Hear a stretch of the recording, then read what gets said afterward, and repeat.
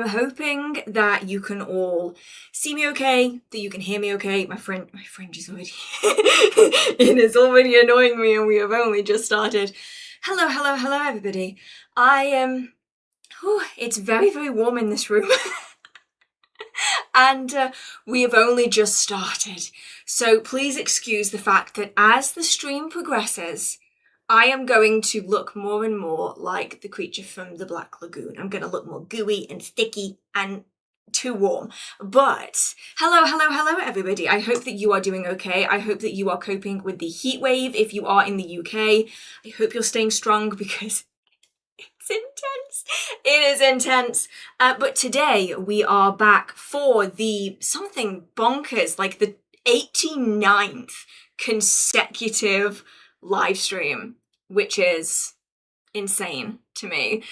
We are currently doing the July live stream. If you've never been here before, we slowly work through all the questions from the community, that being you guys, and yeah, we just slowly have a chit chat about different magical topics.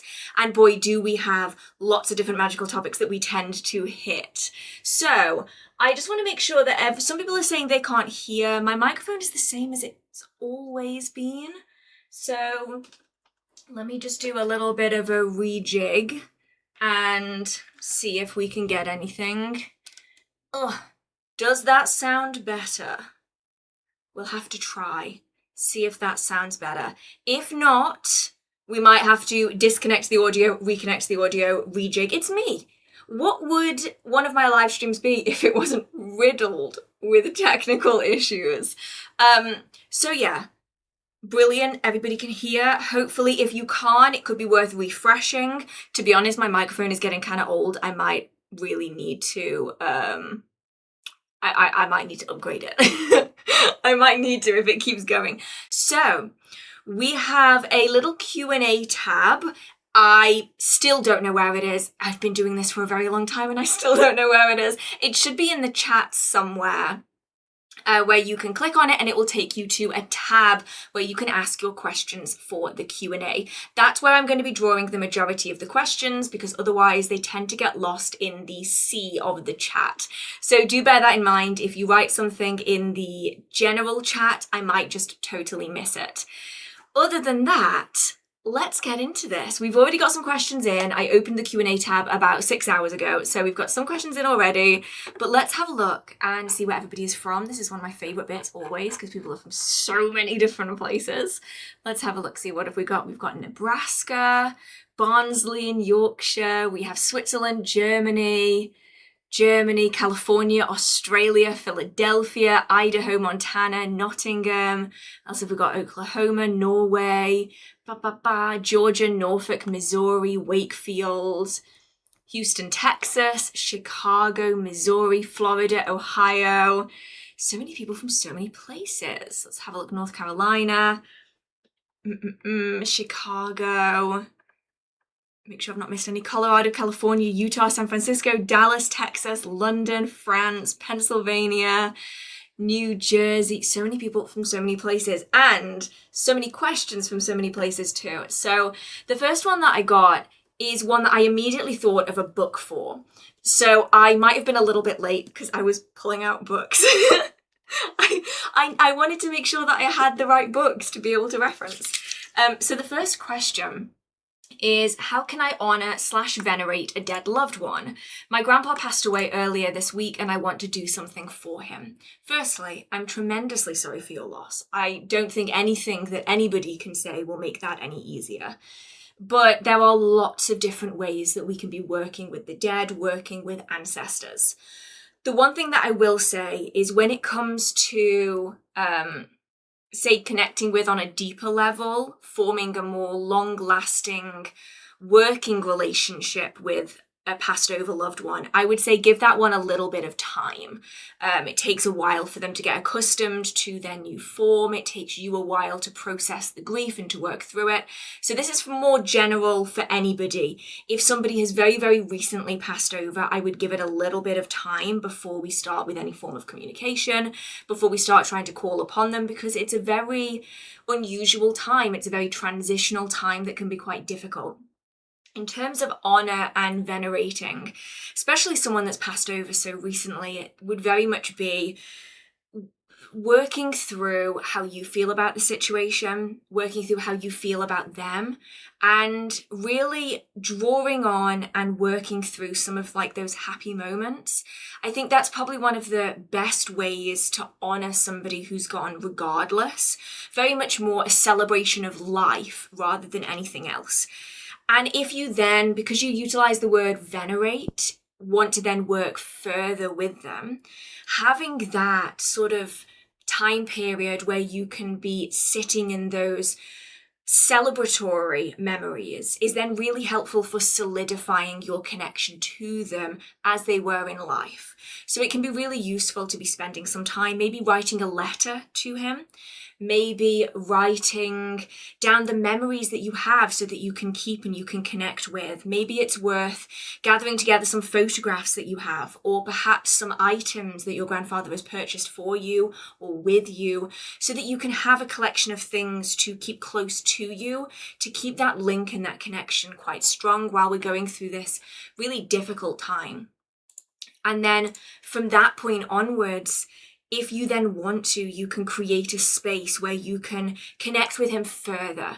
So you can have items and photographs laid out in a more permanent setting. And this is more for people who then want to go on to communicate with, to carry out divination with, to engage with a loved one in a more spiritual sense later on, once some of that grieving process has been worked through, once they've had the opportunity to settle down.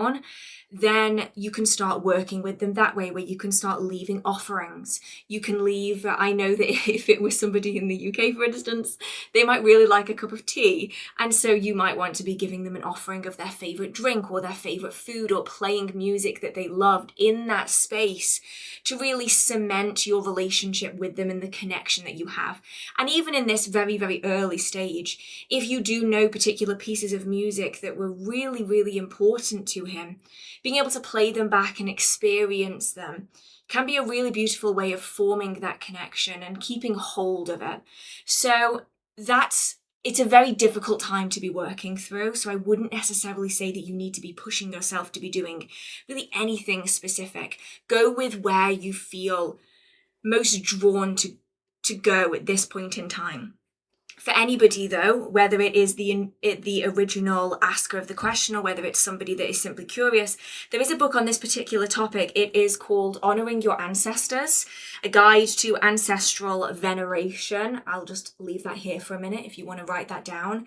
And it is all about connecting with your ancestors and receiving benefits that come with veneration, deeper spirituality, more love in your life, better outcomes in creative pursuits, powerful magic and spellwork, and an improved sense of wellness. But one thing it doesn't necessarily mention in that little section I just read is a much deeper connection to the individual. I feel as though sometimes that can get a little bit lost. And I do think that that is really the most important, most valuable bit about ancestor work, is it allows you to more deeply connect to the individual and allow you to continue that relationship on. So here we go into, say, house cleansings, journal prompts, making offerings, setting up altars. What else do we have in here? Cleansing yourself, doop-ba-doop-ba-doop, some different rituals with food offerings, different tools you might want to be working with, to sort of go over different techniques for how to connect with them in a more meaningful way. And I do have an entire video on my channel about setting up an ancestor altar and carrying out ancestor work, whether they are the known in this case or the unknown dead. So that's one book that I can say is really good for this topic. Right, here we go. So this one is actually quite an interesting question because you can take it in so many different ways. I have a speech problem and bad coordination. What would be the most suitable thing for me to practice when it comes to magic? And there's so many ways that you can take this in, and I would love to know if anybody has any specific recommendations of things that they utilize, that they find particularly beneficial. The one thing that immediately comes to mind to me though is utilizing inner work. So this could be inner work inner temple wise. It could be external work astral wise. They're two very, very useful ways of working around sometimes very complex issues. Now, definitely not the only way of working around them, but when we utilize the inner temple, so we're looking inwards, we are able to perform magical work with almost an inner version of ourselves. So if you imagine when you are falling asleep at night, if you're playing out a story in your mind, or if you are on a long car journey and as a child you used to see somebody running past the window and they were like running next to the car, that is the same process as to what we're doing inwards. So we are utilizing our energy. We're raising it just as we always do. So we would say center, ground, raise that energy. However, whether it's dance, whether it's song, whether it is simply energy raising, whether it's calling on elementals, calling on deities, calling on spirits, whatever it is, to raise that energy up.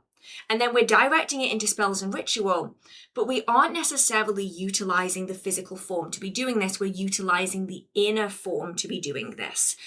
And this is what makes it so beneficial, both on the astral and inwards. If people do have, say, issues with grabbing things, they have dexterity issues, and maybe they aren't able to hold a set of tarot cards, or they aren't able to hold an awl to carve a candle. But inwards and in the astral, they are able to do that. And so it can give people a little bit more freedom with what they're able to carry out, when maybe they might be more limited in their physical form. The working still manifest in the same way. So you are raising the energy, you're sending the energy out, you're gaining a magical response from it, but the process through which you're doing it is a little bit different. So I think that that is maybe the most universally adaptable thing, but it very much depends on, say, individual circumstances. Some people might really struggle to focus for long enough to be able to do it. You know, that then changes things.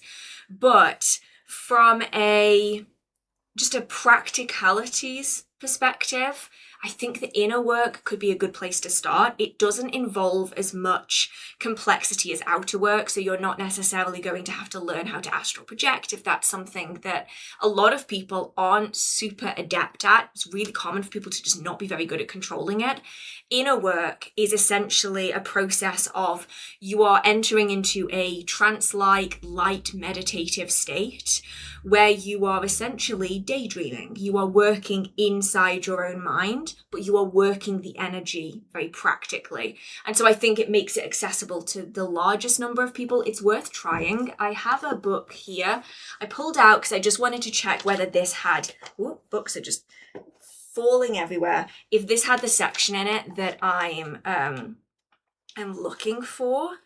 But lots of books do sort of gently touch on inner work. I believe that there is a book actually called The Inner Temple by Jason Miller. I have a feeling that it's called The Inner Temple by Jason Miller, that goes more into these topics. But Jason Miller tends to be a little bit more ceremonial in nature, so he's not everybody's cup of tea. But let me just double check if it's this. This one is fantastic, by the way, for just general interesting tidbits of information. That this is Witchcraft Theory and Practice by DeAngelis. It's very much like a beginner adjacent book, but I always found it to be incredibly useful. I'm not seeing anything specifically in here, but I will double check. The Inner Temple by, I think it's Jason Miller. Let's have a look. Maybe it isn't. Am I going bonkers? I'm sure there was a book called The Inner Temple.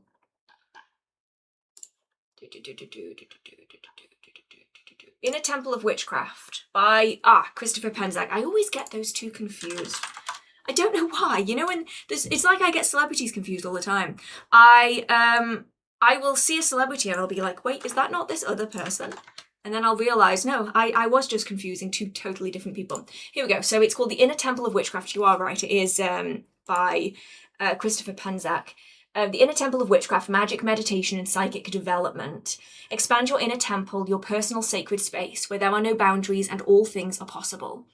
And they've done a CD version, but they do book versions as well. And it basically looks into expanding and developing your own inner abilities, which I think is just so useful for anybody to be utilizing, because if you are not open about your magical practice, if you cannot safely have items that represent your magical journey in your living environment, if your area is really dangerous if you're a practitioner and you just don't want to be dealing with the risk of it, if perhaps you struggle with physical mobility, it's a way of still practicing widely, but not necessarily showing it from the outside.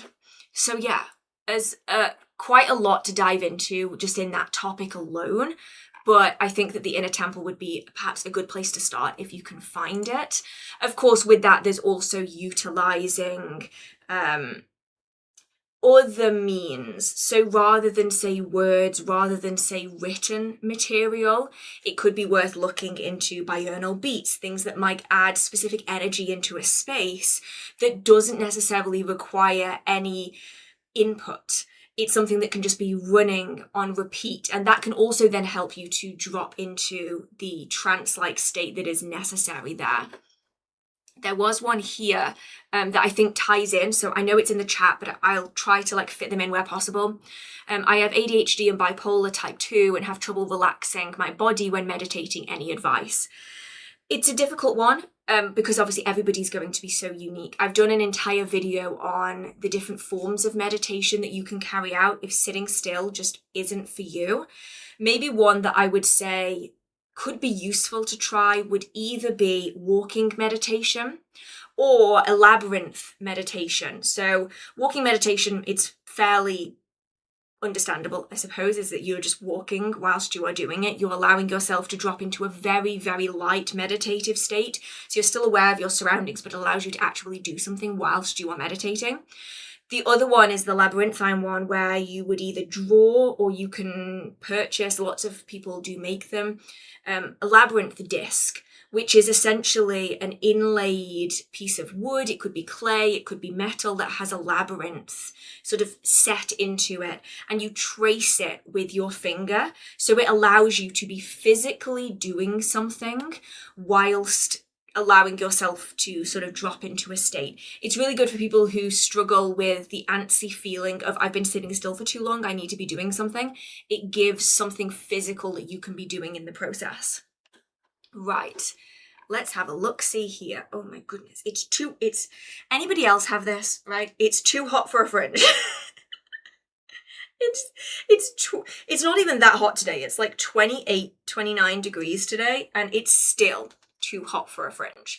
Okay, let's have a look, see where I was up here. I want to say thank you so much to Phoenix. Thank you so much, as well as Mickey in the Mist. Thank you so much for the donation. It genuinely means so much, and I also hope that you are very happy and healthy too. Right, let's have a look, see. Oh my god, I might need to use a book as a fan. Don't mind me. Too warm. Oh, okay. So there was one here that I'm going to do now because I've got all the cards out, and actually there's a bit of an interesting story with that. So, hey Hearth, we just got an abundant amount of strawberries, and I was wondering, besides cooking, what types of workings can you think of to utilize them? Hope this month is treating you well. So I can't find my encyclopedia of magical herbs. I did something with it. I put it in a safe space, and that means it's gone for a considerable amount of time until it decides to reappear. But I did have on hand this deck. This is the Green Witch Oracle. And I'm like, I know there's a strawberry card in here. I know there's a strawberry card. I know. I went through every single card in this deck to find the strawberry card. They're backward. They're all over the place. I did this in a hurry. Where was the strawberry card? It was the one I was holding at the very bottom of the deck. And if that isn't a sign of something, I don't know what is. Mostly because I really like this deck in particular because it goes over some more boring plants that you wouldn't necessarily think to associate with magic and witchcraft, like potato. Not many people think of using potatoes, but they are incredibly useful. And so I'm like, I know that this will have some good information. So obviously anything that is growing in large abundance. So you're thinking of like berries, you're thinking of apples, anything that is particularly proficient at Wow, that was a tongue twister. Anything that is particularly proficient at providing a crop. Why did I say it like that? Sometimes I question myself. Are typically associated with abundance, prosperity, things that you really want to be attracting in large quantities, good luck, good fortune. But they're also typically associated with fertility, not necessarily the literal sense of fertility, but they can be, but just a general amplification and magnification of anything that you want to be connecting it with. But I knew that this would have something slightly different, so I'm not sure if this is going to focus. But this also says agreement. And strawberries are very much about friendship, about communication, about sweetening a situation, smoothing complexities over, making things a little bit more gentle, soft, squishy, nice, sweet, all of those positive things. And so there's a lot of things that you can be doing with them from a kitchen perspective, as has already been mentioned in the question. But you could be drying strawberries to utilize them at a later point in your prosperity workings. Use a dehydrator if you have access to one, or really, really slowly dry them in an oven on about maybe a 30 °C temperature. You just want something very low and slow with the door slightly open. I tend to use a wooden spoon to squish the door open so that it still allows that ventilation to dry them out, because you don't want to bake them. You just want to dry them. And then you can chop them up, keep them in little spell bags. You can use them for friendship workings, for sweetening workings, to add into spell jars to improve that situation, to make it feel a little bit nicer and brighter. You can use them in abundance fertility workings, even when you don't have that crop. You can also use them, I suppose, in divination if you really wanted to. It's the little weird, quirky things that most people would look at me and be like, you're bonkers. But if you have some kind of pendulum board, or you have a casting board, cast lots with strawberries. And especially when you're looking into specific intentions. So say, for instance, if you are looking for a reading to tell you more about your success at work or your success in study, if you were to use dried rosemary, little leaves, and use it to cast as though you were casting lots, then you can get a more targeted reading without necessarily having to go through the process of using an entire set of lots, just so that you have something very specific. So I like those. Generally, I would just say make the most of it, because ripe strawberries at the right time of year are just incredible. Right, I had somebody in the chat ask about potatoes, and potatoes are very much about, sorry, don't mind me, I'm trying to put these in the right direction again before I put them back in the box again. Potatoes are very much about steadfastness, about longevity. They're very good at keeping people sustained for long periods of time.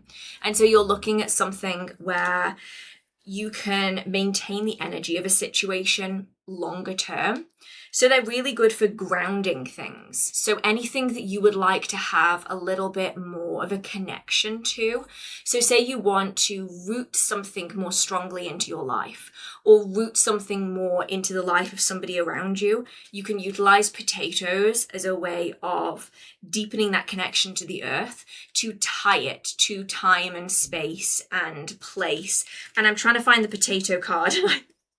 I don't know where I've put the potato card. It might be in this one, because I think this also described them as being grounding. Let me see if I can find them. Not in that set. Let's try the last set, see if I can find it. But I think a lot of the time potatoes are very much sat in the grounding, protection, longevity category. There we are. There they are. Potato. Grounding.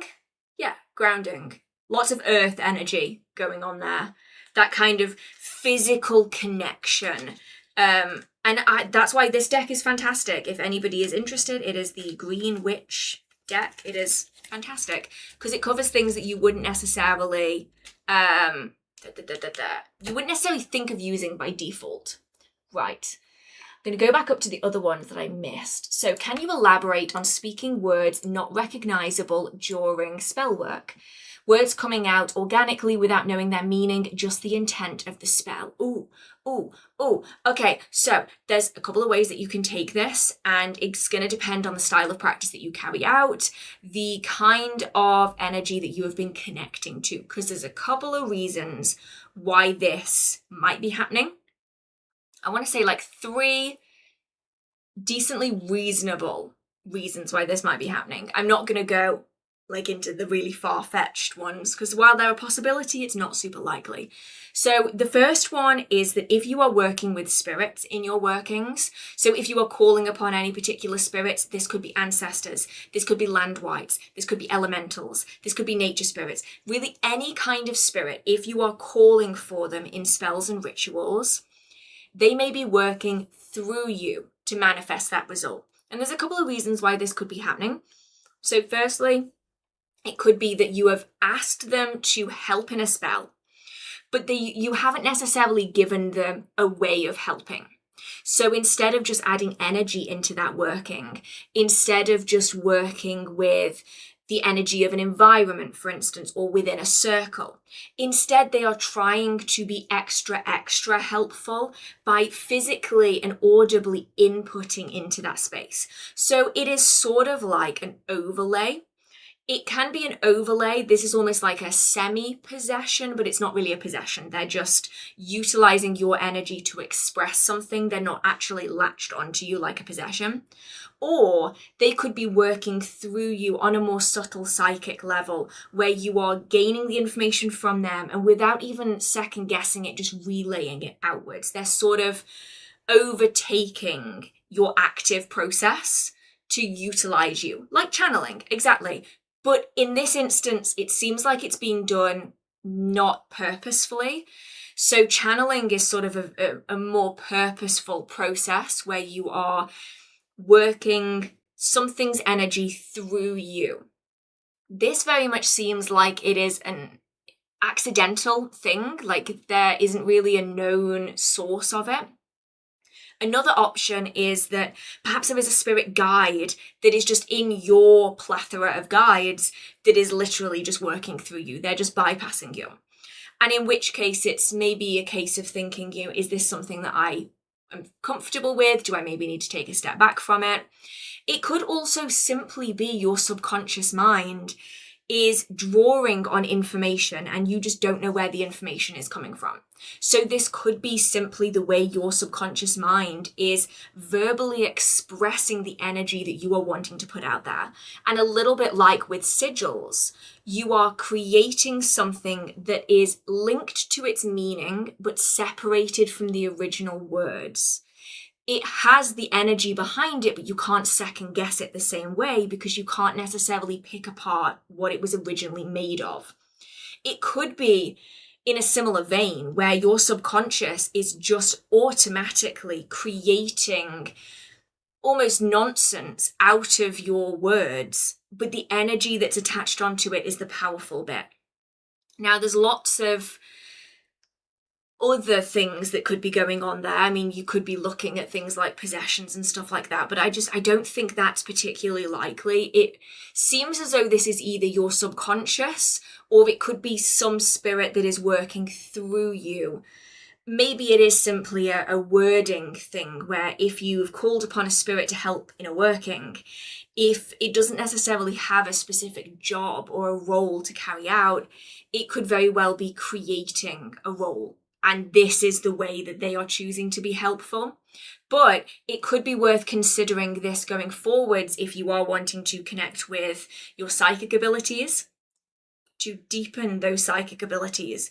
You might find that channeling is something that would come effortlessly to you.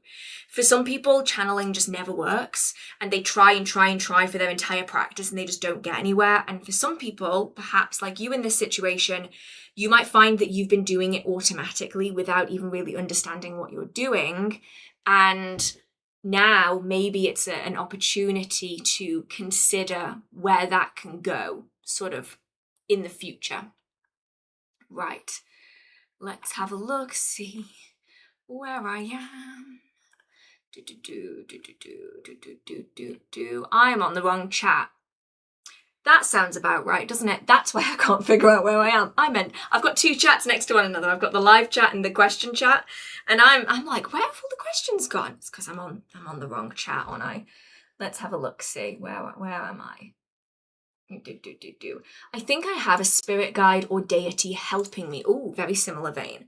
How can I tell if that's true? And if it is, how to start communicating with them and maybe some precautions, book recommendations, etc. So, spirit guide, deity. They are going to have different energies to them. And the way that they come through might be a little bit different. So with a deity, if a deity is coming through to you, you may well notice that there are certain symbols, signs, repetitions, things that are recognizable as being attached to that particular deity. This often comes through in repetitive dreams, names that are being repeatedly spoken to you. This might be in visuals, like a particular animal being seen more than ever before. And not just in normal day-to-day life. I'm talking like really, really unusual. You're seeing it in real life. You're seeing it in adverts. You're seeing it in dreams. You're seeing it during meditation. It's coming out of your tarot and oracle cards. And they're usually very recognizable. So it may well be, say for Bridget, it could be a swan. And the swan is repeating over and over and over and over and over again.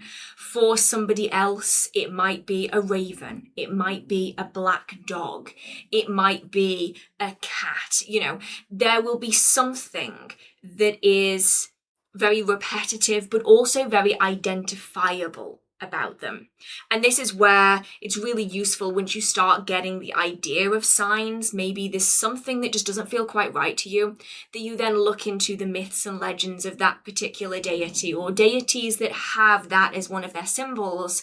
And likely you'll start notice a level of synchronicity that goes through other things as well. So it's not just that you're seeing a swan everywhere, it's also that you're getting the same repetitive dream and that kind of thing that will tie it back to a specific deity.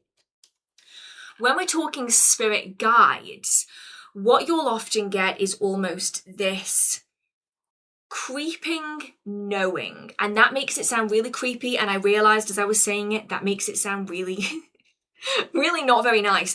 But what I mean is that a spirit guide is often one, think of them a bit like Mary Poppins or Nanny McPhee. They appear when you need them most. And it isn't necessarily something where they will make their presence gradually known over time. It's almost like one day you just realize that they've been there for a while and you never really noticed that they were there before. You might be doing divination. This is my personal experience, this one. I was doing divination with some tarot cards. And all of a sudden, I just had this man's voice saying, you need to draw another one. And I'm just sitting there and I'm like, I don't know who that was. I don't know what that was, but I'm just gonna do it and see what happens.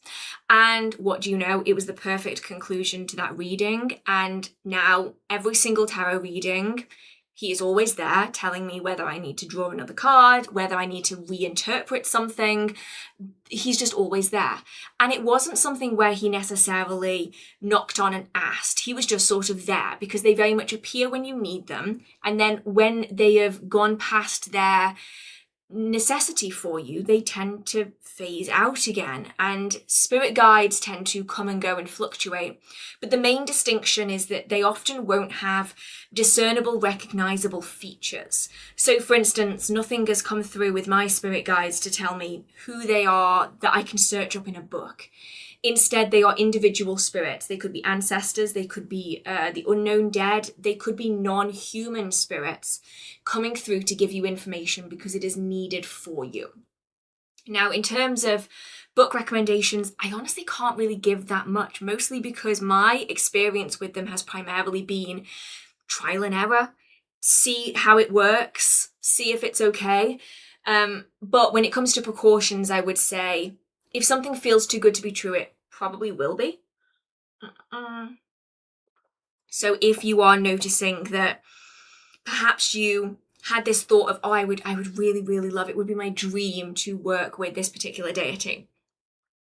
And then suddenly the next day, everything is just perfectly lining up and it just seems just suspiciously too good to be true, then it could be worth taking a step back and just checking, just making sure that we're not dealing with something that maybe wants an in, that isn't necessarily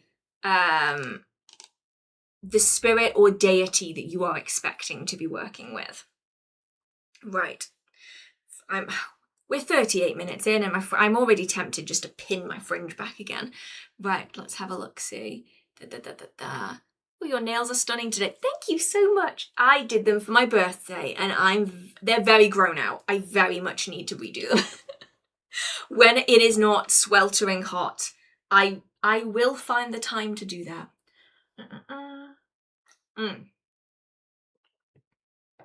There was one here that I pulled a book out for in advance, and that is, have you read Jason Miller's Protection and Reversal Magic? And if so, what's your opinion of it? I'm halfway through and have one critique, but can't fit it in the question box. Oh, I am really curious as to what your critique is. I actually have a copy of it right here. This is Jason Miller's Protection and Reversal Magic, and it goes over lots of different varieties of protection. It is pretty decent. I can't deny it. What I will say, and it is the one thing that I will always say, like if we ever get Jason Miller's books into the store, I tend to always warn people just in case they don't know to expect it. Jason Miller's work is a little bit more ceremonial in nature than maybe you would initially expect. And sometimes that can take people a little by surprise. I don't think this one is necessarily as ceremonial as some of the others that I've read from him, but sometimes it can take people a little bit by surprise. And that's really my only critique specifically of it that I can remember, though. It's been a long time since I last read through it. But just something to bear in mind, especially some of the other spirit work books of his, they tend to be a little bit more ceremonial in nature. Decent enough book, but something to bear in mind. And that is all the books that I previously pulled out, so now I have to find somewhere to put these so that I don't drop them somewhere. Right, let's have a look-see. Oh, and this kind of follows on, I suppose. Long story short, I'm going to a country that is extremely Catholic and still believes witches' heads detach from their bodies and fly around looking for children to eat. Any suggestions to stay safe? Oh, I'm so gonna have to learn more about that particular bit of lore. That sounds fascinating. Generally, when it comes to traveling anywhere as a practitioner, I always think, and it's maybe not what people want to hear, I suppose, I would always say be cautious and maybe don't wear anything that is obviously pagan, witchy. Could be the way to go in these kind of situations. It's a difficult one because obviously in these environments you may feel as though you want to be having protections on you. But then equally, those protections, especially in some areas of the world, have the ability to put you in more harm's way than not having anything at all. So if you have any spirit guides, if you have any energies that connect with you, ancestors, deities, maybe ask them for protection during this time. If you are traveling and you have the ability to do some remote protection magic, some poppets, some tag lock based, contagion based workings, that could be really useful as a way of leaving the working at home but extending the protection to you wherever you are, so that you're then not potentially endangering yourself in a situation when it's not really necessary for you to. One thing that I will say though is you would be surprised how many very intensely Catholic regions have very, very deep roots in folk magic, and especially sort of that Catholic spin on folk magic, the utilization of saints, the very religious spiritual traditions. I always think that's so interesting because you have like 75-80% of the population that would be very much, no, witches are not welcome here. And then you have that other like 15% of the population that's like, we do Catholic folk magic. I always just think that's such an interesting dynamic that so many cultures have, where there is always this like little branch of that tradition that just goes full witchcraft.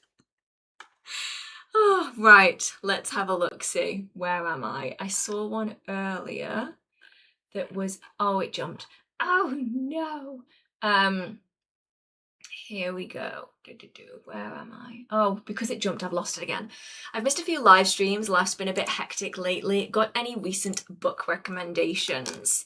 So, I have some books that I am currently enjoying, some books that I am about to start, but I know that they're going to be good, and some books that I got really, really recently. And if you want more booky content, I'm planning on doing some more on my second channel and on my TikTok page. Why did I just call it a TikTok page? I have a personal TikTok page where I talk more about like more casual books and stuff. But I brought it out because I saw the question. I have a stack. And some of these are going to be really interesting for the ghosties and ghoulies people. Some of these are going to be more interesting to the romance-y readers. And I'm going to be talking more about probably most of them on the second channel, because I feel like that's where the more like casual romance books should really go. So I'll start with that one, because if anybody is interested in romancy bookies, Ali Hazelwood is my favourite romance author of all time. I love her content so much. I have read every book that she has ever released, except this one. I bought this one last summer and never got round to reading it. So this is problematic summer romance.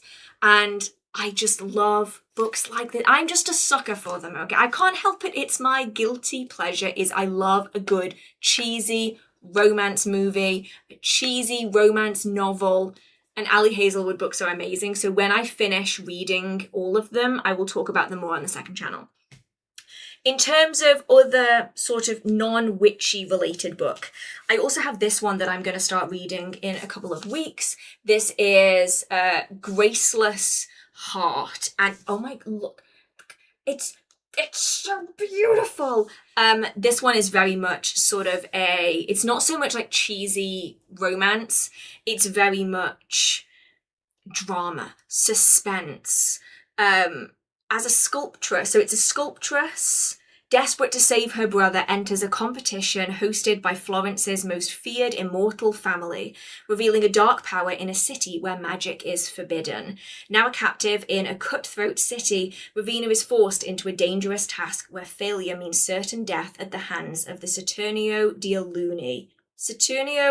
Luni, the immortal family's mesmerizing but merciless heir. It's based in Italy, I believe, and it looks so good. So I am going to be reading that, and then I'll talk about it more on there. And then I have some more like ghosty ghouly content. So this one is sort of an in-between. This is one I'm currently reading. This is Once. And this book came out so long ago, like 2003, something like that. Let me just double check. And when you hear the plot of it, 2001, when you hear the plot of it, you're going to go, wait, this is like most modern TikTok book storylines. And yes, it is. Remember the fairy stories you were told when you were a child? Tales of tiny, magical, winged beings and elves, wicked witches and goblins, demons. What if one day you found they were true?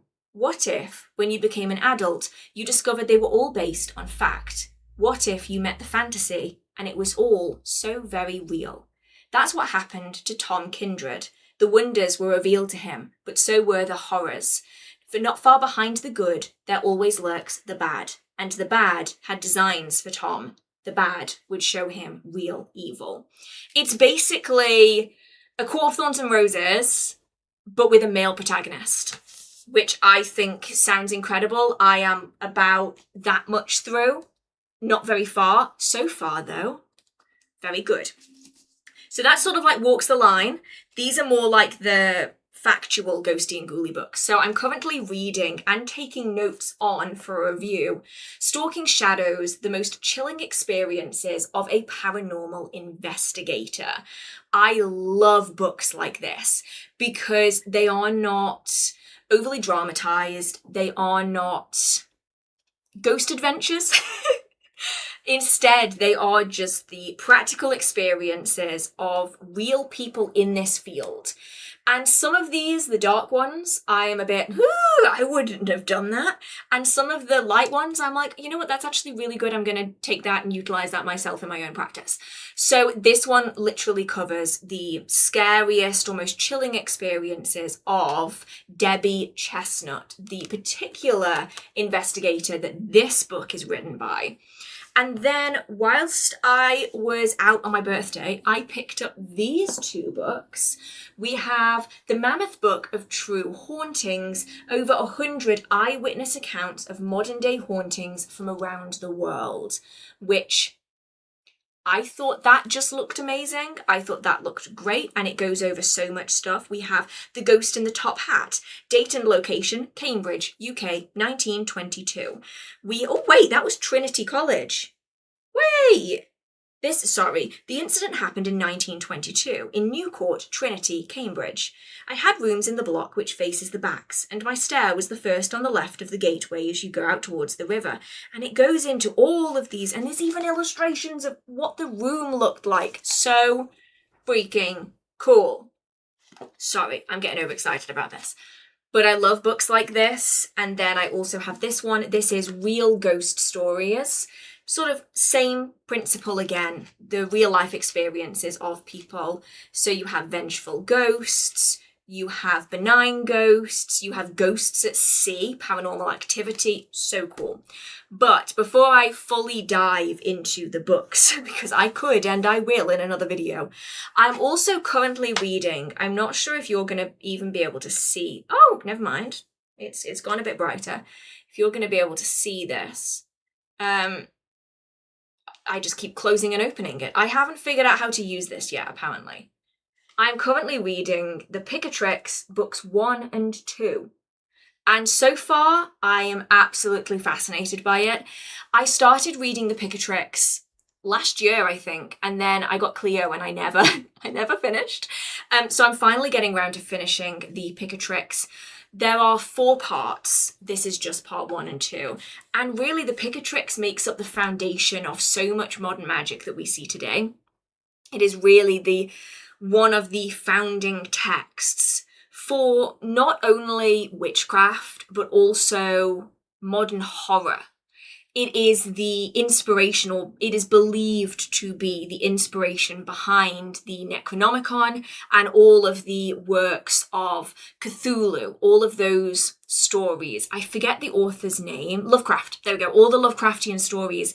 It's believed that the Picatrix is the inspiration behind it because the origins of the Necronomicon are eerily similar to the origins of the Picatrix.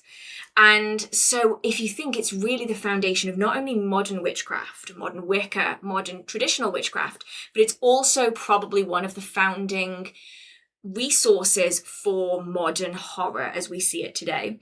Is it hard to read? Yes and no. So I'm reading the Liber Atricus edition. So this is the one that was done by, if I can figure out who it is, Christopher Warnock and John Michael Greer. So it's a translation, and they've made it a little bit easier to read.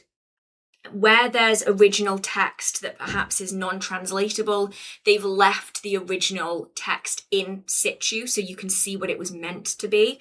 And then where they have modern adaptations, they've put the originals next to the modern adaptations, which I appreciate because I don't like it when books take the original text out of context and then change it up. I like having that original resource. And so far I'm enjoying it, though it isn't a I'm going to sit and read this all in one go kind of a book. It's very much you read 10 pages here, you take it in. You read 10 pages there, you take it in. So it's quite a tricky one. So I'll actually go back, where was I? To, if I can load up the pages. Here we go. So I can get some more information for anybody that is curious about it. Let me just get to the Picatrix in context. Here we go. I'll just read you this one section, this Picatrix in context, just so you've got an idea of where it comes from, because somebody said here, what culture does it come from? And the reality of that is that it sort of ends up coming from lots of places, just because it's been translated so many times. So to understand why Picatrix has so great an impact in its own time and has been so thoroughly forgotten in ours, it needs to be recognised as the extraordinary work it is. It is not simply a collection of magical recipes and rituals, like the grimoires of a later period, though it does contain plenty of detailed instructions in magical procedures. Its central focus is philosophical. It is, in fact, the most extensive treatise on the philosophy of magic to be written anywhere west of India between... I'm never going to be able to pronounce that. Iamblichus? I've never seen that word before. I've never pronounced it before. I definitely butchered it. On the mysteries of the 4th century and Cornelius Agrippa's 3 books of occult philosophy of the 16th. Those I do know about. The philosophy that grounds the magic of Picatrix is the same theurgic Neoplatonism. I've not spoken that much today, can you tell? That fills both the books just mentioned, enriched, as Agrippa's work always was, by the astrological mysticism that played a large role in the magical end of Neoplatonism after Iamblichus's time. Basically, from what I have gathered so far in my reading of it, it is, I believe, an Arabic book that has then travelled all around the world. And it has been translated and retranslated and utilised by so many people and so many practitioners all around the world that it has become this foundational work. And I think that's what is most fascinating about it to me, is that it is a book that wasn't really designed for the masses. It was literally designed to be gatekeeping. It was designed to miss things out, to assume that you knew things, to actively trip you up. The book itself, the original copies of the book, contain workings that were meant to kill, that were meant to poison you, if you didn't know enough of the foundational material to know that what the book was saying was wrong. Isn't that the weirdest thing? So it's an instructional book on the philosophy of magic that is designed to punish you if you try to read it without having enough pre-existing information. Because the mages and the sorcerers and the magicians, they were not everyday people. They were meant to be the best of the best. They were the sages. They had the wisdom, they had the knowledge, and therefore, if you were knowledgeable enough to understand the book, you would be knowledgeable enough to dodge the traps that are written within it. And if you weren't, then if you were to take the book at face value, you might seriously hurt yourself. And yet it went on to become this, I want to almost say an institution, because now it's sort of woven into everything that comes afterwards. Yeah, exactly. Almost everything fundamentally can be rooted back to either Agrippa's books, which were just spoken of briefly, but also the Picatrix.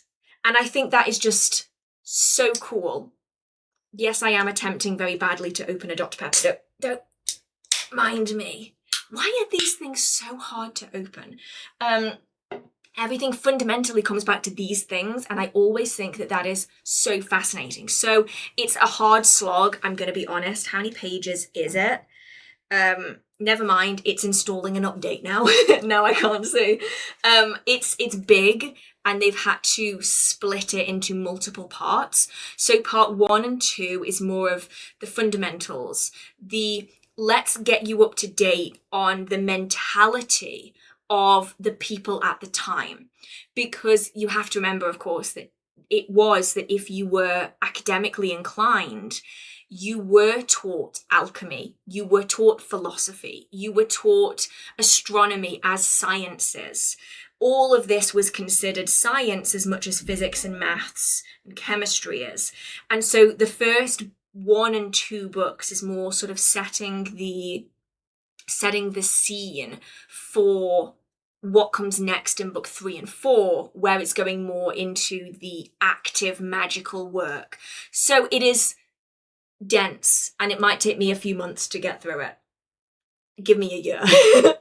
Alongside all the other books I want to read, give me a year. Did I just totally miss my mouth because it fizzed? Yes, but we're all going to pretend that that didn't happen. Let's have a look-see. So, there's one here. What is a very informative book that you would recommend about servitors? Oh, okay, I don't have it. Do I have it right in front of me? I think it's in the pile on the floor, but it's like halfway through the pile. It is called Creating Magical Entities by David Michael. 1 minute. Creating magical. I can tell you what the front of it looks like. I cannot tell you who actually wrote it. Creating Magical Entities by David Michael Cunningham. Oh, damn it, I was right. I second guessed myself. David Michael Cunningham. I have read a lot of servitor books, and this one is by far my favourite. It is the one that I have found to be the most effective for me and my own style, and so this one is my book of choice, though obviously there are lots and lots out there. This is just my favourite of the ones that I have read thus far. But yeah, that one I can say I very much enjoyed. It's not super intense of a book either. Like, it's not this massive tome that's like this, because fundamentally servitors are a very organic thing. So really, once you get those foundational principles of how to create it down, that's all you really need. You don't really need anything else. Right.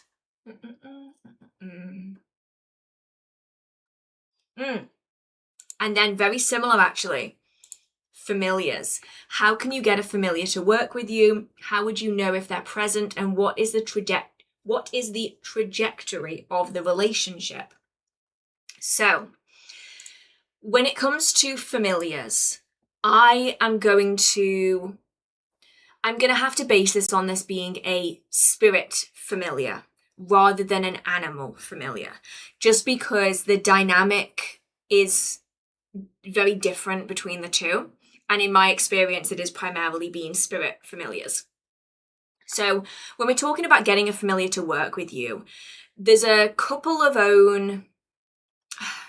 What was I even saying with that? I think I read a comment at the same time and just merged them together. There's a couple of different ways that you can get started with working with a servitor, and which way you get started is then going to change the process going forwards. So either you have a spirit that is in close relationship with you. They could be an animal that has passed over. They could be a spirit that resides in your home that you have a really good relationship with. So this is a spirit that is already known to you. You might already be able to communicate with them. This might be something you're already doing. And you might say, would you like to become my familiar? And they then will be able to communicate back again in a way that you can understand to say, yes, I would very much like to become your familiar. And then you can form a dynamic like that. Most people have to go through a totally different route to do this because they don't have a spirit that is already really close to them.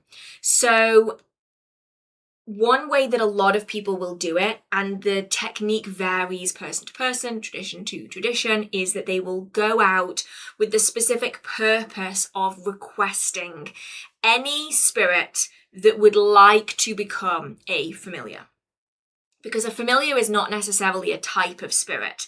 It is more a job title. So any spirit can become a familiar. That could be a human spirit.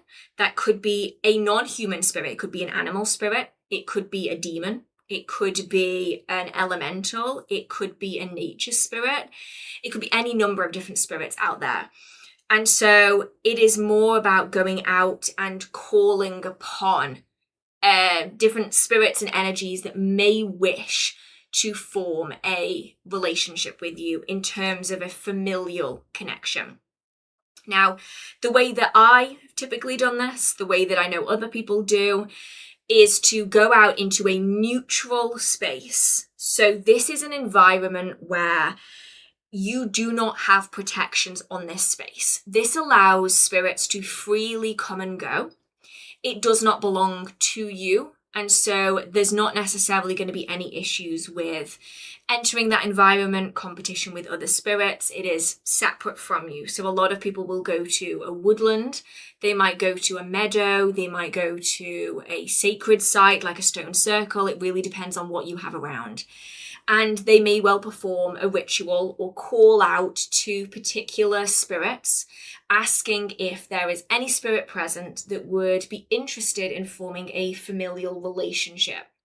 And if so, I will be back at this time, express a time, express a location, so it's probably ideally the same location, a few days in the future, and give them a time when you're going to be there. That then gives the opportunity for spirits to go away and to have a think about whether this is something they want to do. You know, you can have a think about how you want to progress going forwards, and then you go back to that space again. And that is where you would do either your psychic work. Maybe you're already really good at sensing spirits. Maybe you can see spirits. Maybe you can hear them. Maybe you want to be doing some pendulum work to start engaging with the spirits that are present. Because of those spirits that you initially called out to, realistically, not all of them are going to be interested in becoming a servitor. Not a servitor, I just read servitor in the comments. A familiar. A lot of them are wanting to be their own spirits. They don't necessarily want to be linked to somebody or something else. But some of them may well come back. And there might be one, there might be a couple. This is the opportunity then to start building relationships with those that are present. So you might want to be asking how many are present. You might want to be asking little bits of information. So say, are you willing to come with me? Or are we going to need to meet here? You know, get an idea of sort of the vibe of each spirit, because every familiar is going to be different. Some familiars are happy to live in a familiar or a spirit house, somewhere that is kept typically in your environment, whereas other familiars would rather be out where you found them. Some might well prefer to just wander and then be called upon when necessary. It's a very individual thing, and that is the significant difference between, say, a servitor and a familiar, is that because a servitor is a man-made spirit, it doesn't quite have the same complexity as a non-man-made spirit. A familiar is forming that relationship, that working back and forth. So once you've sort of got an idea of the spirits that are present, say for instance 3 spirits are in that environment, and you've determined that one of them would be very happy to be working quite closely to you, one of them is happy being called on very sporadically, and one of them is perhaps only happy being worked with for certain styles of working, so for specific intentions. Maybe they would only want to be communicating with other spirits and then retelling the information to you. Maybe that's where they draw the line. It's then about deciding how to progress from there. There might be some spirits where you just don't feel like it's going to work out. Now would be the opportunity to say, you know, I really appreciate you being here and coming forwards. I don't think that at the minute this dynamic is going to work, but I very much appreciate you being here, and hopefully we can work together in the future. You know, something quite nice, polite, courteous, you know, the gist when it comes to all spirit work. If there's one spirit there where you'd like to continue forming that connection with, you can then make that known. And at that point, you can then start working one-on-one with them, start getting to know them on a deeper level. You want to know that what you're working with is definitely what you are expecting. And so after a while, if they are, say, a trickster, I know that they're not as common as a lot of people a lot of people fear them to be, after a while they'll start tripping over themselves, and it becomes a lot easier to figure out where they're being honest and where perhaps they're only saying things because they want to form a connection with you. Once you've sort of developed that connection, then you can start working on that familial bond. At that point, you may well form a contract, an agreement with that familiar. So say, for instance, they will be called upon to aid in spells and rituals, perhaps in a specific way, if you've already discussed this. And in return, what will they get?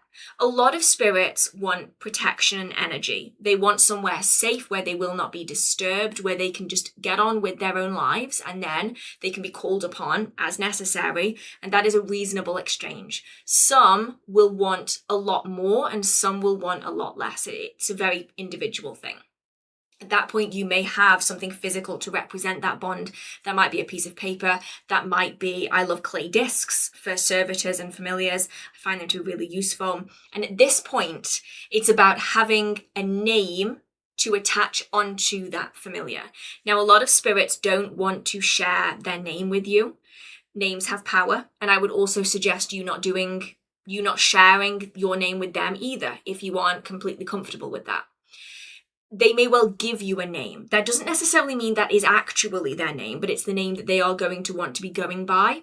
They may well say that you can give them a name, and in which case then you can give them some sort of name descriptor that you can utilize. Now, this is you're probably going to want it to be something that's quite complicated, and by that I don't mean like 15 syllables. I mean something that you're not accidentally going to be using in day-to-day life. You're probably going to want it to be something that is a little bit more unusual, that has to be said with purpose. You have to be going out of your way to be saying it. And then you can be working with them then in that dynamic. That disc, the doll, the house, whatever it is that you've used to represent that bond can act as their spirit vessel. This is where you can give offerings. This is where you can commune with them. You can call them to you through this, and then you can work with them that way. It is a little bit more complicated of a process than a servitor, because obviously they are a separate entity with their own thoughts and feelings and goals and dreams, whereas a servitor is very much a one note. It is a spirit created for a purpose. And typically a familial relationship can last a few days if all you've needed was them for one particular thing and it was beneficial to them and it was beneficial to you. That's totally fine. But some familial relationships will last decades, sometimes an entire practitioner's life. And then once the practitioner dies, the bond is then broken anyway. It's typically in the agreement. And at that point, the familiar can feel sort of lost, which is why it's really useful to have some sort of clause in place for a situation like that. And a lot of people, if they are long-time practitioners, they will have people in the community that they will entrust their familiars to after their death, so that that familiar can then be treated with care and respect as it has been accustomed to for the last 60, 70 years with that specific practitioner. So it's very complex, I suppose. If you aren't used to spirit work, it might feel like it's a lot, but in the long run, familial relationships can be incredibly beneficial to both parties. It's just about finding the right spirit. So, can they use a scrying mirror? Yes. Depends on the spirit. Different spirits are going to want to come through in different ways, but they can use scrying mirrors, they can use pendulums, you can utilize cards and lots and anything like that. It's really just a case of figuring out how that spirit works best with you. So some may have an easier time simply giving you information if you are open to it than, say, using cards, which might take a little bit more energy. Some might come through easier in dreams and in trance-like states, especially for spirits that are not particularly strong energetically. Some spirits are, especially earthbound spirits, can get, especially old ones, can get really powerful. But a lot of spirits, especially if they're a bit more transitional, they don't necessarily have a large amount of energy, or they're particularly new to being around. They struggle a little bit more with the energy. And so it might be easier for them to come through in dreams and in trance, whereas a much older, much stronger spirit can come through much stronger with things like pendulums and tarot cards and things like that. It's just about figuring out where the energy of that particular spirit lies. And I think that comes with the slow and gentle practice. You're building up a relationship. I think that's the best way of viewing a familiar. A familiar is a bond. And that bond does take time to develop. And if anybody is interested in seeing it in a fake way, but also it's drawing on very real things, the first episode of Chilling Adventures of Sabrina, the TV show, you wouldn't think it, but it actually contains some really, really good information. It draws from some really valid sources. There is an entire scene, it might be the first episode, maybe it's one of the first episodes. Sabrina is calling upon a familiar. And you can see sort of the process and how it occurs. If that can give you a very visual representation of it, whereas my description maybe doesn't. Right, I just want to go here. Thank you so much to Carrie Jones. Thank you, as well as to Grant. Thank you so much. Mercury is in retrograde. Yeah, honestly, my technical issues have been through the roof today, and I can only blame it on that, to be honest, and I will, because it makes me feel a little bit better. As well as Curse, thank you so much. I really, really appreciate everybody here. Oh, I just finished that episode of Sabrina. It is one of my favorite episodes, just because it completely caught me by surprise. I was not expecting that. I wasn't expecting the show to be as accurate as it was. If anybody hasn't seen it, I know that most of the people that watch the live streams have seen my other content. I did a couple of videos on the real witchcraft behind Chilling Adventures of Sabrina. And there is so much. I might genuinely have to do more episodes going forwards, because that show is packed with incredible resources. So if anybody has, say you watch an episode and or really an episode of anything that's got witchcraft in it, and you're like, I really want to know more about this particular episode, just go to one of those videos, one of the what they got right about witchcraft episodes, and just leave a comment, and I will try and go through it, because I love doing those episodes. I just felt like I was doing too many of them, and so I stopped. But I probably should do some more, because I really, really enjoy them. Okay. But yes, it is the episode where she goes out and she rings a bell in the forest. It's that episode, and it is a very, very good one.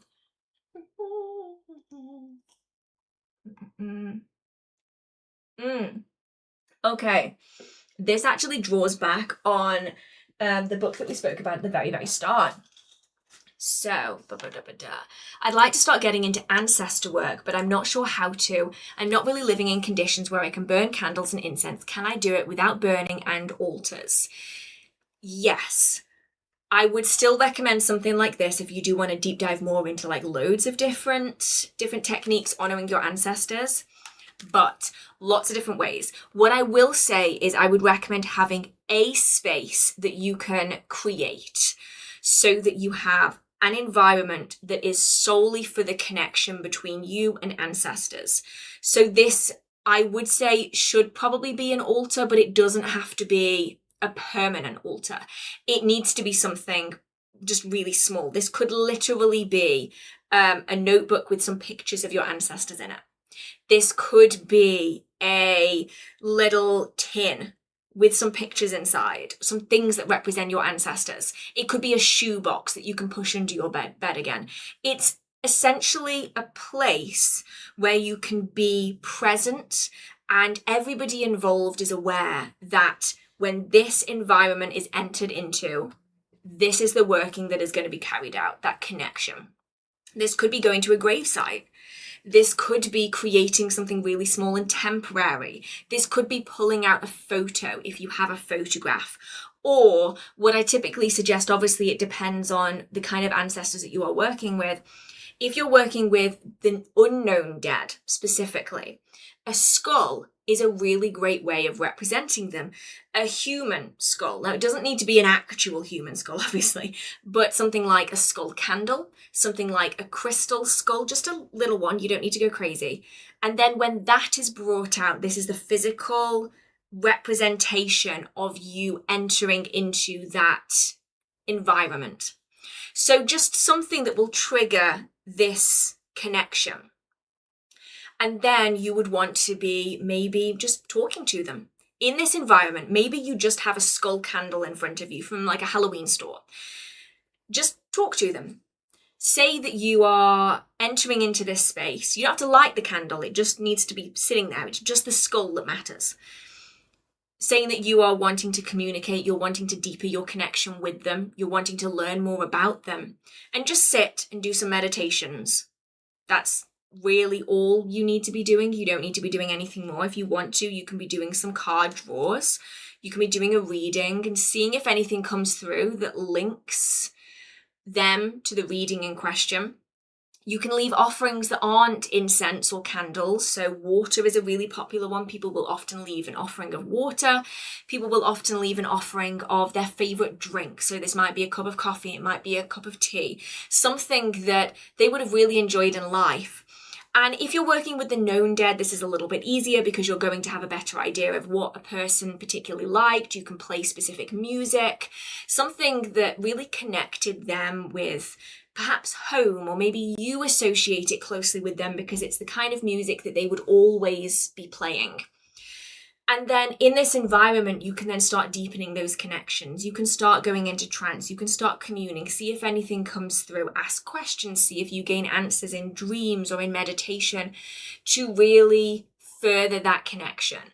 The candles and the incense and everything else is fantastic, but fundamentally it is not the most important thing. It's just about being able to open that communication. And so having something to act as a trigger. If you can, obviously the original asker of the question can't, but if you can burn incense, you could be burning a very specific incense solely when you are going to be entering into ancestor work.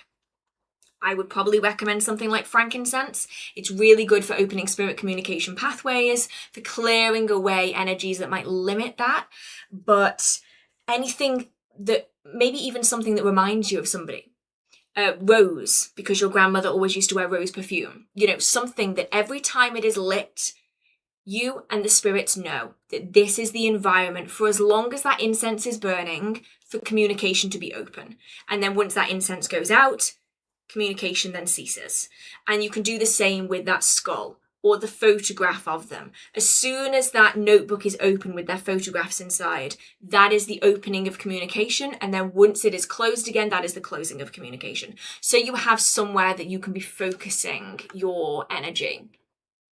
Oh, somebody here has said, Sabrina, Agatha, the magicians, all are really good. I loved the magicians. Specifically, I loved the magicians. I loved Chilling Adventures of Sabrina. I loved Agatha all along. I need to finish doing that. And I loved the magicians. And then The Secret Circle. Oh, I've not seen The Secret Circle in years. So yeah, I'll have to try and dive back in and do some more of those, what they got right. I think I overdid it for a while. And now I feel like I'm overdoing the book content. So I feel like I need to find like a nice, happy medium. Okay, this one is so easy to me. So easy to me. And anybody who knows me will know exactly what I'm going to say. Which Vampire Diaries character is your favourite, Damon? And which couple do you root for the most, Delena? Hands down, every time. It doesn't matter how many times I watch it through. Damon is always my favourite character and Delena is always my favourite couple. The second best couple, the only one that comes even slightly close, is Klaus and Caroline. And they didn't do anything with it. And I am so annoyed. Still, it has only been, 15 years? 16 years since it came out? I'm still angry. But so good. Hands down, Damon is always my favourite. 100%. But then I'm very stereotypical in that regard, right? Right, so if there's any Court of Thorns and Roses, as soon as there is a broody, kind of mean, dark-haired protagonist, you know I am all there for it. And it's the same in everything. Like, I can't help it. I think Damon just ruined my my TV watching forever. So I would love to know everybody else's though, because I know some people hate Delena. They can't stand it. They would much rather have Stelena. I would love to know. And if you have never watched The Vampire Diaries, you are probably very, very confused right now. And if you have the ability to watch it, it's very, very good. I can thoroughly recommend. Oh, Bonnie and Enzo. Oh no, you're right. They were really good. I won't ruin the end for anybody who hasn't seen it. Robbed. We were all robbed. But yeah, I keep forgetting about that, to be honest, because my favourite seasons are 1 through 4 were my favourite seasons. After that, it sort of lost its way a little bit for a while, but it was still very good.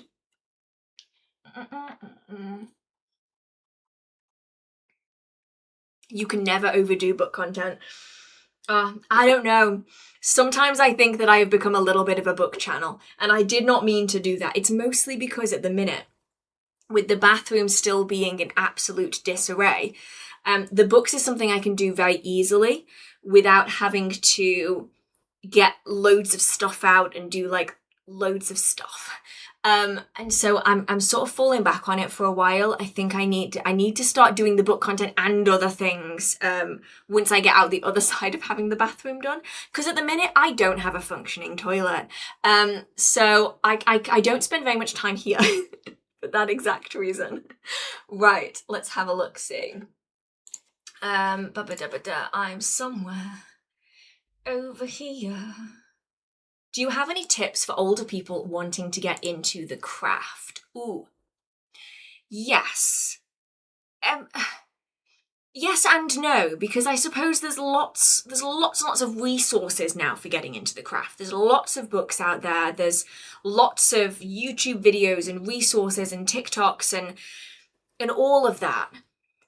But if anything, the one thing that I would say is go to older resources. Not because the modern resources aren't very good, more because I think a lot of people can feel as though they don't belong because everybody that they're seeing looks a certain way and is a certain age. And I can't even say that I deviate from that, right? Like, I fit the very stereotypical modern opinion of what a witch looks like, right? And that I can't really change that at the minute.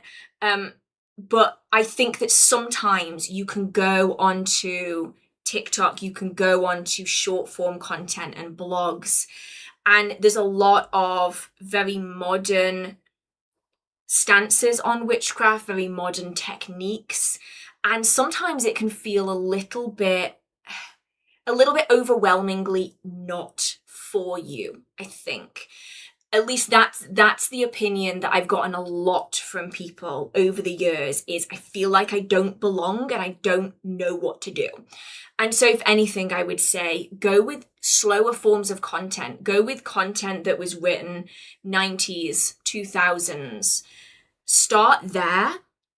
Start building your practice up from the ground up, because I think that is a fantastic way of bypassing a lot of the mistakes as well.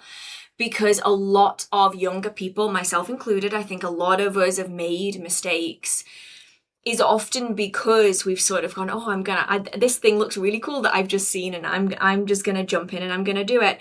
And a lot of people have a lot of, I don't even know I don't even know the words that I'm trying to get out. There's a lot of easy mistakes that I think are super easy to fall into, that I feel can make your journey into the craft feel even more daunting. And so those sort of mistakes are more commonplace on YouTube, on short form media. but they're not quite so common in the slower forms of content where you can read through a couple of books and the books sort of balance each other out.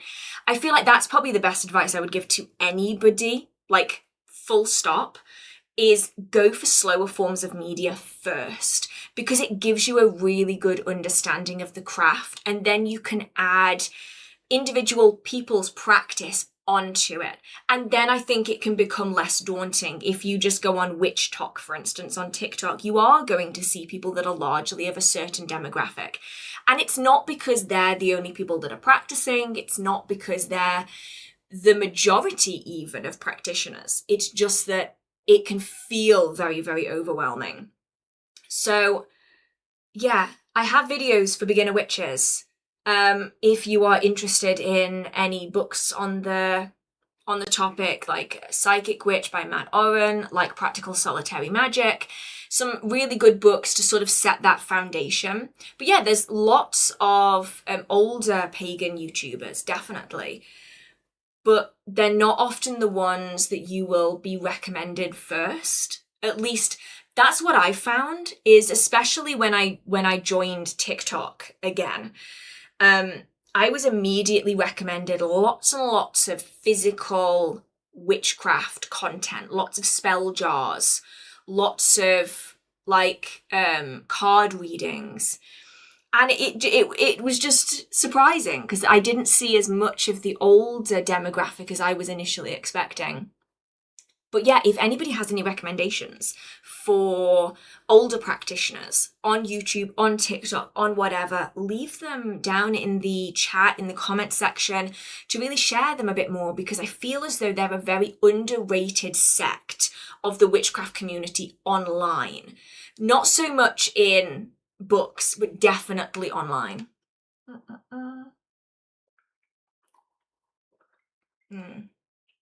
Have you ordered your hardback copy of Shulky's Onomasticon yet? I haven't. I haven't, mostly because I just have so many books that I feel like at some point, I will be able to get hold of it somewhere else. Someone will have like a secondhand copy somewhere that I can get. When I say I have books coming out of my ears, I'm not joking. I have 3 piles behind me that are like 4 feet tall. And then I have a 5th pile that is ever increasing next to me. And it's getting alarming now. I feel like if I were to bump into a bookshelf, I would just be covered in books. And so I feel like I need to find a better system. I need more bookcases. Then I can consider getting something else. Right. Ooh, okay. This one's interesting. Do I have a recommendation for this? See, that's true, Joe. You can never have too many books, but I definitely have too few bookcases.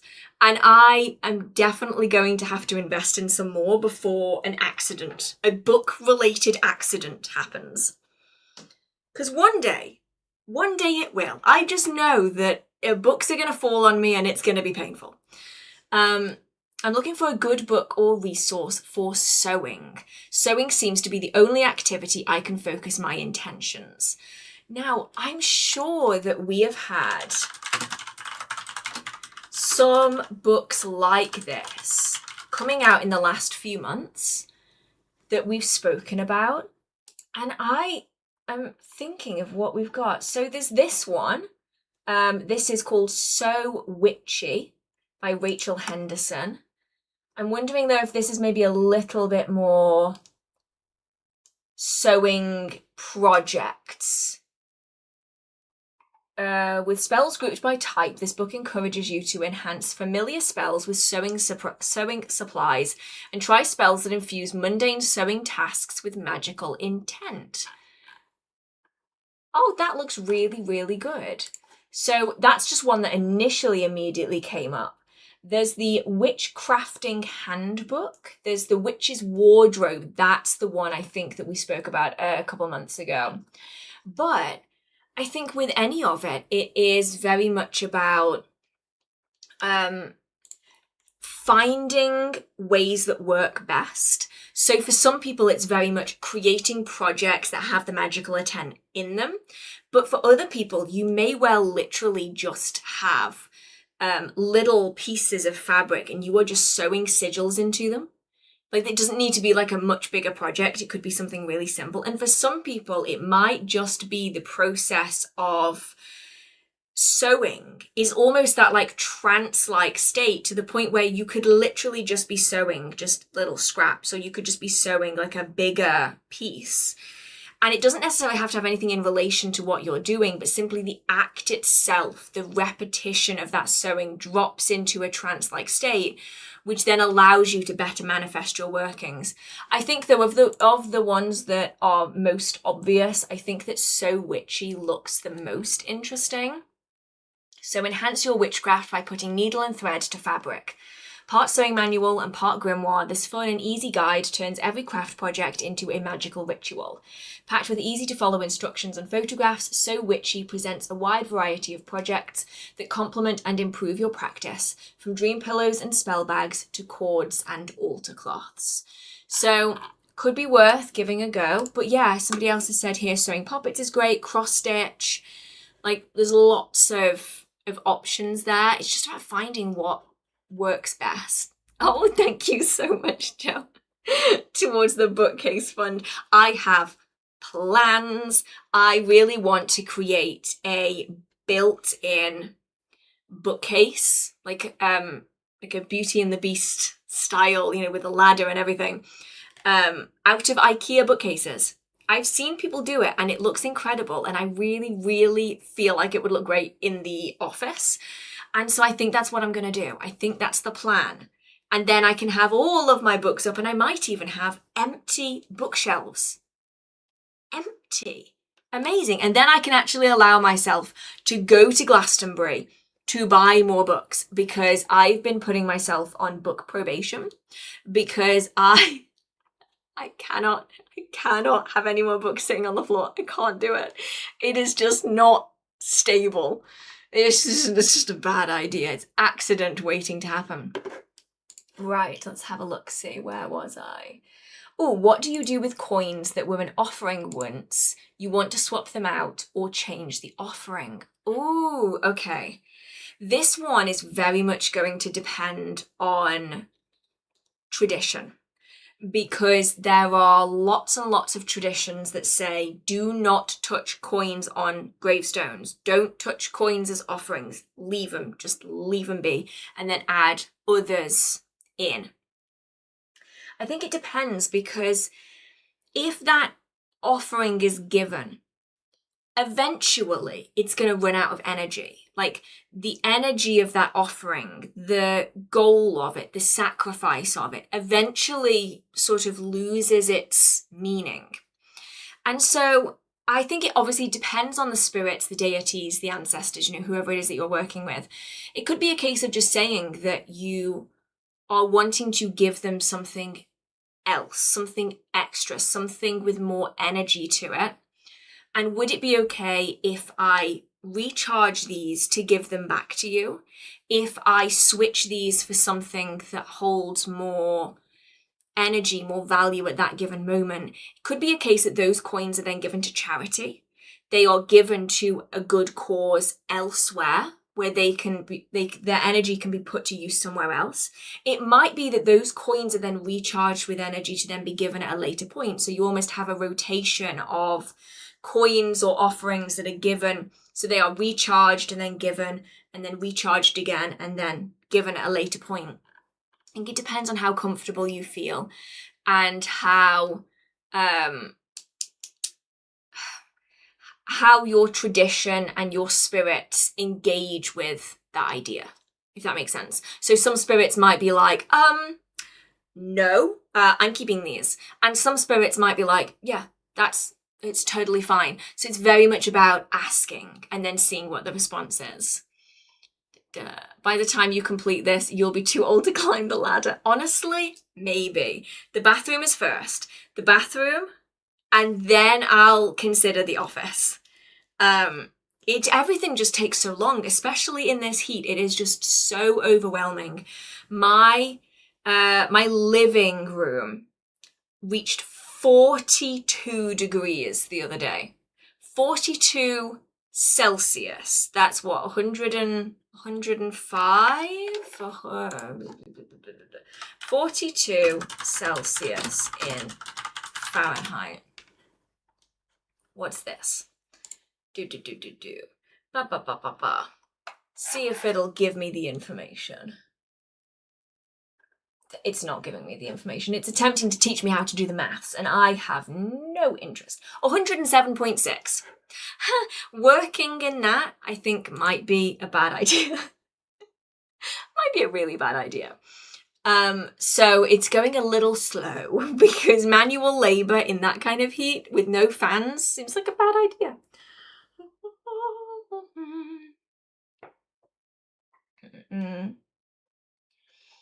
Let's have a look-see. What's the most intense results you've ever got from spellwork and rituals? Ooh, intense. I suppose it depends on what somebody would express as being intense, I guess. So I've had a couple where it's been intense simply because of the rapidness of it. I don't tend to talk about spells and rituals too much on here, like the ones that I'm like actively doing or have recently done. I tend to stick with the older ones. So the one that always stands out to me was years and years ago, like back, I think it was like the year I started the channel. I was doing a prosperity working and I had a business card for my business underneath a candle, a green candle in a candle holder with oil and herbs. I still have a picture of it because I knew there was something about it that I wanted to preserve. And I was really, really struggling. Really, really bad. Like I hadn't had a sale in weeks. I think I was maybe making like 30 quid a month on the business. It was bad. And I say that solely because what happened next then took me so much by surprise that it has been burned into my memory. So we weren't really getting sales. It just wasn't something that was happening. I focused so hard on this working. I needed something to give me a breakthrough, something. And I remember I struck the match and I put the match to the wick of the candle. And as soon as it took on the candle, I got a ping on my phone to say that we just made a sale on the Etsy. And that was massive. Like that sale was more than I had taken that month, that last 2 months. And so I kept that working going. And realistically, I think I made more doing that candle working than I had for months and months and months and months before that. And that's, if anything, that's why I do so many candle spells, is because I know that I've had such good success with the candle workings, and it was at such a point in my life where I really needed it to work that I will keep doing it. So if you ever are like, oh, Hearth is doing another prosperity candle spell, now you know why. Because for me, I know that they work really, really well, and I find them to be really beneficial. There's been other workings that we've done that have just been very visceral. Workings that we did in a group and everybody is together. And I struggle to be able to describe it because energy is strong when you're doing it by yourself. But the energy in a group, when everybody is putting their all into it, is intense in a way that I've not experienced outside of a group working. So you're walking the circle together and you are then raising that energy. And we were doing a very formal ritual, so very much Wiccan-esque, Wiccan adjacent. So we're all walking and delineating the circle, raising the energy up, and then calling upon the quarter directions, calling on the compass quarters, calling upon the god and the goddess. And then it was a very ritualistic Sabbat working with, we had one member of the coven be the god, one member of the coven be the goddess. And I remember walking away from that ritual, and it wasn't the results that astounded me.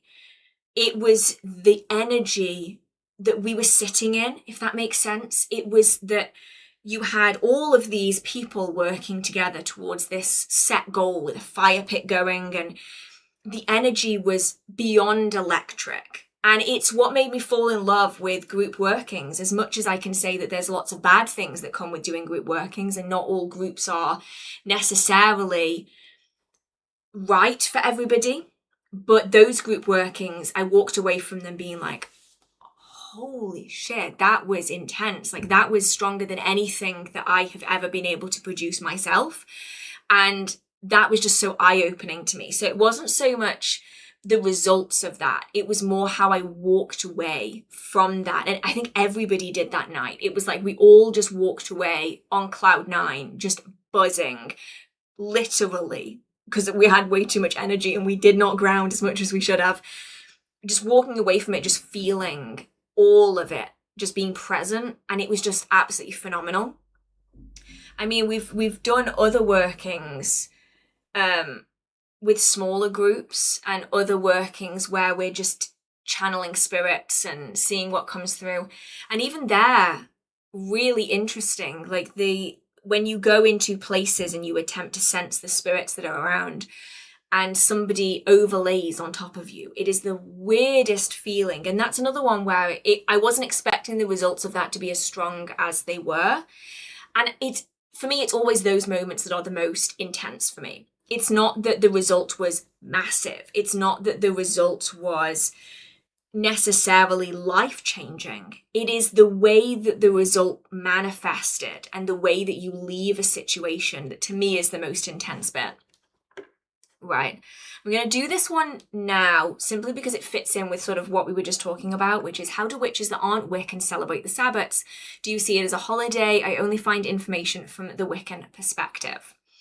So I suppose the core of this is that the Sabbats aren't inherently Wiccan. They have been Wiccanized, Wiccanified, I'm not sure what the technical term would be, to fit into a cycle. So what you'll find a lot of people doing is they will look to what came before, because Imbolc isn't a Wiccan celebration. It has been added into the Wiccan tradition, but the celebrations predated it. Samhain, Yule, Beltane, Letha, they all predate the Wiccan tradition. And so while a lot of the information you will find is the sort of Wiccanized view, the horned god, the cycles of the goddess, the specific festivals involving the Holly King and the Oak King, the sort of newer editions, the roots of all of those festivals go much, much older. And often what Wicca is drawing on are those older festivities. They've often attached a new name to it, but the festivals themselves go older. And so what you can do is you can look beyond Wicca, look for where they came from. So a lot of them are astronomical festivals, bigger than just Wicca, like the solstices and the equinoxes. And then you have those festivals that are much more rooted in agricultural festivals. And you'll likely find that wherever you are, you will likely have something that is similar. So you may well find that there is a harvest festival where you live that is close to the dates of Mabon, but isn't quite the same dates as Mabon. And that's usually because the Wiccanized version of the festivities are based on festivals from Western Europe. And so the dates of the festivals make sense if you live in Western Europe, specifically if you live in England, they will make sense.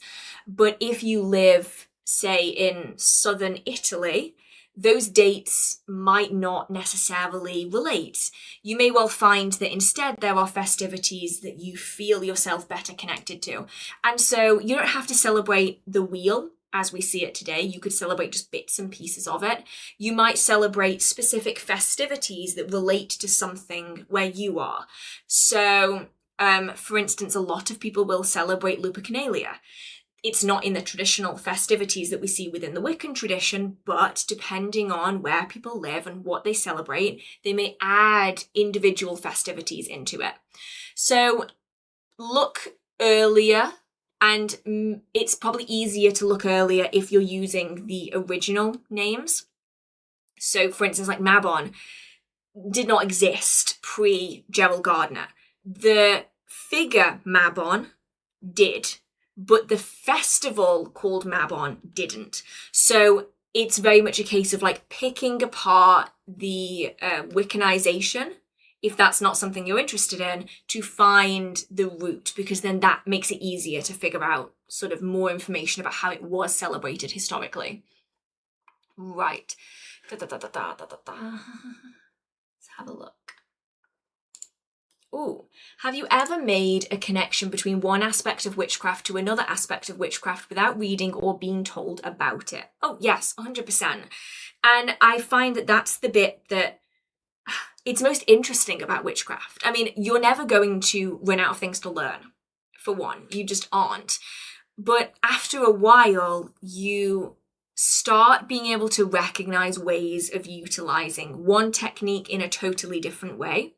And then you'll realize later that it actually has a name and you didn't realize that it had a name because you were just playing about with things and it worked. And I always think that that's really interesting. And a lot of people, when they first start practicing, they will find ways of doing things, purely trial and error, dumb luck, and it will work. And then I found this really heavily. And then later you pick up a book on the topic and you go, oh, damn, I was doing this all along and I had no idea, because it's something that you were just innately doing. It was something that maybe guides were telling you, maybe the natural world was telling you, and you just didn't really realize that they were linked together. Right. Ooh, okay. This one is interesting. This one is very, very interesting, and it could be a couple of things. Hi Hearth, I've had experiences where my consciousness jumps to another person or creature for a few seconds. I'm not sure what to make of it. I can also hear people's thoughts at times. Now, the first half of this I've experienced myself, and it's, well, the way that I do it anyway, has always been a form of astral projection, where instead of projecting something outward, like instead of projecting your energy externally, you sort of inadvertently end up getting distracted and then projecting the energy on to something else. And for me, I mean, for other people, this might be very, very different. It very much becomes an overlay. So I am not necessarily inside of somebody's consciousness or whatever. It's more that I am perceiving the world from the perspective of the individual that I have projected myself onto. And it's usually because I've gotten distracted. And then you just go, oops, whoopsies, and you just take it off like half a second later. But for me anyway, it's always been a whoopsie when astral projecting, especially if I'm not paying attention. If I am just daydreaming and I've just started dropping into that state, and then all of a sudden it's like, oh, how did I get here? Never mind, back again. So it could be that sort of a situation going on where you're having that jump, that energetic astral jump where you're overlaying. But it could be so many other things. And I would love to know what other people think this could be, because obviously I've only ever had my experiences of this. I know what it is for me, but that doesn't necessarily mean it's the same for everybody else. So I would love to know everybody's thoughts, because this is a really interesting one. Happy belated birthday. How did it go? Thank you so much. I always find birthdays very, very difficult. I'm a Cancer, so I'm very emotional. And if I don't cry on a birthday, I know that I've done something wrong. But birthday's always so difficult because you have to live up to your own expectations. And that's very, very, very hard to do. But I did have a really nice time. And my boyfriend got me some very nice, pretty rings that I get to wear all of the time. And I went out for some food, and it was just a really, really nice time. If slightly existential crisis inducing. I for the last few years I've reached that point where I'm like, where did the year go? Oh my goodness, that's gone so fast. That's another year gone. Oh no, time is creeping faster and faster. I'm losing time. And I go through an existential crisis every birthday. Every single one of them. I genuinely don't know what it is about birthdays. I'm glad it's not just me though, it is, because I always struggle with them. The day before, I'm fine. The day after, I'm fine. The day of, you know, I will be sobbing about something. We went to a National Trust place. The National Trust house was closed. I immediately burst into tears. Of course I did. A grown-ass woman crying at a National Trust place because I was so excited to go inside and it wasn't going to live up to my expectations because we didn't get to go inside, and then I was so disappointed because you cannot recreate a birthday because a birthday is a singular day and what are we going to do now? And I might have had a bit of a cry and then I was fine. And then I enjoyed the rest of the day.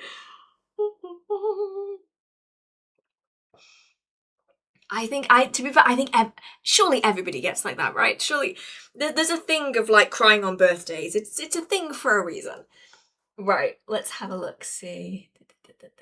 Ooh, oh, so cool. Okay, sorry, question. The question is, I recently got a snake and he shed for the first time. Is there something you would recommend I could do with snake skin in my practice? Yes, okay. Spell bags, spell jewellery, general spell things. Snakes are so potent within witchcraft. It is transformation, the shedding of the skin. It is the Ouroboros, the snake eating itself. It is the transitional times. It is glamour magic. It is energetic shape-shifting. All of these really interesting things embodied in snakeskin. And so fantastic for any of those categories of magic. Snakes are a very magical, very sacred animal. And so you can utilize them for that reason in regard to the snake skin, not the snake itself, you know. Fantastic. But yeah, enjoy it, because I mean, obviously I have no idea how big the snake is. We used to have a corn snake called Cornelius. We were not particularly imaginative with that one. Tiny snakeskin, tiny, the cutest snakeskin ever. But yeah, whew. So cool. Sorry, I'm just imagining all things. I have a glass piece of art that I need to put up actually that is snakeskin and it's all reflective. You could even use, if anybody out there has the snake skin sheddings that almost have that like reflective quality, you could always use them almost in a scrying situation as well if you are particularly proficient at it.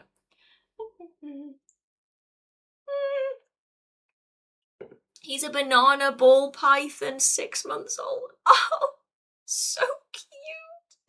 I know people really don't like snakes. People have got a thing with snakes, but I think they're so cute. I think they're adorable. What are they called? The snub nose ones, the pig nose ones. Hognose. They are so cute. Hang on. If anybody maybe doesn't like snakes and wants to be convinced of liking snakes, just watch videos of hognose snakes. They are so cute. They're adorable. Right. Anyway, distractions. Right.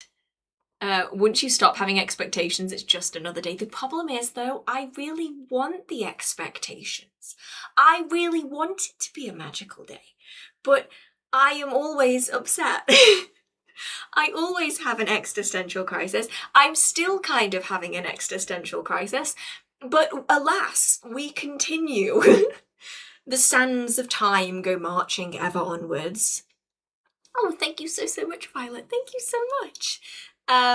Spoken like a true Slytherin. Yeah. They are cute though. Like the little noses when they try to bury themselves into carpet. They're so cute. Ooh, what's your big three? I am a Cancer Sun, a Capricorn Moon, and an Aquarius Rising. So yes, stubborn and highly emotional would be a really nice way of putting it. Oh, I can't help it. It's, alas, it's just a me. Right, there's a 6 foot give or take snake in my garden. He lives under my rock pile. That's so cool. the only snakes that we have in this country that you will really hear anybody talking about.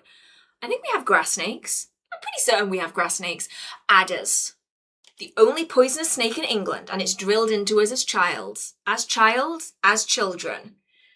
Just like how we're told that if you step into quicksand, if you don't panic and you lie on your back, you'll float. But I've never come across quicksand yet. You get taught all this stuff about adders as a kid. At least I was, and I have yet to ever see one in real life, and I would love to. I think that would be incredible to be able to see one. I've seen them in like zoos and stuff and in like sanctuaries, but I've never seen one like in real life, and I bet that would be really cool. Okay.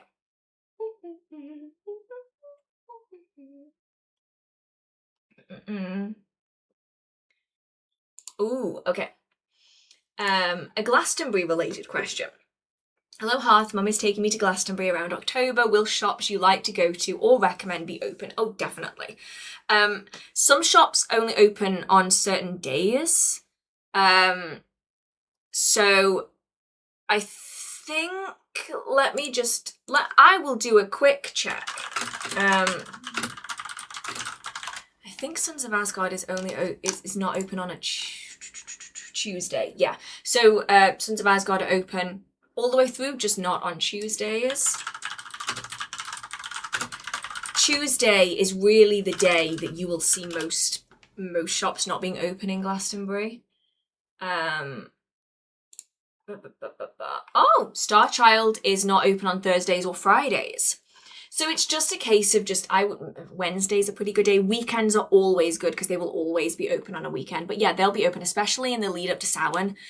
The people who work in Glastonbury work so blooming hard. I know how hard Sons of Asgard work. I have never known people work so blooming hard. So hard. And they try to open as often as they can, so more than likely they will be open. Right, let's have a look. See. Oh, okay. Can I make a hearth with a portable, with like an electric stove? I merged two questions there. Portable was the next one, but with an electric stove, yes, absolutely you can. I think the way of perceiving the hearth, it's changed over the years. And it's just people's lifestyle, I think. When we're talking about, say, hearth deities like Bridget, like Hestia, we're also talking about periods of time where people had communal hearths, where it was a place where everybody gathered together because it was the warmth. It was where you were safe, you could eat, you could warm up, you could dry off, you could be with other people in your community. You could tell stories and learn about the things that had been happening. And it was a place of the community. It was the central hub. And then everybody started slowly moving away from that communal lifestyle, and then people had hearths in their own home. But still, it was that central place where you probably didn't have heating in the rest of your home at this point. Realistically, you didn't. And so everybody would gather around the hearth. It was where you cooked. It was where you sat of an evening. In the winter, you would gather around it. You would bathe in front of it. You would dry your clothes in front of it. And then central heating came in, and fewer people started having fireplaces. But the hearth became associated with the fire, when actually, really, when we're looking at the hearth historically, it was a place of community. It was the central heart of a community, of a home, of a family. And so today, it's very much a place where you make it. It could be the dining room table that you have all of your family meals at. That is your hearth. It is the central hub of your tiny community, your own family. I just choked on air. Thin air. That's actually impressive. It could be an actual fireplace, somewhere that is the warmth of your home, or it could be an electric fire. I use an electric fire because my house, whilst technically I can have a fireplace, it's this is a chimney here. Whoever was here before ripped it all out. They filled it all up and they blocked it off. And so technically I could have a fire, but I don't want to deal with it. So an electric fireplace is perfectly sufficient. It's mostly about it being a space of community. And that doesn't have to be a community of people. That could be you and the spirits of a household. If it's a location where you find that you do a lot of your work, that you do a lot of your protections for your home, that you spend a lot of your time, that can then become that hearth environment.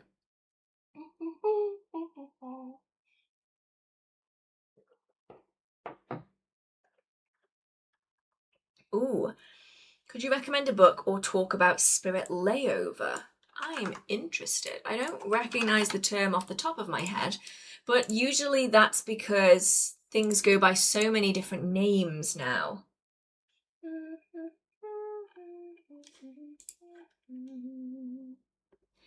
The only thing I'm getting when I Google it is the airline Spirit. And so I'm getting a lot of, I have a question about a layover from Spirit Airlines. I have a question about Spirit Airlines. So if anybody has heard of the term Spirit layover from a magical spiritual perspective and has an alternative way of describing it that maybe I could have more understanding on, that would be fantastic. Because at the minute, I can take guesses as to what it is, but I don't like guessing particularly. Right, let's have a look, see. I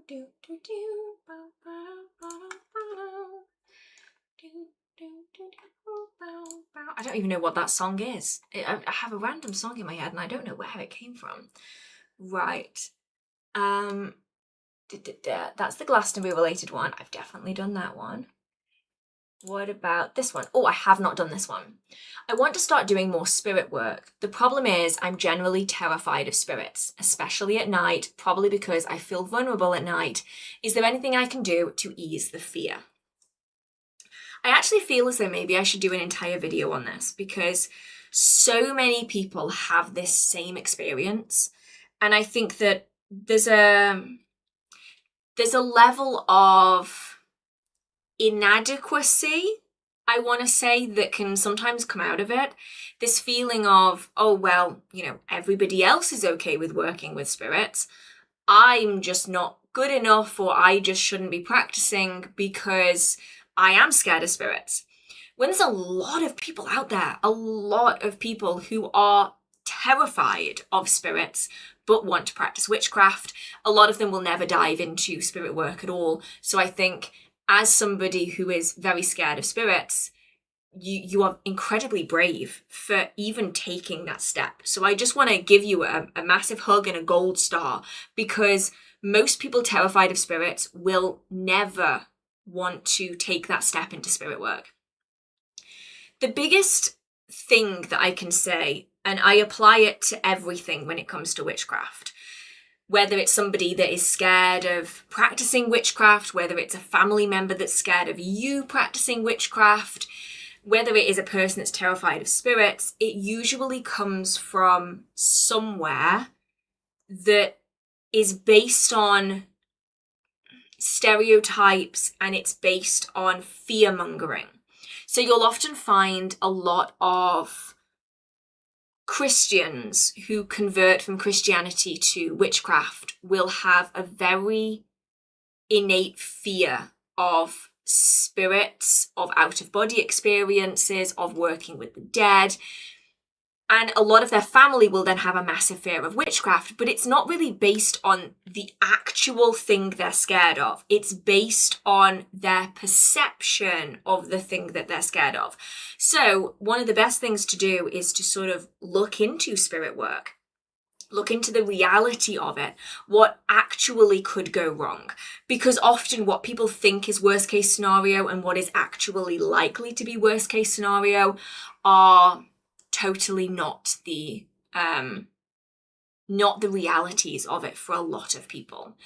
So I suppose it could be something that you might want to talk out in the chat. It might be something that we can chat about in the chat if there's anything in particular that that makes you really, really nervous of spirit work. But what most people are scared of is they're scared of the what ifs. The what if something goes wrong? The what if I get possessed? You know, that kind of thing. And usually the best counterance to that is to have the knowledge of what's likely to happen and the knowledge of how to get yourself out of a situation if something does happen. So most of the time when we're working with spirits, they're genuinely not going to care that you're there. Like most spirits, just every day, the spirits that you're going to encounter are either not knowing that they're dead, so they're just continuing on with their life. They don't even realize that they've gone. Some of them might just be echoes. So these are just, think stone tape theory. The idea that if something traumatic happens in a location, it is literally etched into the stone energetically, and it will play out over time. So then if more energy comes into an environment, it will re-energize activity when actually it's just replaying a repeat of something that's already happened. So a good example for this would be if at 4 o'clock in the morning, you always hear somebody falling down the stairs. It's likely not actually an active haunting. It's usually an echo of something that's happened before. So that's a lot of the hauntings, and the ghosty experiences will be echoes. So there's not even a spirit there. It's just the echo of that person. Or they're spirits that are just getting on with their lives. They don't even really acknowledge that you're there. They're not paying attention to it. The rest of the spirits tend to mooch around and do their own thing. So nature spirits, they're just going to do their own thing, really, unless they are specifically interested in you or called upon. For the most part, they're going to leave you be unless you're actively doing something that's like damaging their home or something like that. Elementals, same again. Unless you're actively engaging with them, for the most part, they're pretty much going to steer clear of you. When we're talking about the bad spirits, what most people think of are poltergeists, and what most people think of are possessions. Poltergeists, not usually half as bad as you would expect them to be. The poltergeists that you see in movies, the poltergeists that you see on Ghost Adventures and all of these things are very dramatized. So for the most part, poltergeist is just a noisy spirit. That's all it is. It's just a spirit that makes a racket. They might be wailing, they might be banging, they might be moving around, they might be moving things, but they don't have to be. A lot of people think of a poltergeist as a ghost that throws things. It's very, very aggressive. But a poltergeist is just a ghost that is quite noisy, quite disruptive in their own way. They are not settled in any way. They like causing a little bit of mayhem, a bit of chaos, a bit of noise. For the most part, if you ignore them, they'll just move on because what they're looking for is a reaction. And generally, this is the advice that I would give to anybody doing spirit work, is if you don't want to engage with a spirit, just don't. Just don't acknowledge what they're doing, especially if it is making you uncomfortable. Just don't acknowledge it. Just pretend it is not happening. Because a lot of the time, if what they're after is a negative energetic response, fear, anger, annoyance, and you give them nothing, they're going to get bored, they're going to move on. So for the most part, they will just move on by themselves. If we're talking most people's worst case scenario, you're talking about something like possession. This is where a spirit actively sort of latches on and starts taking over. For the most part, pretty rare. Some parts of the world have a lot more issue with poltergeist than others. For most people, though, you are never going to... Did I say poltergeist? I meant possession. Most people are never going to encounter a possession, an active possession. You might find that spirits will latch on to you, so they're drawing energy from you. Some spirits might just annoy you and might be in your space, but for the most part, you're not going to get a full-blown possession. And full-blown possessions never just happen. There's usually things that lead up to them to get to that point. And so this is where having the knowledge, I think, is really beneficial. Even if you never, ever, ever, ever want to work with spirits in your entire life, Because if you have the knowledge of how to notice when something isn't quite right, it takes away so much of the fear of them. For the most part, spirits are not going to care that you're there. If they do care that you're there, they're just going to be curious. You might have spirits that just lean around the edge of a door frame. They just look at you, and then when you turn to look at them, they lean back again. They just leave you be. They just observe. They might be curious and come into your space. You might sense them every now and then. For the most part, they'll leave you alone. When you start needing to be worried, though, is when you start being uncomfortable. You feel watched in an uncomfortable way. Things are disappearing, and when you ask for them back, they are not given back. Strange smells, things being thrown, noises, they get louder and louder and louder. That usually always predates anything really, really bad happening. And when you start getting those things, then we cleanse, banish, cleanse, protect. Make sure that you're wearing protective jewelry at all times. That might be a pentacle, that might be a cross. It depends on your tradition. You might want to be using protection sigils. But generally, most situations can be resolved by either asking a spirit to leave, if you are uncomfortable by their presence, but they are not necessarily causing you any issues. If they are starting to be disruptive, you can just ignore them, just shut it down by not paying any attention, and usually they'll get bored and move on. If you feel really, really uncomfortable, cleanse, banish, cleanse, protect will clear away that space. Remove most unwanted spirits. Obviously, if there's something really, really embedded, then it might be worth doing a further banishing. But for the most part, it can be pretty easily managed using those techniques. The worst case scenarios you'll hear spoken of, they usually get to that point because nothing was done. So hauntings will often escalate over time if it's something malicious. And usually you can catch it down here and it will never ever cause a problem. You'll never have an issue. It's those individuals that inadvertently leave it till it's all the way up here. And that's when you start seeing the ghost adventures, the teams being brought in, the sort of worst case scenarios. 90% of your time working with spirits, you're probably not going to have a problem. I work with spirits a lot. It's probably 80-90% of what my practice is. I've probably had maybe like 5 or 6 negative spirit encounters, point blank, in my entire time practicing. Now, obviously, I might have just been really, really lucky in that regard, but it is not something where it's like guaranteed that something bad will happen. I'm hoping that this is reassuring some people. It might be scaring the living daylights out of other people, and that is not my intention, I promise. That's not my intention. But most of the time, you will have no problem with spirits in your spirit work. It really is just that 1%. So have your protective jewelry. Have your protections in place in your home. That's massively going to improve how comfortable you feel in that situation.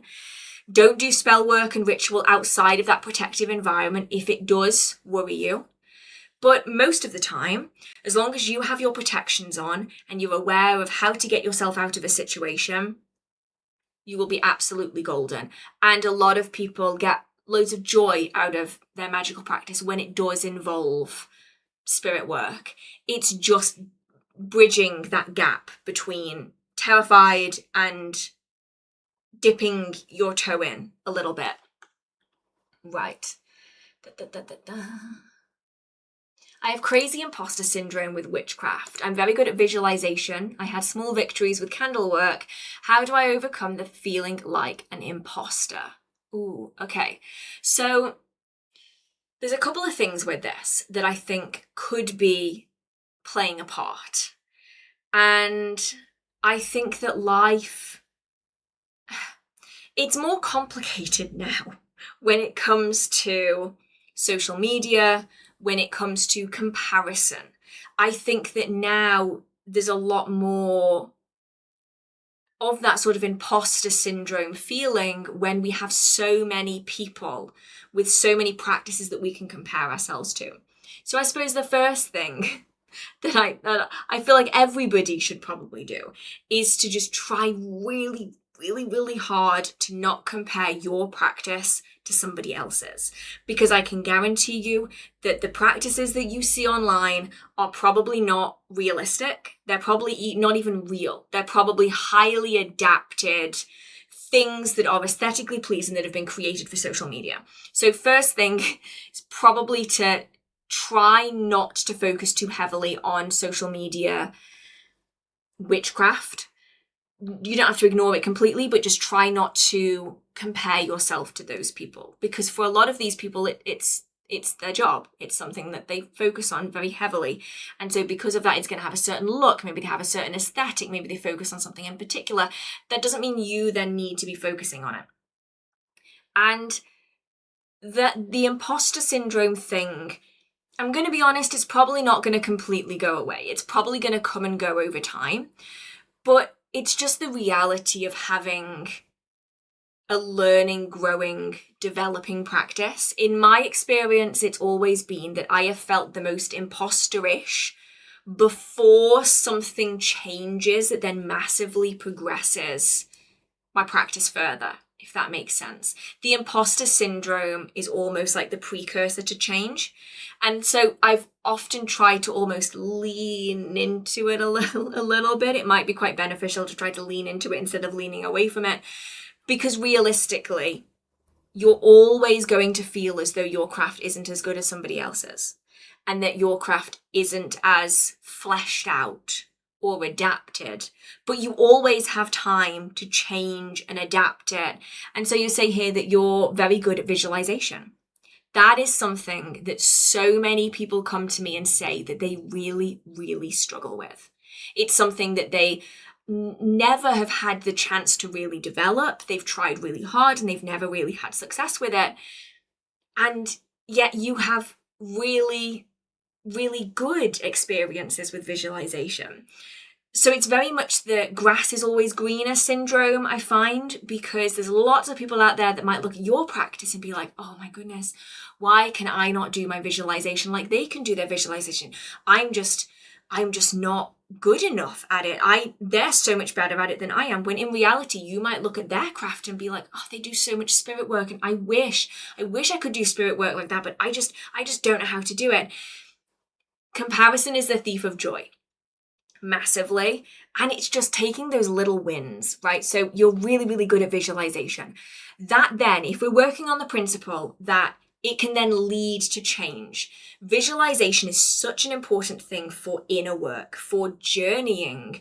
So maybe you might want to be looking into trances. You might want to be looking into inner temples. You might want to be developing your own inner temple, creating a sacred space where you can perform your spells and rituals inside your own mind, inside your own consciousness. You might want to be looking into trance and astral travel through journeying, being able to go on guided visualizations, because you're going to have a much easier time doing that than somebody that might really struggle with visualization. And then you can sort of work on everything else after that point. You've got an avenue there that you can really easily sort of be leaning into to find your niche when it comes to witchcraft. Because for you, it might be that visualization is the key part of your craft, whereas to somebody else, it might be spell jars. I know I always use it as a reference, but it's the, I keep joking on air today, it's the really easy thing that a lot of people will get into. They might focus on simmer pots. They might focus on deity work, but for you, that might not work the same. So I think it's very much, instead of thinking of it as imposter syndrome, it's very much just the individuality of your craft. Your craft is never going to be like somebody else's. And somebody else out there might be looking at your craft and saying, damn, I really wish that my craft was like that. They might not have had successful candle magic. They might feel as though their candle magic is a failure because it's all that they've tried, and they think that candle magic is the be-all end-all of witchcraft, when actually for them, maybe their interests might lie in summoning or spirit work or sigils or water magic. There's always that the grass is always greener, but the grass is greenest where you water it. And so lean in. I'm just a bunch of stereotypical phrases today. But I've struggled with imposter syndrome for so long that you just get to the point where you just have to lean into it. Just lean in and hope for the best.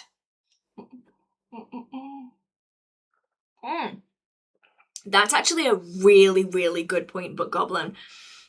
Not having imposter syndrome is a sign of overconfidence. I have met so many people over the years, so many people that have, the only way that I can describe it is that they have like a god complex when it comes to witchcraft. And I always find that they are the most, I want to say dangerous, but not necessarily in the way that you would be thinking.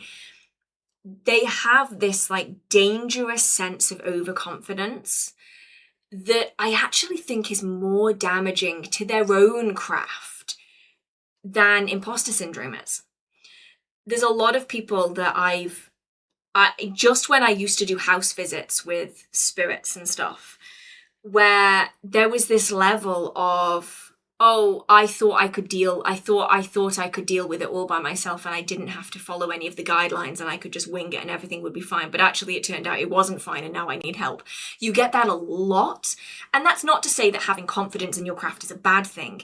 But I think if you were going to go on one side of the spectrum, I think being underconfident with your craft is a much better stance to have than be overconfident. Because if you're underconfident, you're more likely to be careful, you're more likely to have extra protections, you're more likely to over-prepare. I've met a lot of people who get themselves into bad situations because they are way overconfident and they actually didn't have what they needed and they've got themselves into tricky situations. So if anything, it could be a good thing having imposter syndrome. Just spin it completely back around on itself and be like, you know what, imposter syndrome might actually be a good thing. It could be a great thing by comparison, because the situations that I have known some people get into is alarming. I'm talking like full spirit summoning into an incomplete ritual circle using Latin that they did not understand, and shit hits the fan. You know, that kind of a level of overconfidence where it's like, you could do this with, you know, some spirit work experience. I wouldn't have gone straight in with that. Like, going straight in with full summoning is bold. Probably bold stupid, but it's bold. Elliot and Magician said wine and magic are the areas no one knows everything, and I fully agree. I fully agree. I always get concerned when a practitioner says that they know everything. It worries me. Because there's no way. I mean, it would be amazing, right? It would be incredible if we could be around for long enough to know everything. That would be so cool. But realistically, that's not going to happen. And so if in doubt, always assume you know less than you think you do, just in case. It's always the safest side to be on. I'd love to see a video on the time of your practice when you do house visits to assist with spirits. I might have to do it one day. It might have to be like a little vloggy, like sit down and let's chat about this really weird experience. Only one of them was really intensely like bad. Like bad.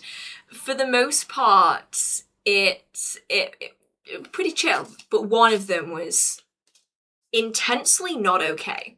But it turned out okay in the end. It was just a very unusual day. Let's put it that way. Right, let's have a look. Oh, I'm very new to witchcraft. I have total sensory aphantasia. Everything I read uses visualization. What options are available to get around this? Oh, okay. So visualization is the primary technique that's used to visualize the goal, right? The outcome. But It's mostly done that way because it is the easiest for most people to do. If you're used to daydreaming, if you're used to reading books and having that story play out in your mind, it's what most people are easiest to connect with. But it is literally just a way of envisioning. I'm trying to use a word that doesn't use the word vision, but that's kind of hard because all of the words sort of use the word vision. Envisioning the goal of a working. So you just want to be mentally and energetically aligning yourself with the energy that you want to be ending up with. And so you can do visualization. Say, for instance, you are wanting to get a better job. So you could be mentally picturing yourself in that position, or yourself getting that email to say congratulations, or that phone call to say congratulations. But there's other ways that you can go about doing that. So you could be writing down what it is you want to achieve, like literally writing it down on a piece of paper, documenting it, telling a story like people do with their visualization, but you're doing it with pen and paper. You could be verbally speaking what it is that you want to be manifesting. Spells are just a verbal expression of that visualization. So you could just be verbally talking outwardly what it is that you would want to be manifesting whilst you're doing that working. You could be recording yourself. This is a great way of doing it if you struggle to focus. Record yourself expressing what it is that you would like to manifest. What is the goal of that working? Play it back on a loop whilst you are doing that working. Play it back to add that energy into that space, to subconsciously imbue it into that working. You can shorten it down to being just a really short phrase. Repeat it under your breath over and over and over again. Have that piece of paper that you've written your intention on. Fold it in specific ways. So if it's something you want to get rid of, you would fold it away from you. So I know I'm folding it technically towards you, but from my perspective, I'm folding it away from me. So you fold it in half away from you. You turn it anti-clockwise, so out, counter, away, and then you would fold it away from you again. You can then burn it to release that energy. You have still put the energy into it because whilst you have been creating it, you have been charging it with your energy. You've been utilizing your energy. You can use energy even further if you wanted to, but you've not had to do anything in your mind's eye. Instead, you're putting it straight from your mind onto paper. You can create almost, we were talking about it earlier, actually, just in a different context, nonsense. You can almost create sigils with words to then play in the background of a working. So you aren't focusing on the words, but you're focusing on the energy behind the words. And then sort of it drops you into that trance state without having to use visualization. It's not always the easiest because a lot of books tend to skip the alternatives, but there are definitely ways of working around it. And it's just a case of trying to figure out what's best working for you. They're the techniques that I typically recommend for people to at least try and see if they can figure something out along the way. And hopefully that you can come up with something that works best for you. Obviously, everybody is different, especially when we're dealing with something like the senses. You might find that if you want to envision love in a situation, fragrance is what you're aiming for. So you might have a particular perfume that is associated with love, for instance.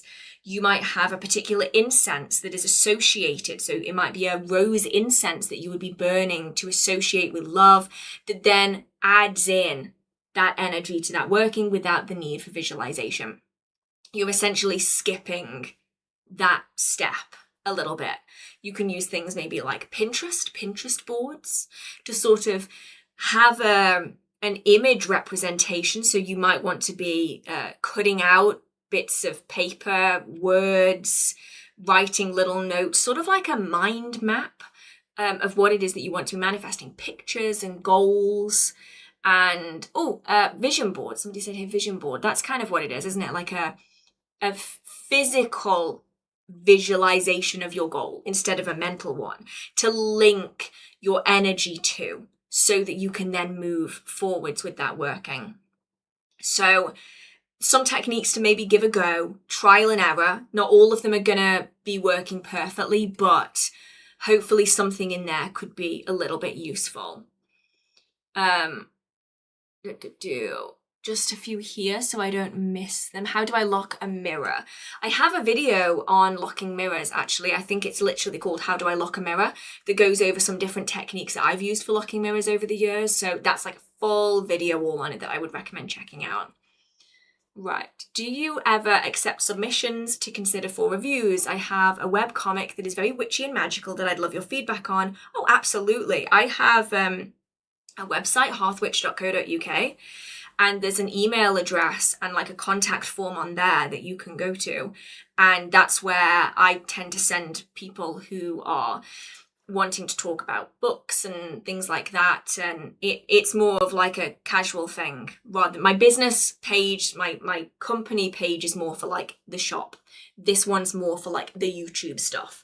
So feel free to send an email. My mum goes through them and then sends them to me. Because I'm terrible at reading my emails. I'm really bad at it. But that sounds incredible, and now I really want to have a look and check it out. So yeah, I think the email address is just hearthwitch@outlook.com. It could be hearth_witch@outlook.com. I should know my own email and I don't. That tells you something. But yeah, all on there. Right. Let's have a look. See, I'm somewhere over here. Oh, okay.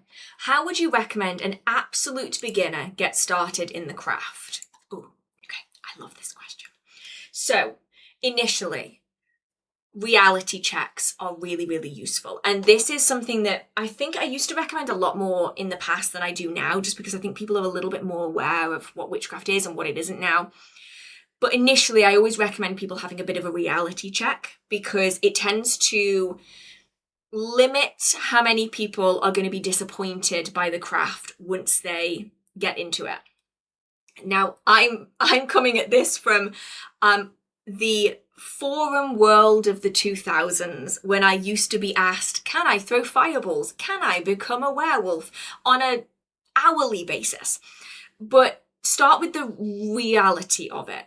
What is it able to manifest? What is it not able to manifest? Where are the boundaries here? What kind of things does witchcraft actually encompass? I think that's always a really good start because some people come in thinking that they are able to achieve certain very specific things and then get disappointed later on when they can't.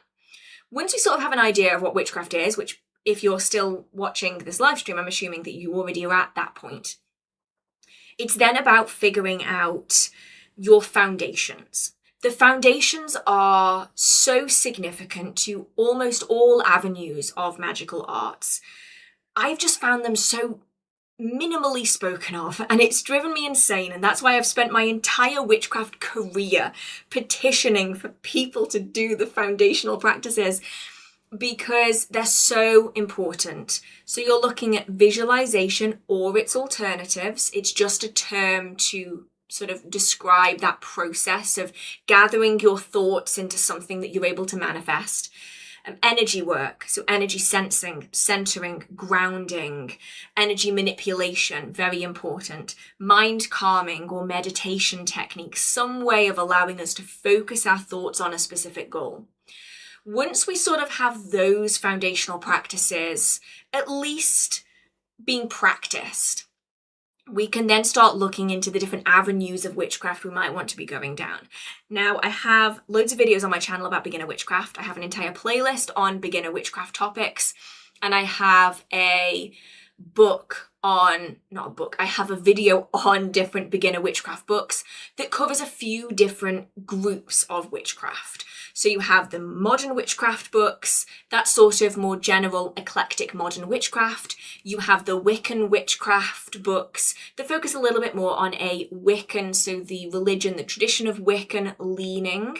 So it's a little bit more formal, a little bit more deity focused for some people, the horned god and the moon goddess. It's a little bit more ritually focused. You then have the traditional witchcraft focused. It's a little bit more folk magic adapted into modern practice.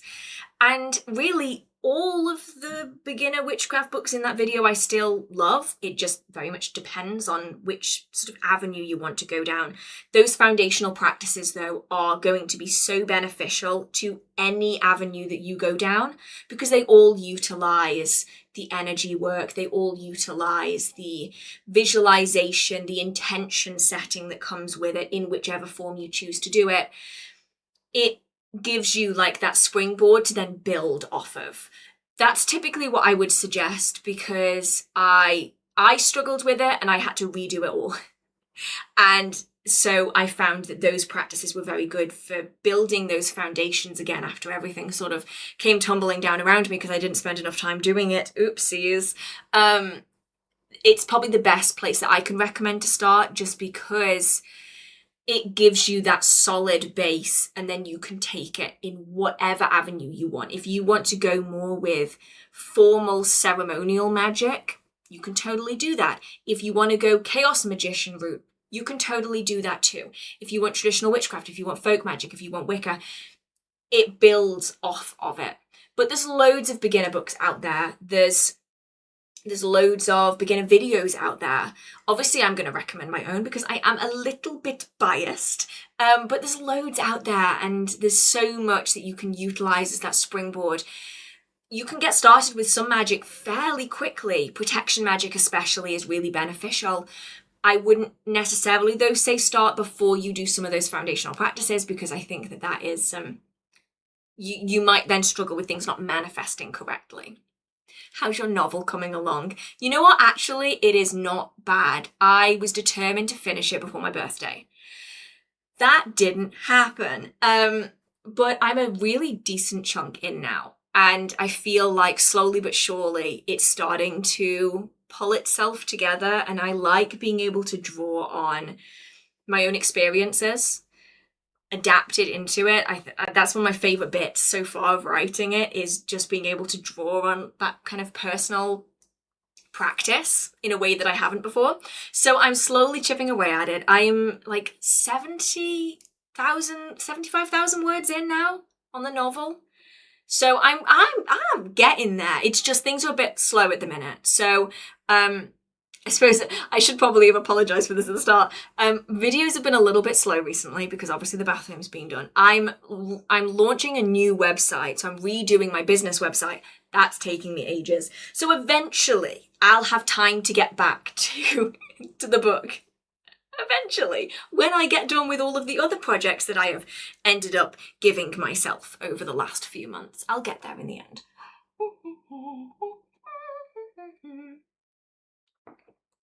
Right, let's have a look-see. Thank you so much from the fast. Thank you. And thank you so much to Ruth as well. Right, let's have a look-see. Ooh, ooh, oh, okay. Yes and no to this one. I think really, okay, I need to tell you the question first before I give you the answer. That would be useful, wouldn't it? Do you know of any resources that have fairly short, simple incantations that can be used or modified for spellcasting? I like to create my own, but have trouble coming up with wordings that I like.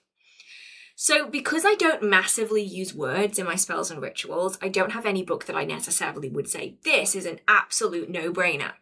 But what I can say is a lot of older books on spells are a lot wordier than modern ones. And by older, I mean by very modern standards. So 80s, 90s, 2000s. Technically, it's 20 years ago, not to make anybody feel old. They tend to use a lot more words. There was a lot more wordplay going on. A lot of the books that I have from that time, like a lot of my books by Pamela Ball, they have a lot of very intricate wording. And you don't really find that so much in more recently released spell books. They tend to focus more on items than they do words. And so I don't have anything that I can necessarily say 100% this book is for you. But a lot of the early 2000s books especially, lots and lots and lots of words. I'll see if there's any, because I know that the books that I have by Pamela Ball, have a lot of words in them. But she's released a lot of more modern books, like this one, The Book of Spells, Powerful Magic to Make Your Dreams Come True, came out in 2020, and I don't know if it's going to have the same level of wordiness as I'm looking for. I'll see if I can find my favourite spell book by her. See if I can find it. There's a lot though that are on like Kindle edition for like 99p from Pamela Ball, which I actually think could be quite interesting, like The Ultimate Book of Spells by Pamela Ball. Obviously, I don't know for certain whether these are going to be extra wordy, but I know that the books that I do have from Pamela Ball tend to be a bit wordier. So The Ultimate Book of Spells, a complete guide to using magic to improve your life and the world around you, has over 250 spells. 99p for a Kindle edition. 724 pages long, published in 2012. So it's a little bit on the line as to whether it's early enough. But if you can find anything like that, you can tend to find them pretty cheap as well, because people aren't after them the same as they used to be. You might find something really interesting, like tucked away in there. I don't even think that my encyclopedia, I'll check. I will check. Yeah, there's something about it where I think that, I don't even know what's even happened. I don't know if maybe it's the social media-iness of it all, which sounds like an insult, but I don't mean it as an insult. It's just the reality of the world we live in, that things tend to need to look good for social media. And so now we tend to get a lot of workings that are item heavy, things that you can photograph, things that you can tangibly touch and feel. Whereas when we're looking at sort of the transition between the very Wiccan heavy 60s, 70s and 80s into the more eclectic, modern, solitary witchcraft that we saw in the 90s and the 2000s, there was definitely more of that like incantation, the wordplay, the rhyming couplets that we saw when it came to sort of Wiccan tradition. I feel like there's a bit of a crossover there, which I didn't like at the time. I don't really like words, right? I'm embarrassed by my own voice, and you would be maybe surprised given that I spend my entire life editing myself talking, but I struggle in those situations to be very eloquent with words. I have a memory like a goldfish, which is an insult to goldfish, really. So words have never really been my thing. But now that we don't have it, I really miss the words. Like, I feel like more people like need to be adding words into their books. I will just try this book though. I'm gonna dive under a table. Hang on. I'll be right back. It's down here. Oh, okay. This is the one. It's very heavy. So this, I'm gonna check this one because this is still in print. It's a big boy because I still have this down. I feel like this one might be more item focused. Oh, I didn't tell you what it is. This is the Element Encyclopedia of 5,000 Spells. I think this one is very much more item heavy. It's more historical practice. Yeah, it is. This one's a little bit more it's a little bit too historical to be wordy. It's a little bit more sort of historical techniques. But yeah, anything like 90s, 2000s, you're going to have an easier time with. Oh God, that's so heavy. So heavy. Right, let's have a look-see. Oh, I did not see this. Thank you so much, Tony. Thank you very much. And also, thank you so much to Valerie. Do you have a favourite book with practical, doable recipes about kitchen witchcraft? Honestly, no. But that's mostly because what I consider doable as somebody that I can cook really good pasta. Okay, if you ever need a really good pasta, I'm your girl. If you need me to cook anything else, anything, you would rather have a toddler in the kitchen with you. So for me, what I consider to be really easy, practical kitchen witchcraft isn't necessarily what everybody else considers it to be. I can tell you the ones that I have. I have Kitchen Witchcraft by Pagan Portals, which is probably the easiest, maybe, toe dip into it because it's a very small book. It's only 96 pages long. From my experience, it was like a 3 out of 10 book. It wasn't amazing. It wasn't terrible. It always gets downgraded a little bit because it's so tiny for the price. But they are relatively easy to get through, and so they're pretty accessible. I do have a Kitchen Witchcraft book by Lauren. If I say it enough times, it might miraculously come to me. If it helps, I'm going to give you a bunch of random descriptors, and I'm hoping that somebody is going to know who I'm talking about. Instagram, canal barge, little tiny broomstick that she uses to cleanse all of the ingredients before she cooks with them. Is this ringing any bells with anybody? I'm so bad at remembering names. Released a gorgeous cookbook that I have somewhere. It's in one of the piles.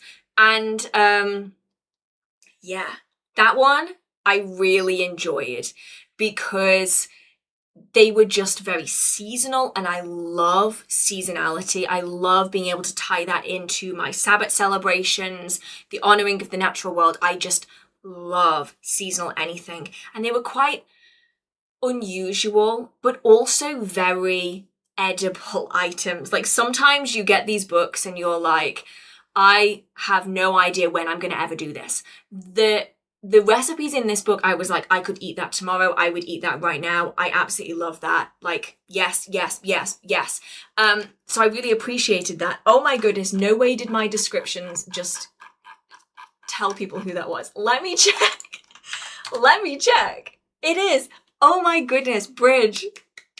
Thank you so much, genuinely. Laura May. I was close with Lauren, but not close enough. Laura May has a cookbook called Kitchen Magick, 65 Enchanting Recipes and Rituals for a Cozy Witchy Kitchen. And I'm just looking at some of the pictures here. We have information about the witch's store cupboard, fairy ring miso mushroom pie. We have different things for different Sabbath celebrations. What's this one? Oh, this is the one that I really wanted to do and I didn't have time to do. So you know that for Samhain, I'm going to be doing this. The Memento Mori Rosemary Soul Cakes. I saw this and I was like, I need to eat that. And then I ran out of time before Samhain, so I couldn't do it. What else have you got in here? You have a Welcome Home Vanilla Chai Loaf. I'm so hungry. That sounds so good. So I really enjoyed this because it's very aesthetically pleasing. It's very seasonal, but I really like the recipes in it. And I just love the aesthetics of it. I'm a sucker for a good bit of kitchen witch aesthetics. I love it. But then we have some people down here who are saying, Anna Franklin's Compendium. That's the other one that I got. I got that one for Christmas, and that's got a lot in it for kitchen witchery. Sky Alexander has a kitchen witchcraft book. What do you make for dinner? Reservations. Honestly, at the minute, it's like, what do you want for dinner? Takeout? Microwave meal so I don't have to clean the dust out of my kitchen before I cook. So yeah, I need to get back into my cooking again once everything is like settled down, and I am definitely going to make this recipe, the soul cakes from this Kitchen Magick book, because it is the one where I went through the entire book and I'm like, I need to eat that like right now. I've done soul cakes for Samhain before and I really enjoy doing them. I think they're a nice addition. They're a great way of connecting, especially with family that's still living. And I think that's just a fantastic way of then more deeply connecting with ancestors. You connect with your living ancestors, and then you can also invite your ancestors, your passed over ancestors, into that environment as well. They can be in that space as you are imbuing your energy into them. They are present while you are creating what is going to be given and shared. And I think that's a really beautiful way of doing it. So yeah, I'm definitely going to be doing that this year because I really want to get into my cooking again. So Yeah, oh, wait, Scott Cunningham's done one as well. Wicca in the Kitchen. That's one I don't have in my collection. Hang on.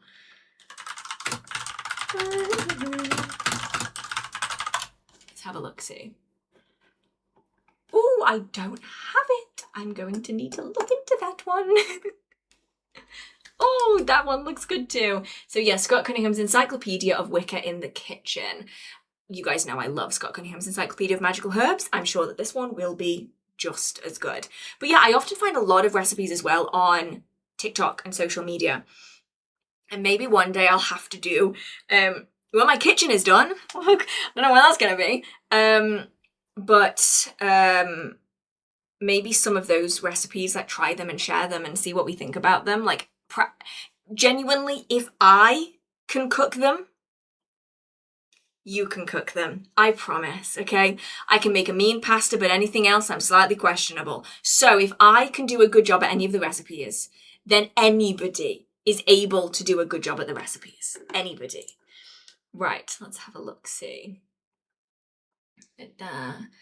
Can you explain how does someone meet with or give offerings to a spirit at the crossroads? Ooh.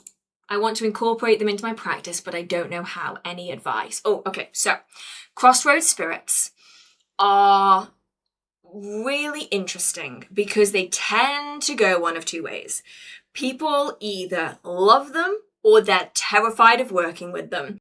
And I often find that there are certain groups of deities and spirits that have that effect. Crossroads spirits massively do.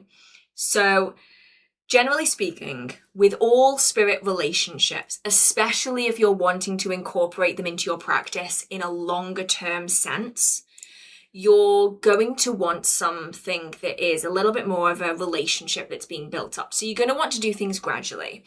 You're going to want to find a crossroads that is safe, that is accessible. So crossroads, they don't have to be roads. They can just be paths. They can be tracks. Wherever is safest really is best to be going to, because like a busy junction, would you call it what's an interstate? Is that different? I'm going to call it a junction because that's what we call it. A busy junction is probably not the place where you're going to want to be doing this because there's just going to be too many people around. So try and find somewhere, maybe it is a crossroads in the local park. Maybe it's a crossroads in the local woods. Like wherever you feel safest to be. And you're going to want to just spend time there. Start normal hours, normal days. We're going to progress that, but for now, start just normal hours, normal days. Just going, spending 10, 15 minutes present, sitting, being aware, listening, observing, sensing, to see if you can experience anything around you. This is going to give you a good idea of both the baseline energy of that environment, but also potentially give you an idea of the energy of any spirits that might be coming through that area. Once you've sort of done that for a couple of days, doesn't have to be consecutive days, but fairly regularly, you're going to want to be spending time there and then start sensing what's around. And maybe at that point, start calling out to what's around. Say that you are interested in forming a connection with you. Would you be interested in forming one with me to form a working relationship? See what happens. See what comes out. Leave some offerings. Pick an offering in relation to the specific spirit or deities you want to be working with. Leave an offering at the crossroads. Do that regularly. Every week, come back and leave an offering. We can then start amping it up a little bit. Liminal time, liminal spaces. You're not going to want to do this all of the time because it might be not that accessible to people. It also might not be super safe. So bear that in mind. Dawn, dusk, liminal times like Samhain, like Beltane, transitional periods.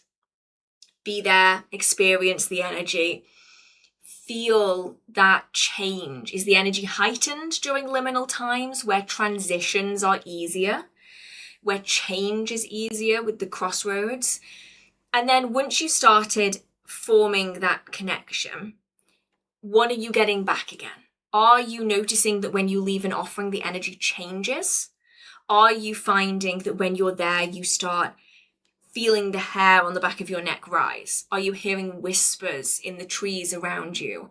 Are you experiencing somebody talking, something coming through, energy? What are you dealing with there?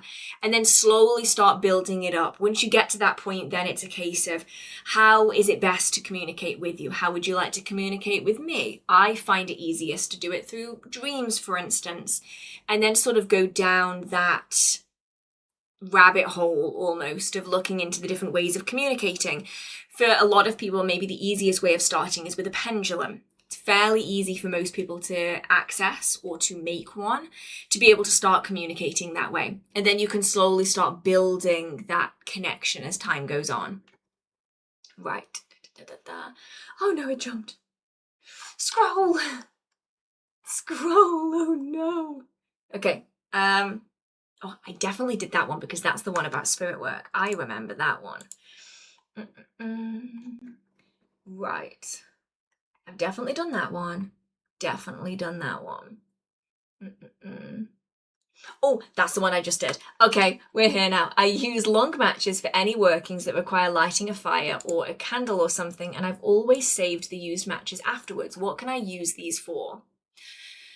I'd say probably the easiest way of using them, unless you're imbuing loads of energy through them, is to utilize them in something that's maybe a little bit ceremonial, something like a manifestation fire, a cleansing fire, depending on the moon phase, something like a bale fire around Beltane or a Samhain fire, something where you can either connect with the spirits, which is really useful if they have a lot of energy going through them.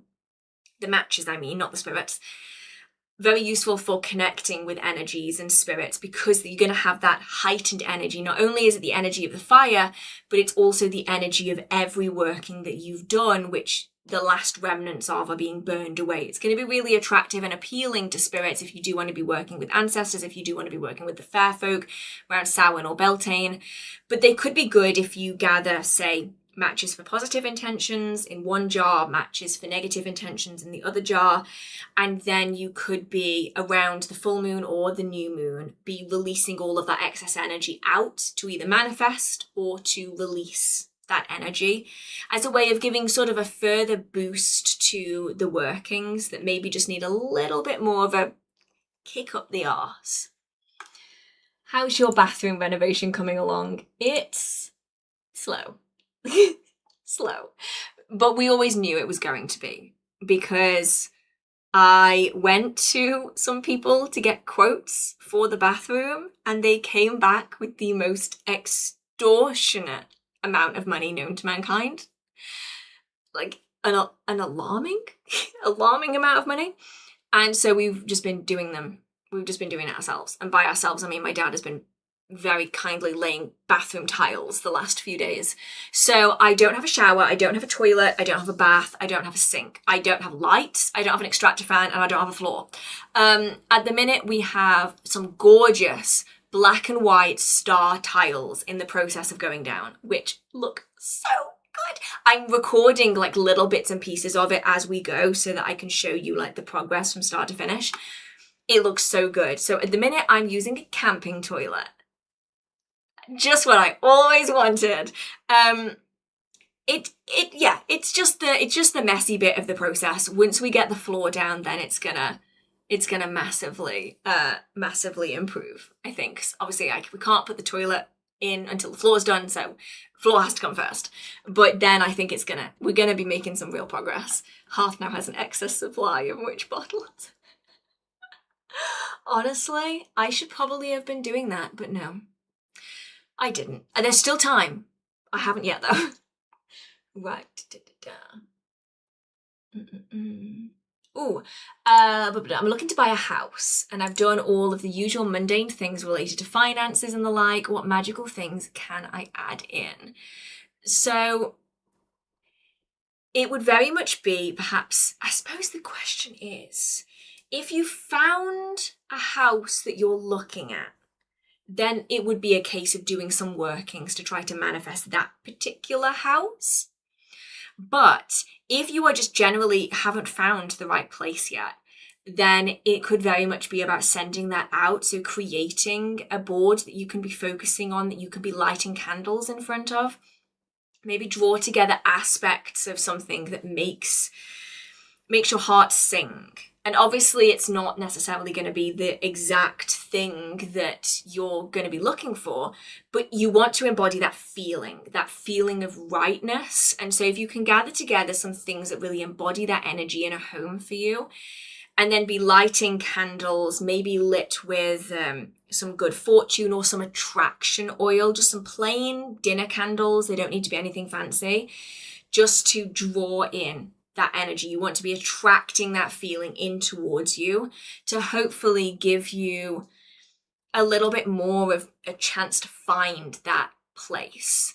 And then, of course, you can be doing the financial workings. You can be doing the keeping special coins and herbs in your purse alongside all of your money, doing workings to generally magnify everything that relates to it. You really want to be funneling everything together. So you could even be working this twofold. So you could be having like that representation of what it is that you would like to achieve. That could be written down, that could be in pictures.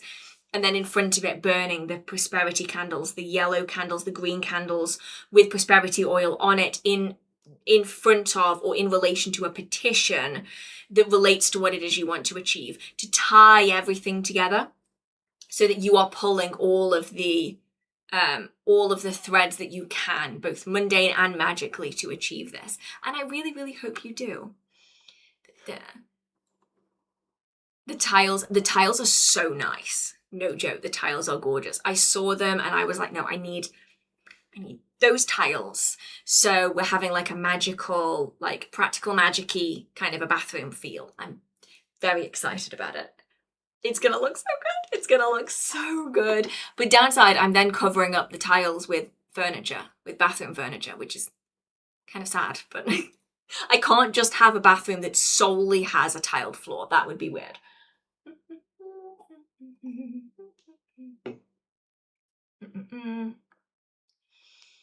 Okay. My favourite part of these streams is the witchy book talk. Oh, I love doing the witchy book talk too. So if anybody has any more questions about books, feel free to put them in and we can always go back and chat more about it. Oh, here we go. Wait, no, this is the one I haven't done. Can you share any advice or tips you have for cleaning yourself spiritually or purifying yourself for rituals or spell work? What? Okay, hang on. Something funky just happened. My entire stream just went black. Can everybody still hear me? My entire stream just went stream offline and it's just reset all of my timers on the stream and everything just disappeared and reappeared again. Oh no.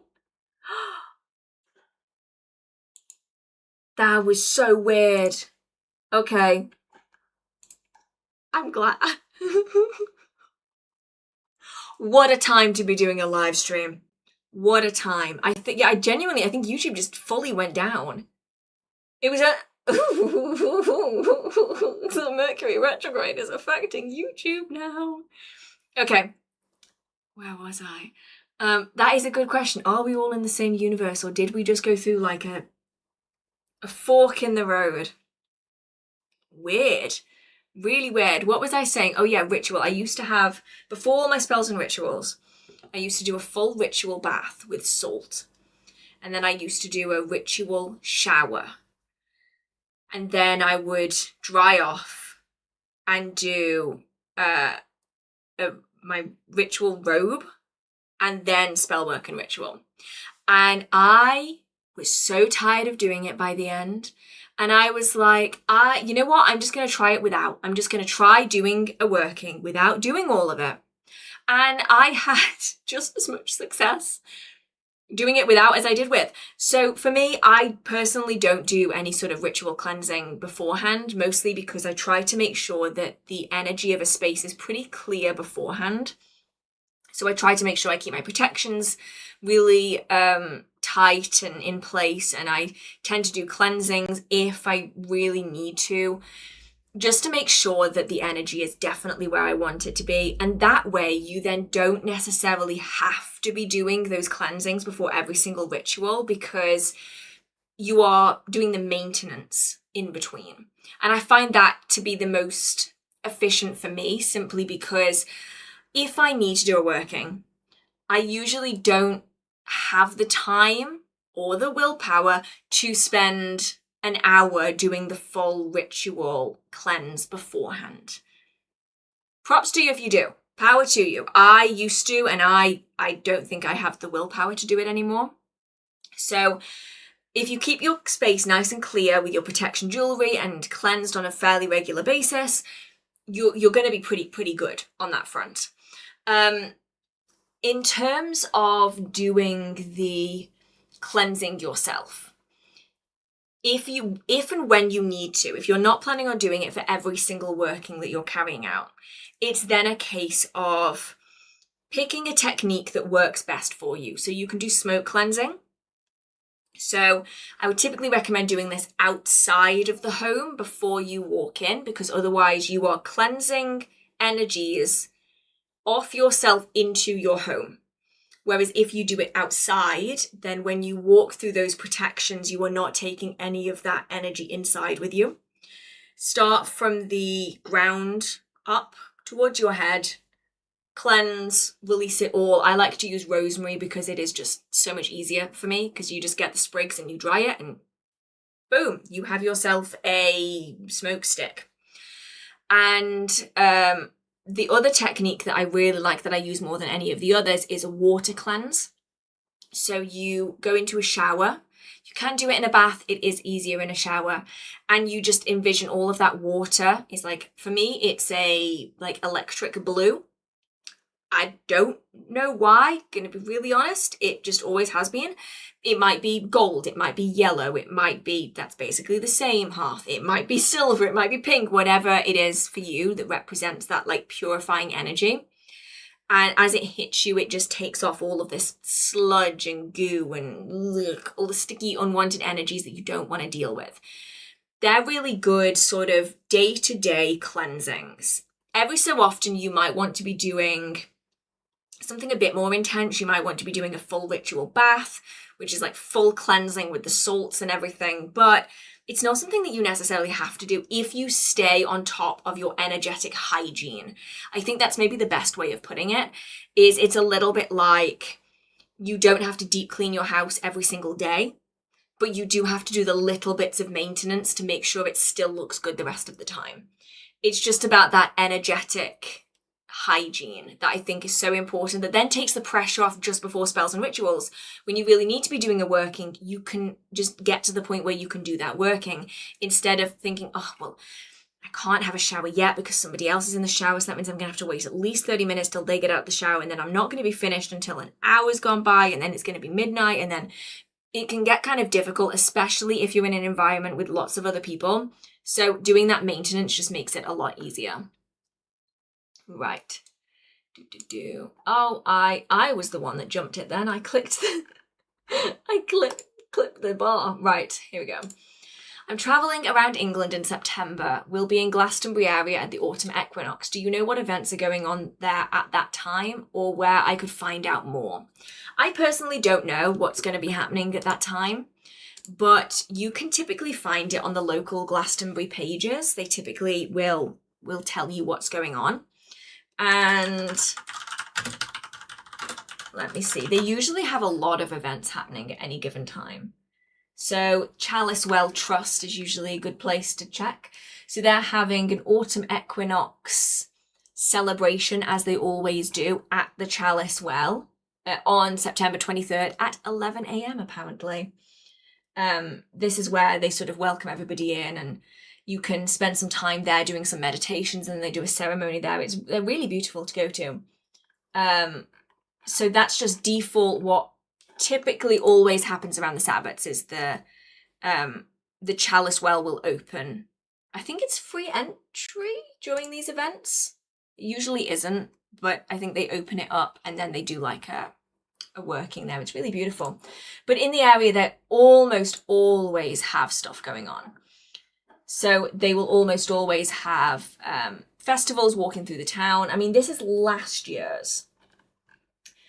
And they always have like the festivals going through.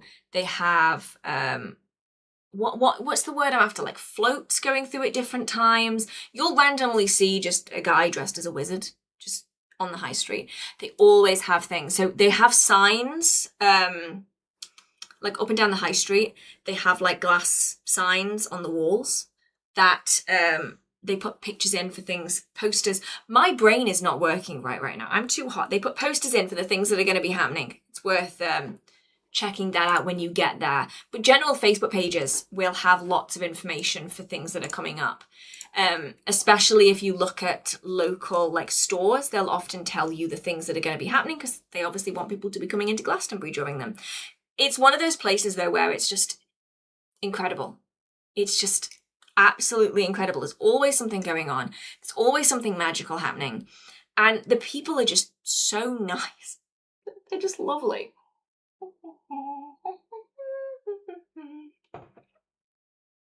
Right, let's have a look-see. I started to get called to Hecate early in my practice. A lot of synchronicities, but I continue to doubt myself because I'm so new. Oh, completely understandable. And if Hecate is also reaching out to you, they'll also be really understanding of that. Like, it can be incredibly overwhelming being approached by a deity, and especially at the very start of your practice, that a lot of people will shy away from deity work for a really, really long time. Some people will leave deity work alone and they will never touch it again. And so I think that it's pretty normal to be in that situation. And so if you ever want to, I'm sure that she would be happy if you were to reach out to her and see if you can still form that relationship, if it's something you still want to be entering into. Right. What's your go-to spell or working for removing negative people or negative things that do not want to go away? Candle spells. I love a good candle spell. I think they're just so useful in this regard.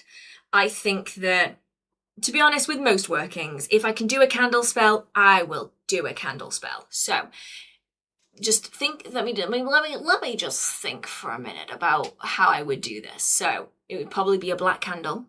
Probably. You could do a black candle, you could do a red candle. It depends on which way you want to be going with this, I suppose.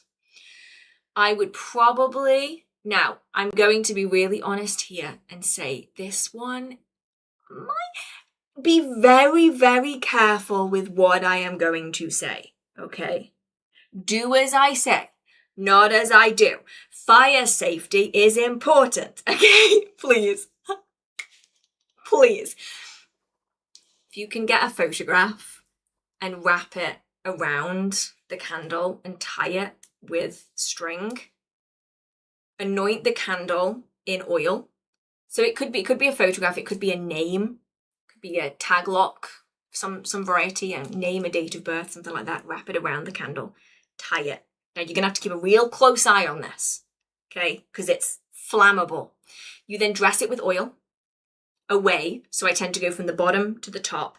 If I'm using a black candle, it would probably be a banishing oil, like a removal oil. If I was doing a red candle, it might be something a bit spicier, something a bit fiery to really drive the point home. And then it would be secured in a candle holder away from everything else. And focus on the energy just being pulled away as you light it, allow it to burn down. It'll go quite big while it's going through the pictures and the names and stuff, and then it'll settle down again. And then dispose of everything else in a bin that is way away from where you are. And yeah, be careful of smoke alarms. I say, this is the thing, right, is I am very used to doing these kind of workings, so I'm very accustomed to how they're going to be, but I want you to all make sure that if you feel even a little bit even a little bit concerned if you don't have, like, make sure you have a fire safety, a jug of water. Make sure you have a fire blanket, fire extinguisher, something that you can be using here. If you feel even remotely uncomfortable using that, a probably better alternative, safer alternative, put them underneath. Put them underneath the candle, carve the names into the candle, put the photograph, the tag locks, everything else underneath the candle, under a candle holder. Same thing, dress with oil from the bottom to the top, burn it all down, and then you can burn the pictures and the petition separately, if that's something that you would feel more comfortable doing. It very, very much depends on what you have access to. Yeah, but the oil in this is very much an optional thing. It very much depends on where your comfort level is. If you feel even remotely as though you are not able to control the situation, don't do it.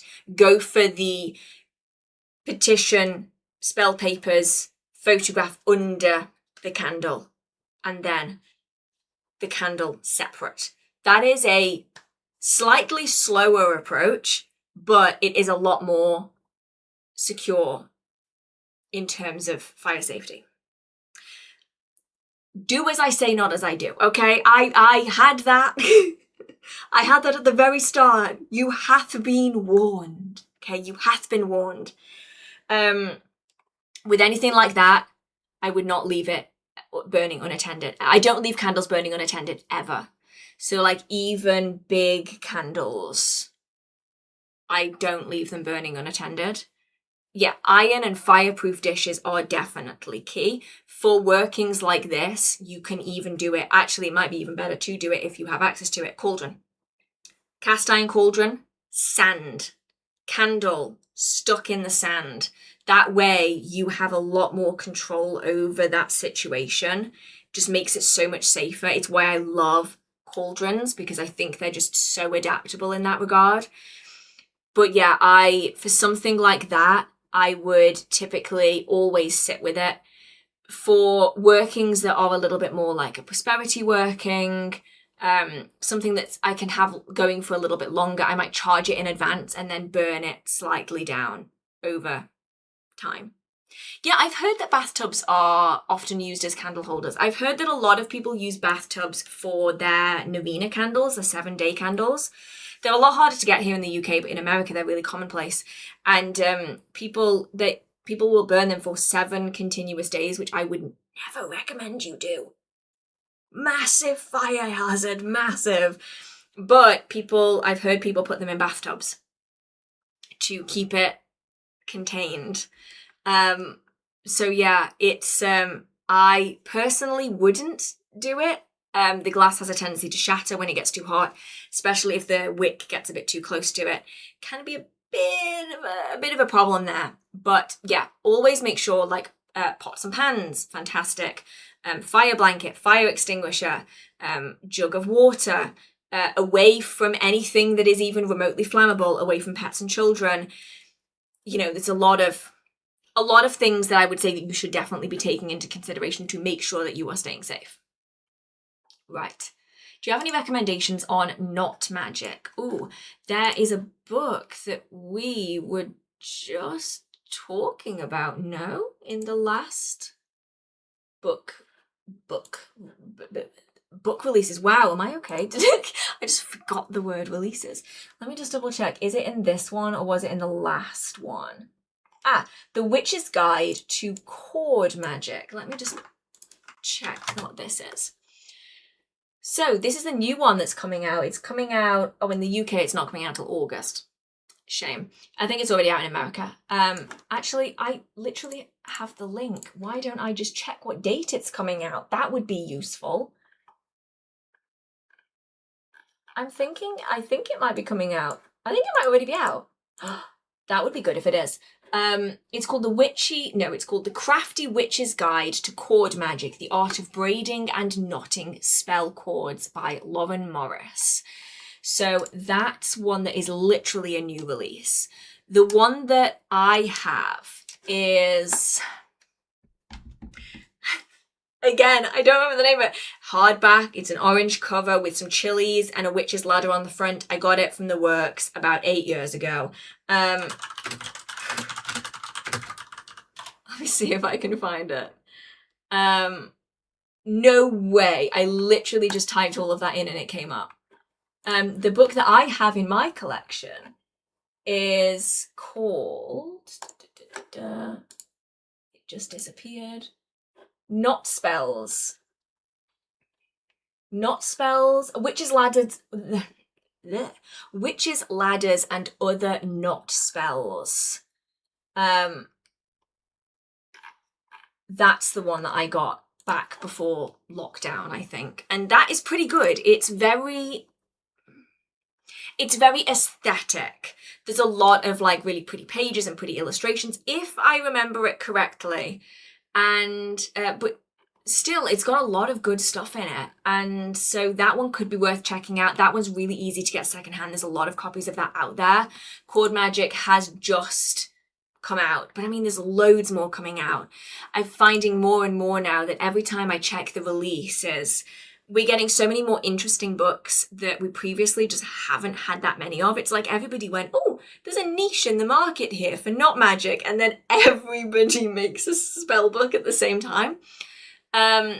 So I think there's going to be a lot more coming out on Magick and not spells in the coming few months.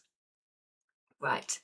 How's Cleo doing? How old is she now? So she's doing really, really well. We have got to the terrible teenager phase where you tell her no and she goes, like, I'm going to listen to you. She's just turned 1. She turned 1 in June and she is the cutest bean that there ever was. She's so cute. I love her so much. And yeah, she's just turning into a little bit of a madam right now. She's a little bit of a nightmare child because she's very much pushing boundaries. Her new favorite hobby is barking at everything. Everything. Her own shadow. Nothing, honestly, is enough to get her barking. That nothing has to happen. And she's like, oh, I could bark now, can't I? And so she goes and she barks. But I love her anyway. She's so perfect. Right.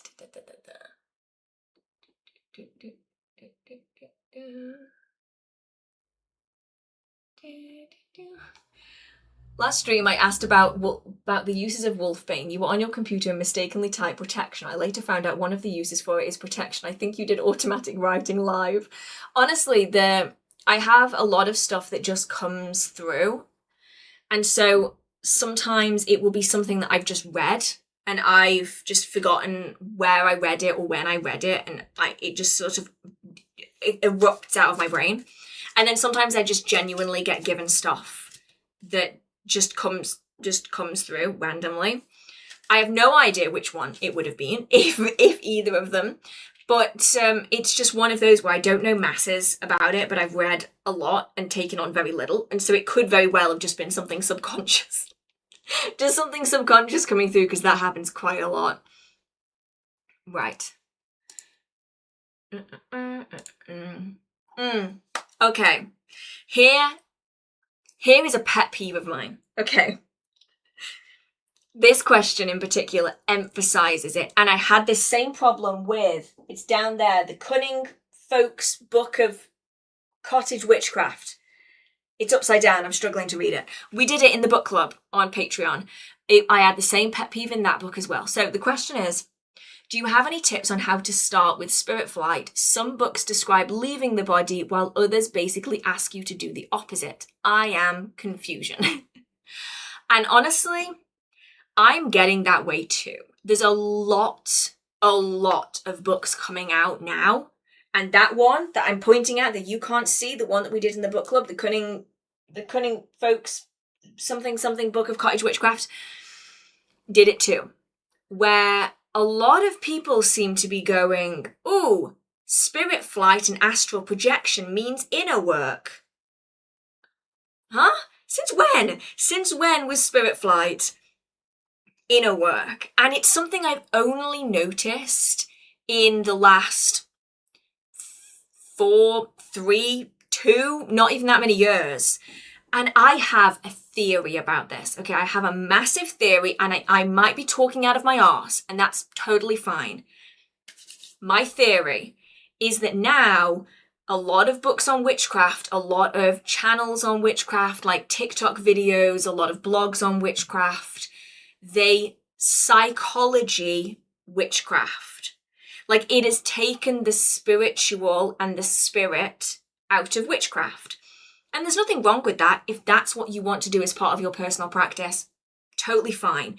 If it is all psychology with a magical sprinkling, fantastic. If it works for you, it works for you, and that's amazing. But what I'm starting to notice is that is starting to appear in loads and loads of witchcraft books, because it's easier, it's more digestible, it's more manageable if it's just psychology with a witchy flair than if you're actually working with spirits and energies and forces that are outside of scientific understanding, or, you know, however you want to describe it. And then all of a sudden, I started getting loads of witchcraft books that started talking about astral travel and spirit flight as being meditation and inner work. And I think that they might be linked, and I don't like it very much. So I don't blame you one little tiny bit for being confused, because if I was starting my witchcraft journey right now, I would be unbelievably confused, because we've got like 2 versions of witchcraft that are running simultaneously to one another. And somebody else put it really nicely here, like shadow workification of witchcraft. Yeah, exactly. You have sort of 2 groups of practitioners, and I'm not here to say that one is better than the other. That's not my point at all. But you have it's shadow work and psychology with a witchy flair on one side. And then it's actual working with spirits and energies on this side. And it's not that one is better than the other. It's just that one probably shouldn't be erasing the other one, because it can lead to a hell of a lot of confusion. So when I was learning, astral travel was always an external process. So the way that you would go about it would vary person to person, because some people are innately more able to astral project than others, and they have a less intense time shaking loose their astral body. But one of the easiest ways of doing it is to lose focus with your conscious mind. That's not to say that you completely sort of push your conscious mind out, but a lot of people, especially when they have jobs and they have family and they have pets and they have bills and they have stuff that they have to think about, find it very, very difficult to relax enough to loosen the astral form from the physical form. It's something that when you're children, it's very easy to do, because you don't really have much that is keeping your grasp in the physical world. You're very dreamlike, head in the clouds, fairy tales, imaginary friends. It's very easy for children to walk the line between the conscious and the subconscious mind. They do it so easily. But the older you get, the more of life you experience, adulting, like the adulty bits of life that make it complicated to just daydream, the harder it is for us to let go of the things we need to do, the bills we have to pay. And so it's very much a case of you have to sort of learn to sit back inside your own mind, to almost disconnect a little from the conscious mind. And so a lot of the time people will call on trance-like states. So you might be doing, it might be drumming that will help drop you into a trance-like state. It might be repetitive movement that drops you into a trance-like state, repeatedly walking, repeatedly dancing. It could be particular music or particular notes that drop you into a trance-like state. A lot of people will experience astral projection on the difference between waking and sleeping. you are in that liminal space. You are essentially attempting to create liminality so that then you are able to step away energetically into the astral. So I suppose in a way it's a little confusing because a lot of the things that you are expected to do, like a lot of the trance work, often then leads into like the inner work, the meditation, but you're not going that far. You are like stopping once you get into that trance state because you're then able to shake your energetic body loose to then astral travel.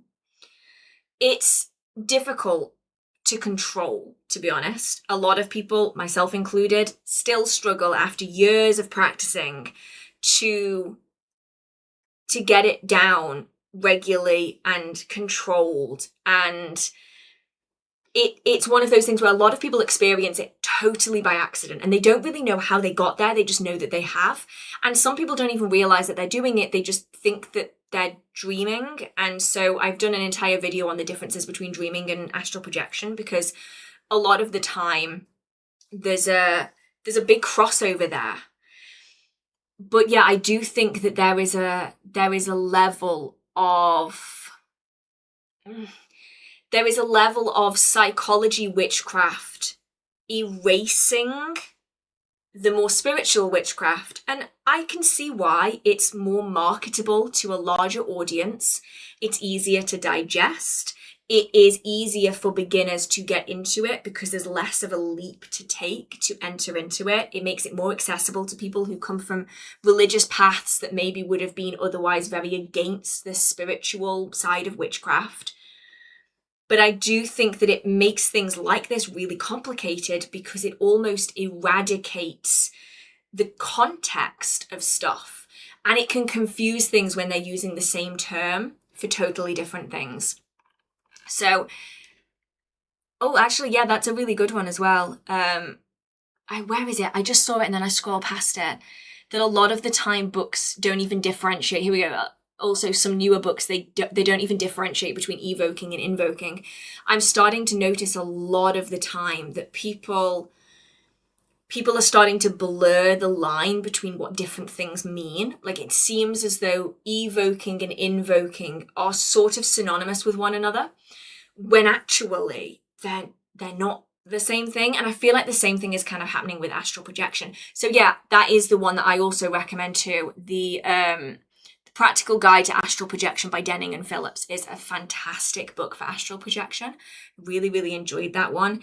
I think it's just a path that we're going to have to walk more and more as witchcraft becomes more mainstream. It also becomes more watered down and it becomes more accessible.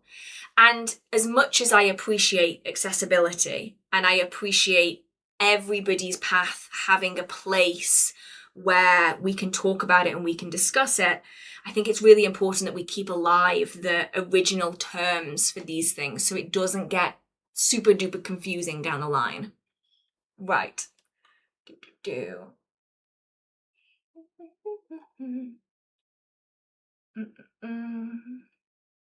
Ooh. Oh? Okay, I have questions on this one. Okay, I'm going to do this one first and then I'll come back to that one because I skipped ahead. I think, sorry, just before I get onto that one, I think Roger J. Horn did one fairly recently. I still need to get it into my collection and I haven't yet. Let's have a look, see if I can find it. Sure he did one recently. See if I can find his website. I'm sure he used to have it. Did he not used to have a website? I'm sure that he used to have a website. I can't find it anymore.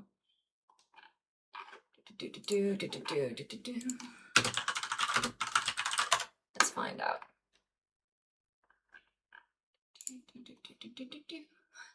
But yeah, I'm pretty certain that he has one. He's got one on cartomancy. Folk witchcraft is obviously my personal favourite. He did the 13 Gates of Witchcraft. The A Broom at Midnight, 13 Gates of Witchcraft by Spirit Flight. That one is fantastic. That is the one that I have in my collection, and it is fantastic. Talks about the more traditional ways of loosening the spirit from the body. Very interesting. And then there's also The Witch's Sabbath by Keldon, I think, goes into similar topics, just from a more traditional witchcraft rather than a folk witchcraft perspective. Right, anyway, the next one is, how do you strengthen your empathic ability and energy sensing when you have ADHD? Because I have no experience with ADHD, like personally, I'm not sure I'm going to be the best one to fully answer this one. But I would assume it is essentially the same principle, just perhaps on a smaller scale, something a little bit more manageable to be able to do on a regular basis without it becoming too overwhelming. When it comes to empathy, that one is a little bit trickier because it's a lot harder to train than some of the other psychic abilities. Some people have empathy, and I don't mean empathy like, oh, I feel sorry for this person, I'm empathetic towards you. I mean empathy from the perspective, I feel the emotions that you feel even though I have no idea what's going on, rather than empathic rather than empathy. A lot of people are either empathic or they're not. I've noticed that some people are just innately born with it and they're just accustomed to doing it, and that's what they're good at, and some people just can never train it. It's something that I think is a lot more difficult to train than some of the others.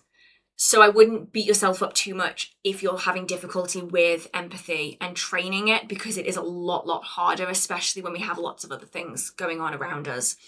Psychic abilities, though, it is mostly about just being aware. Same with energy sensing. It is just about taking the time to notice differences. And that could just be a few minutes every day, 30 seconds here, 30 seconds there. I would say that but you're better off doing little and often than doing, trying to do loads all in one go. And I know, especially if we find something and we're like, I want to do this right now, you want to kind of achieve that goal really quickly. But a lot of the time, it is a slow developing process. So you can do it in bursts and in bouts if you want. So for a full week, you might want to be doing loads of sort of energy sensing practice with crystals. And then if then you decide that you need a break from it, you need to go and do something else, it's getting a little bit too... it's weighing you down a little bit too much and you're finding yourself getting bothered about having to then do it, give it a little bit of a break and then try something different. Try working with the energy of herbs. See how you feel about that. If then you decide, you need a break from that, then you can move on to something else. It is very much about just flexing those muscles. And then over time, it begins to snowball. So it can then be, you want to be looking into seeing if you can hear spirits, see spirits. It's then you're flexing those muscles in a slightly different way, but it's going to show you where your positive traits lie. Like trying to learn everything all at once is probably going to be too much.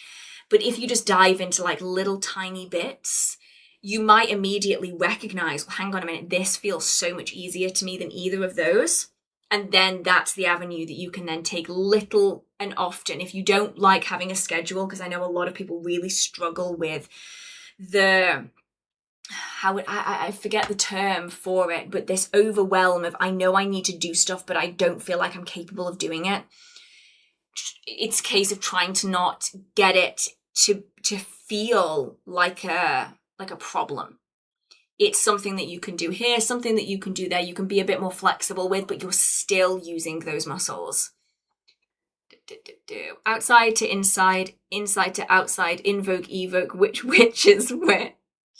Some people do get genuinely confused by it. I can totally see why it is very confusing. Executive function, that's it. When it's like, you know that you need to do the dishes and do the washing and clean the car and go and get food from the supermarket, but you just physically feel as though it's so overwhelming you cannot start anything, and then you end up hating yourself because you end up doing nothing.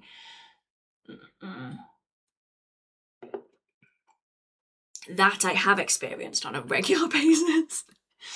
I struggle with finishing projects. I struggle with starting projects.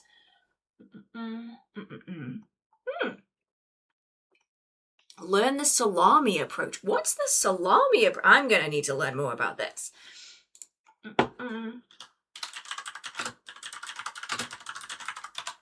Is this an actual thing that I can search up? Please say it is.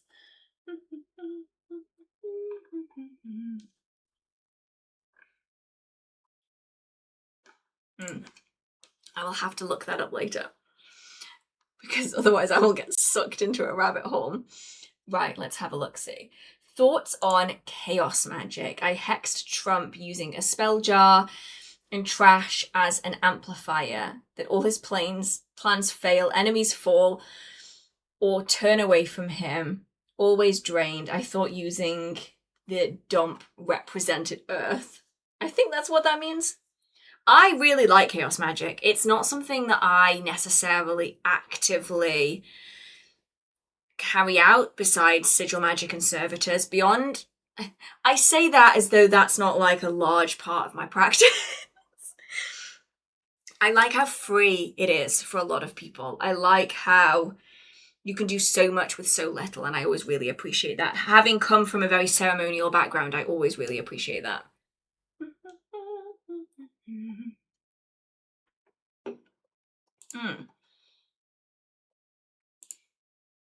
Sorry, I'm still trying to swallow. This one is the one that I was a bit confused about earlier. So, I love your energy work videos. I tried it several times and loved it, but I find that the knowledge I have on specific crystals are impacting what comes through energetically. Any tips for this? I'm curious. I have questions. How? Why? More info, please.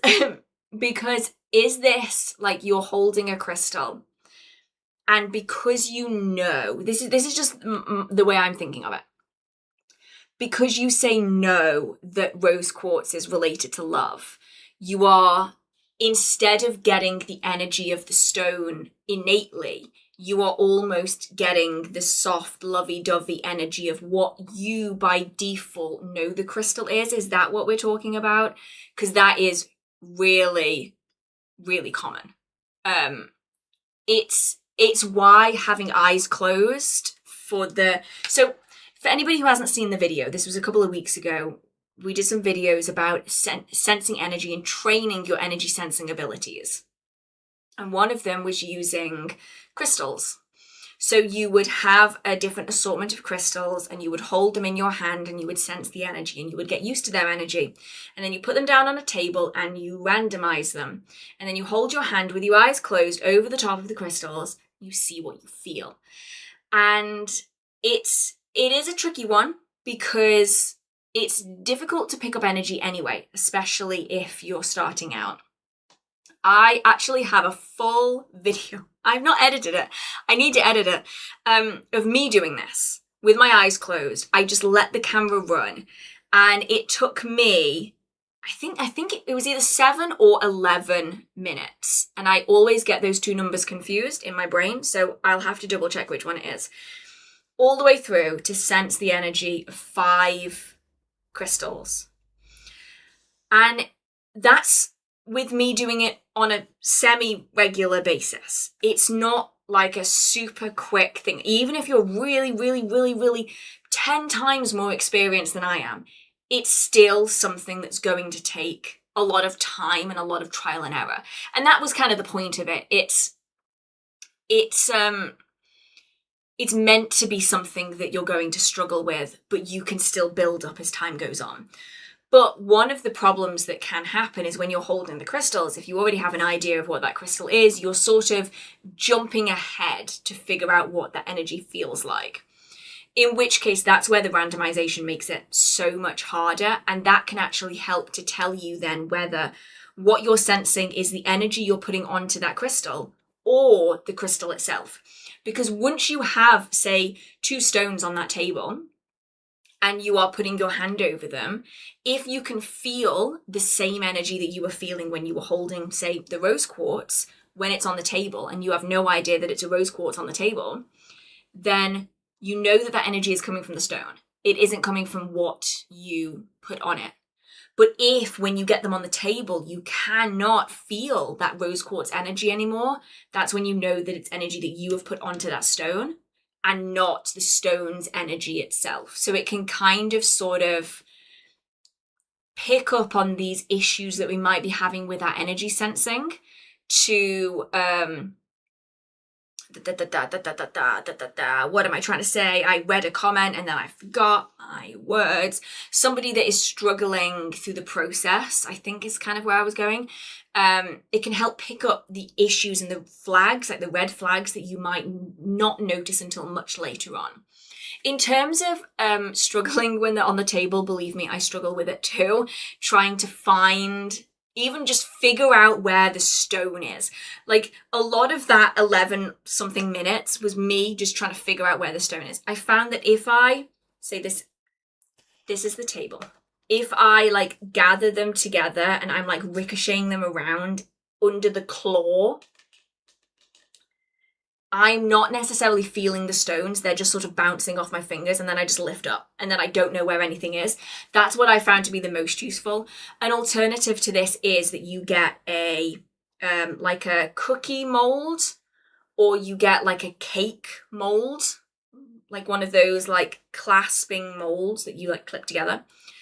If you then put the crystals all inside that and then move it around the table and jumble it up and shake it around, at least you then know that when you lift up that cake mold, that like cookie mold, whatever it is, you know that all of those crystals are within that area. So then it's a little bit more contained. That might be easier than having them have free roam over a table, because then you've got to like try and figure out where everything is, just to try and keep them a bit more condensed. But yeah, you can do it with tarot cards as well, if that's easier, because obviously like each tarot card is going to feel the same. The one thing I will say though with doing it with tarot cards is I'd recommend doing it with a deck you've had for a while. I think if you were doing it with a new deck, I think you might struggle a little bit because you're not necessarily accustomed to the deck's energy. But you can definitely do it with an older deck. What if several stones end up touching and mixing their energies when I try to sense them separately? They shouldn't be touching for long enough, really, to be able to merge energies together. So if you have, say, two stones that are touching one another and you're putting your hand over the top of them, you should be able to feel both of those energies. You might be getting like one of the energies might be a little bit stronger than the other one, but you should still be able to recognize that there's obviously something strange going on there, and that from that point you can then maybe try and figure out which energy is coming from which of the stones. Or you might literally just be able to say, okay, well, I know that in this pair of stones there is, say, a selenite and a rose quartz, but right now I can't figure out which is which. And then I would still count that as a win, because you're able to identify among a set of 5 stones, you're able to reduce it down to 2. And I think that's a really, really good thing. Like, to start with, it is going to be really tricky, and it's it takes time, and I'll have to edit it. Yeah, I'll edit together the video. I still have it. I didn't do anything with it in the main video because it was literally just me trying to find where the stones were.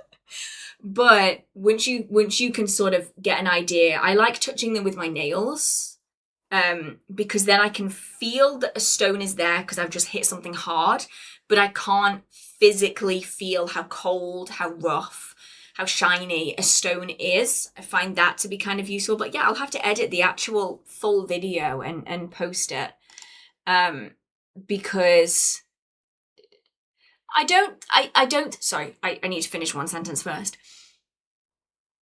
What was I even saying? Because it could be useful. And then the next one was a cake tin might chip softer crystals.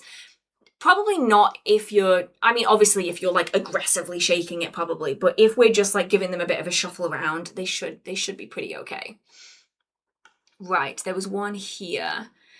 I was also considering getting the Inner Temple of Witchcraft or Psychic Witch, but I don't know if the exercises are compatible with someone having a hard time focusing and and a lot of chronic pain.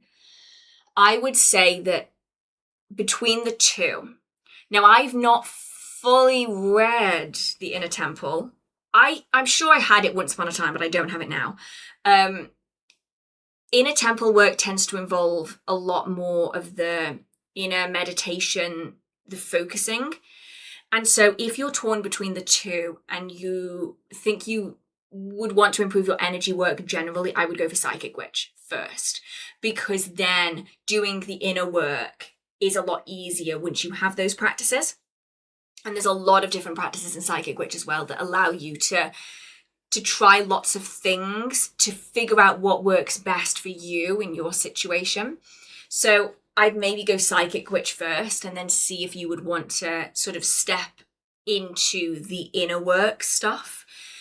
Mostly just because in my experience, obviously it's not all experiences out there, as it never is.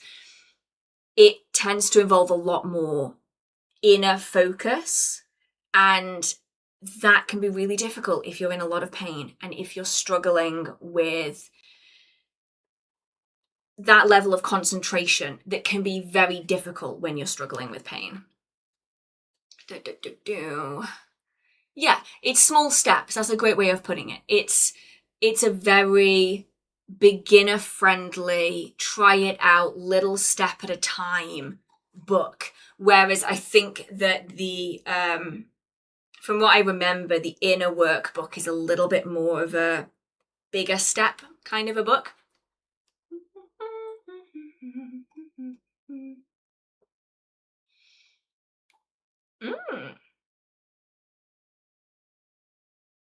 Oh, sorry, this is interesting. I recently purchased secondhand Fae figures by the Friend Catchers, and one is a Scottish bookie and one is a bugaboo. I haven't cleansed them. Do I need to? I would go off the energy for this one, and also what it is that you want to be connecting with. I would go off, if the energy feels fine and you're quite comfortable, if it does attract any sort of spirits, leave it be. I am maybe counterintuitive, perhaps. I don't cleanse everything. I tend to wait to see what the energy feels like. So if the energy feels fine, I'd say you're probably okay to not. But if you do feel as though maybe you could do with it, then it's worth just giving them a quick cleanse. It doesn't need to be anything really intense, just a smidge.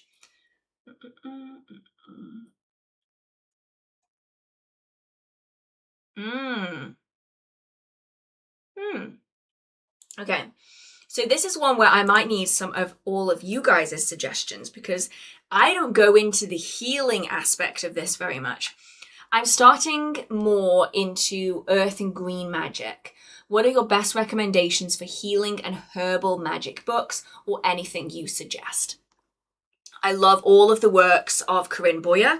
They're a little bit more of an intense look into things, but I think they're phenomenal. They go into the healing side, historically speaking, as well as the magical side, the folklore, all of that stuff.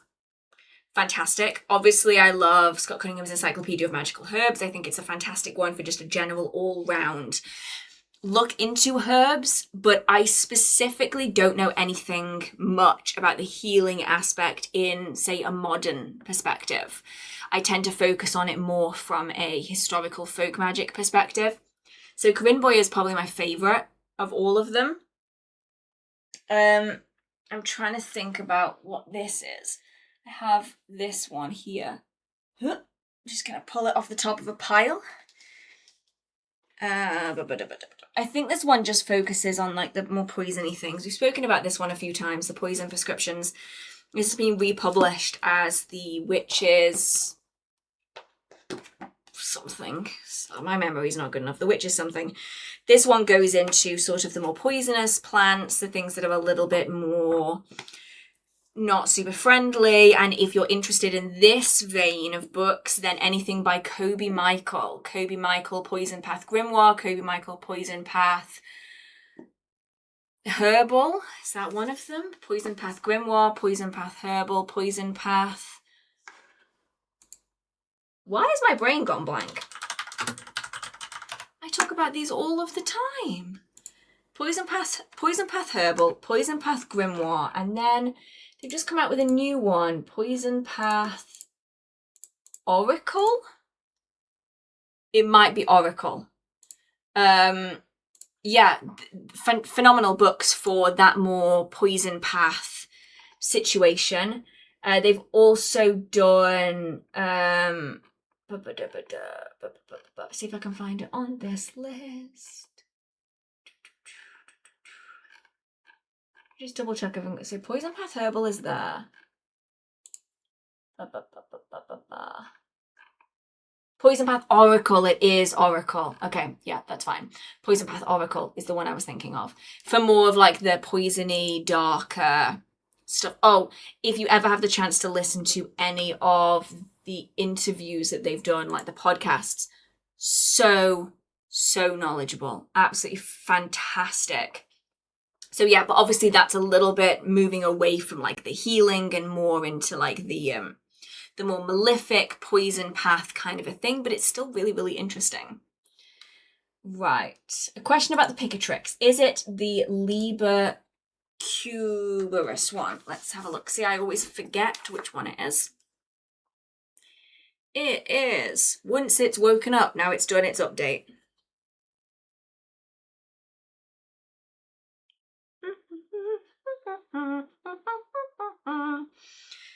No, I think this one is the Liber Atratus. Liber Atratus edition. There's loads of editions out there though now. It's just these were on Kindle Unlimited. And so I decided to go for those ones because if I had access to them, why not? How do you know if you made contact with a spirit? And this is again one of my, I'm not going to be able to give you a satisfactory answer. Most of the time when you've made contact, you will know that you've made contact. And it's one of those where you might think you've made contact multiple times before, and then the minute that you do, you will suddenly realize that all of those others were completely insignificant. And so usually it depends on what you feel sensitive to. Temperature changes, that's a pretty big one. Knocking, tapping, different smells, the energy will shift. You'll typically find that there is something that you can immediately pick up on. It could be this gut feeling, it could be a prickle at the back of your neck that tells you that there is something else in that space, even if you don't necessarily realize that there is something there.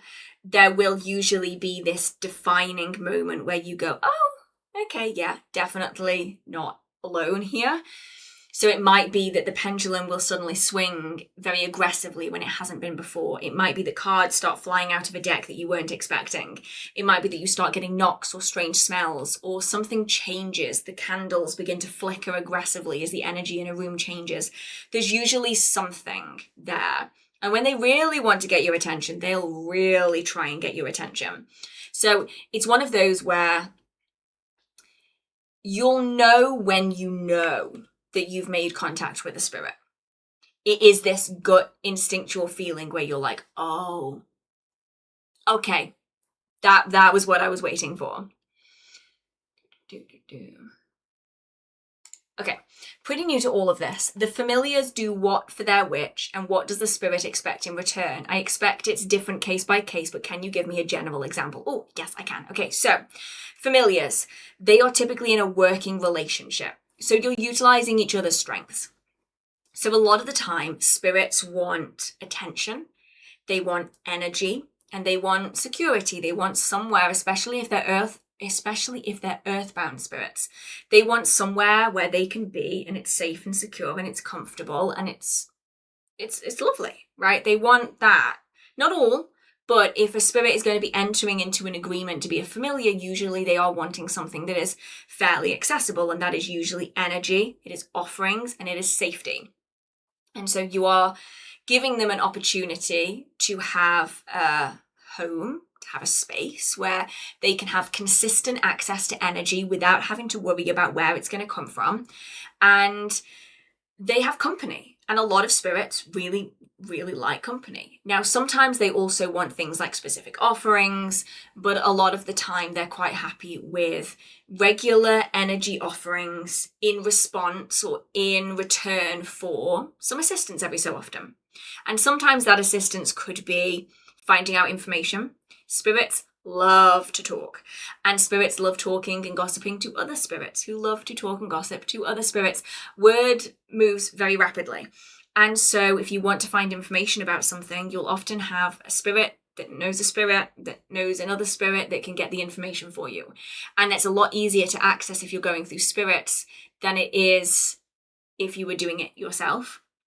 They might add additional energy into spells and rituals, aiding you in the astral, in the spiritual realm, while you work in the physical realm to try to magnify and speed up those workings. They might give you information and insight, knowledge that you wouldn't have unless you were part of the spirit world, or perhaps it would take you a very, very long time to be getting that information. They might be able to give it to you really, really quickly because they've lived that life. They've experienced the spiritual world. They know what you want to get out of it. They know what you want information-wise. And so usually there's a give and take with it. They might want food. They might want incense. They might want candles. They might just want energy. They might just want security of having somewhere where they don't have to keep moving around all the time. And that familial relationship builds into being a friendship, into being a very, very close relationship for a lot of people. And then it's like working with a friend, a family member, a really, really close person. And that's how you get into the situation where you end up with familiars that will stay with a practitioner for their entire life.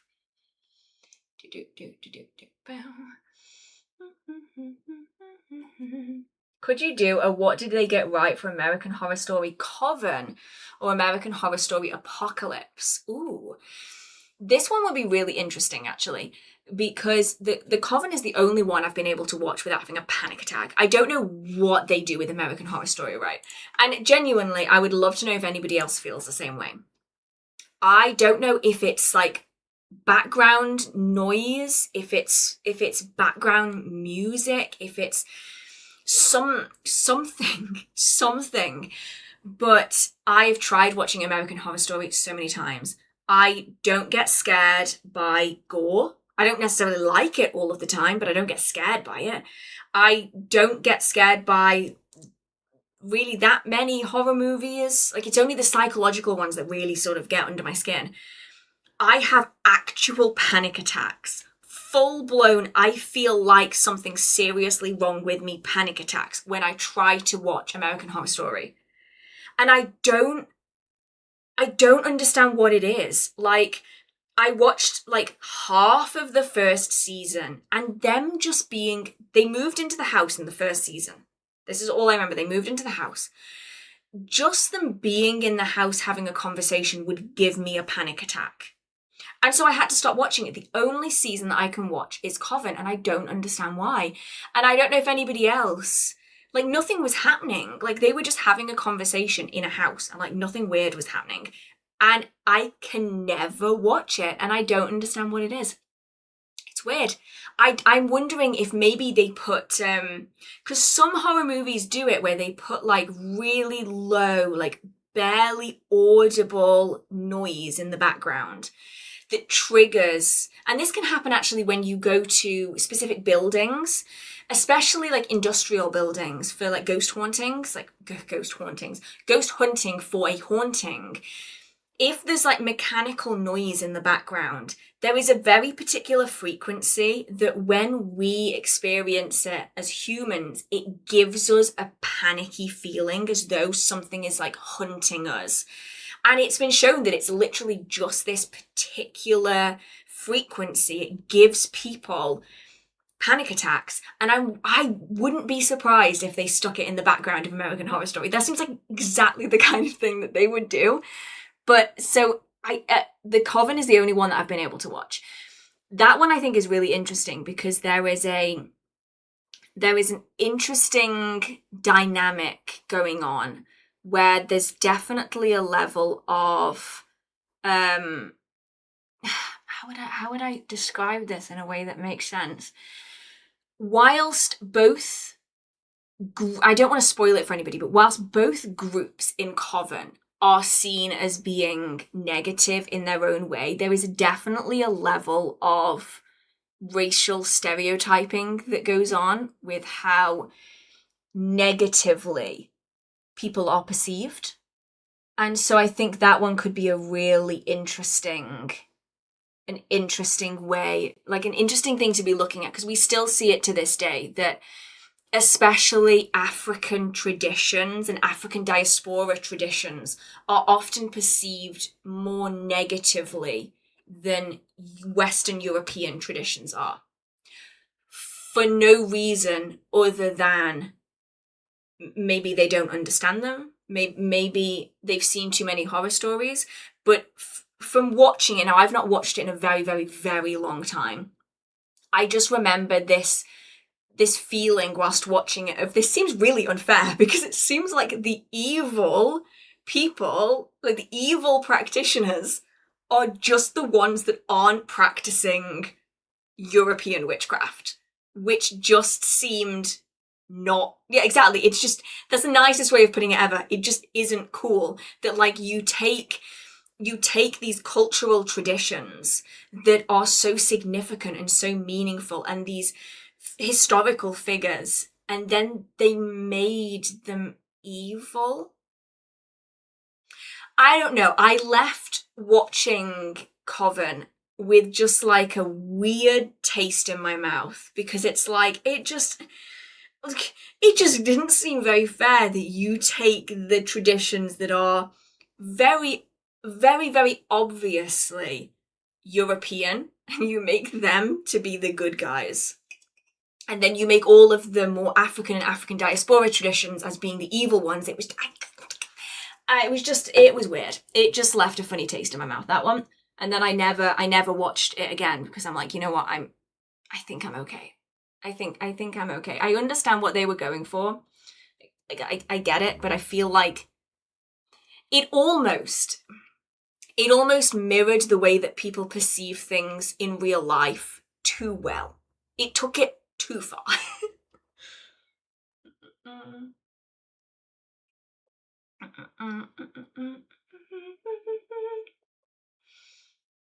Right.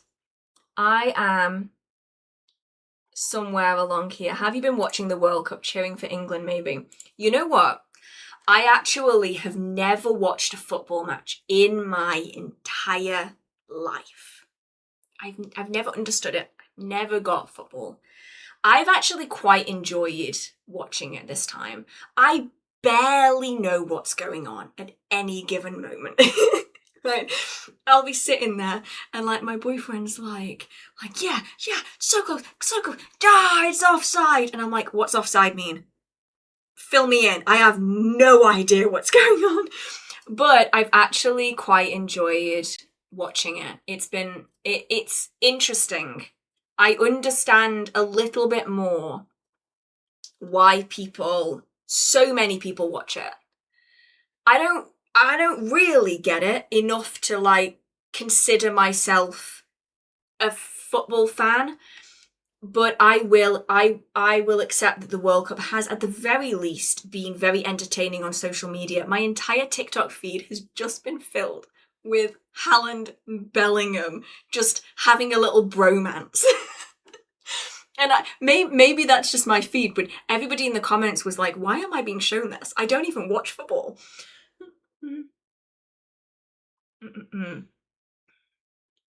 Let's have a look, see.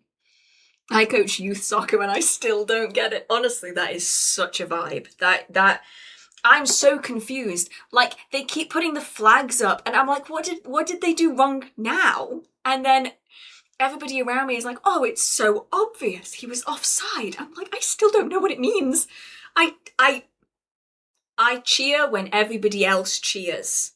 And that is how I have been observing it from my sofa.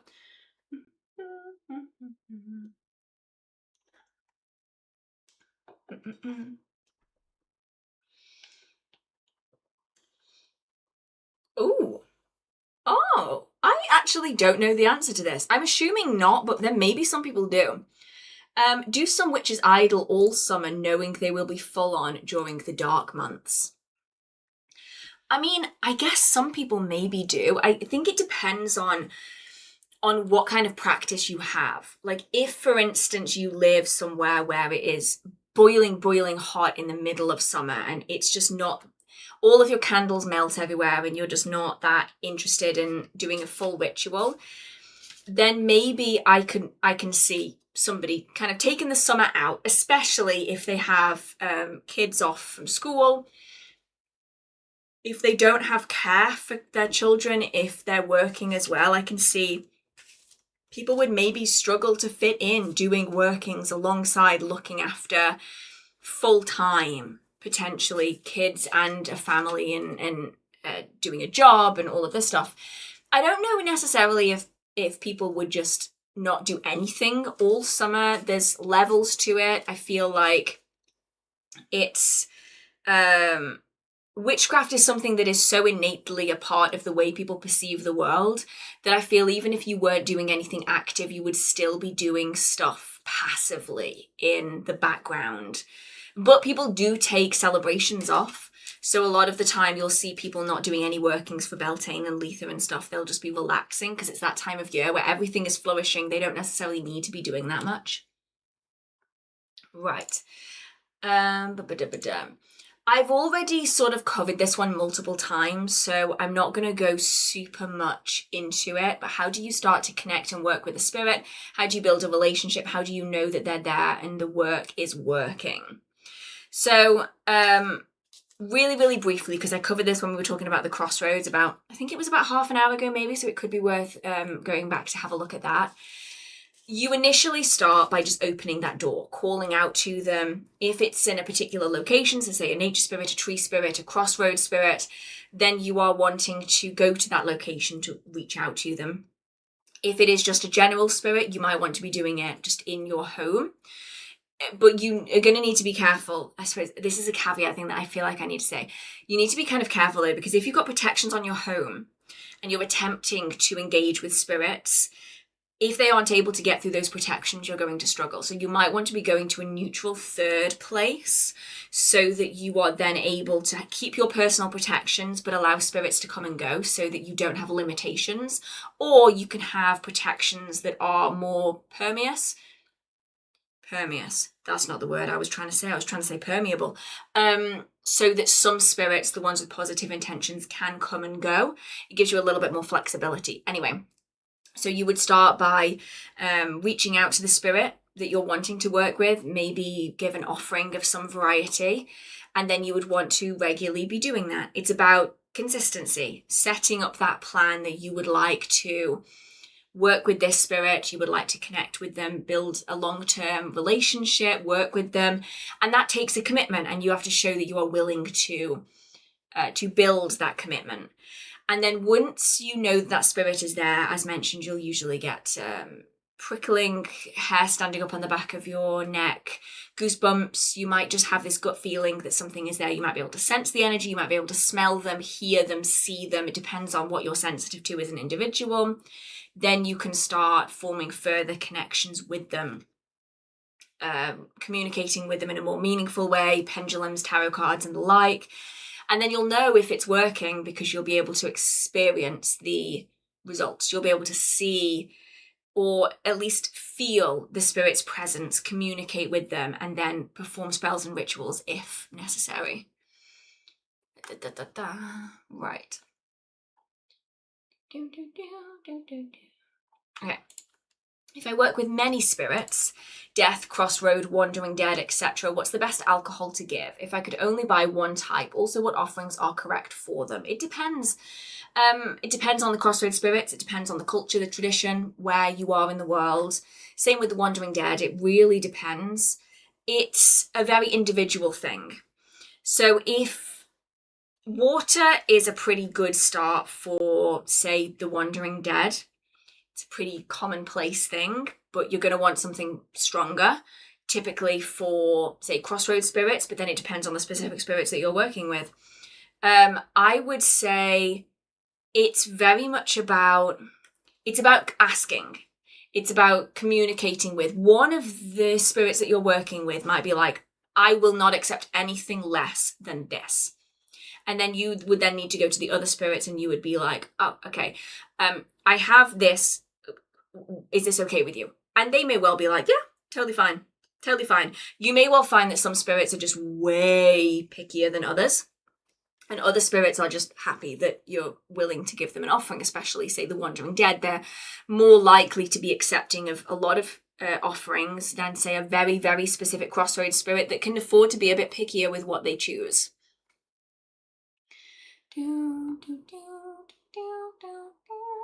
Right, let's have a look, see.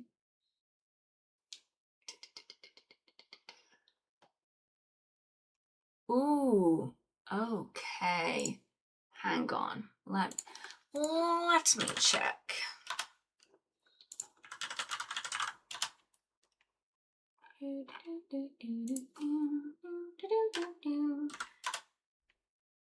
Seeing if I can find something straight away. So I might need to pass this on to the chat because I don't work with her personally. And so because of that, I'm going to struggle to give a very, very specific recommendation for this. So the question is, I'm asking for my mum. She really wants to connect with the Kaliak. I always pronounce that wrong. I'm so sorry. But has trouble finding good information about her. Do you have any advice or recommendations? I would say you might want to be looking into specific collections.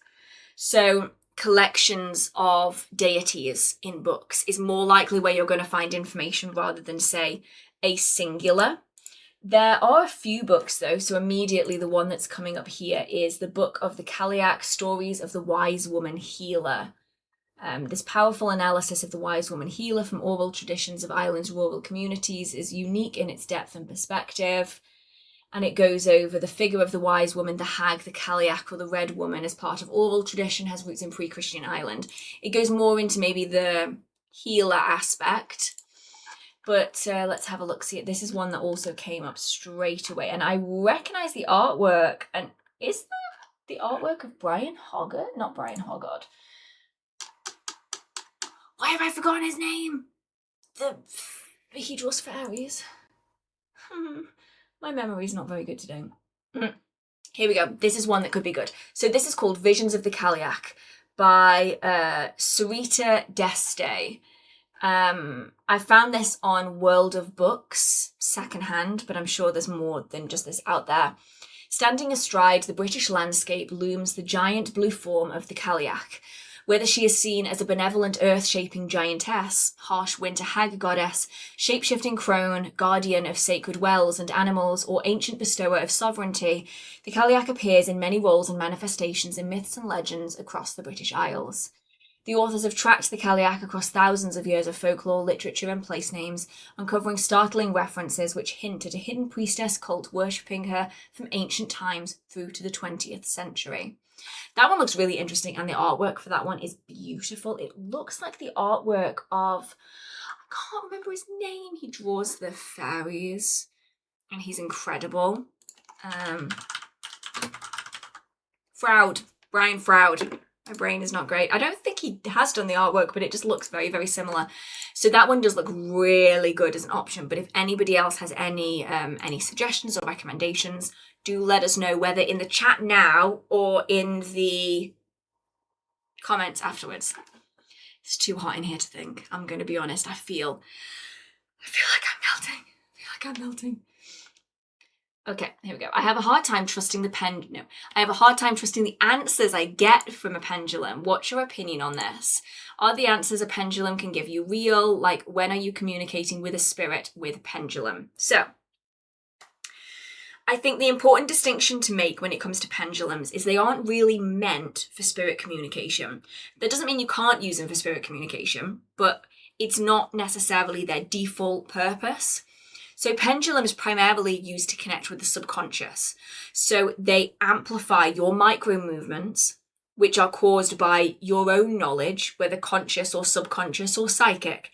And so they amplify the things that you already know the answer to without really knowing the answer to them.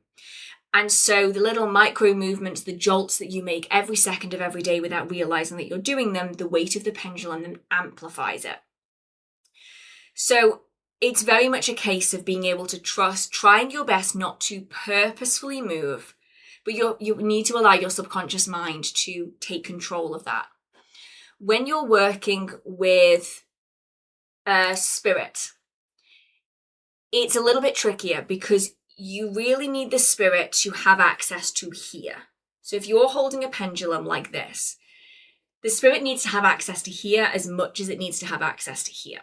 And this is where some of the issues come with spirit communication and pendulums, is you almost need to give them access to part of your body, and a lot of people don't feel comfortable doing that, understandably so, which is why personal protections are so important.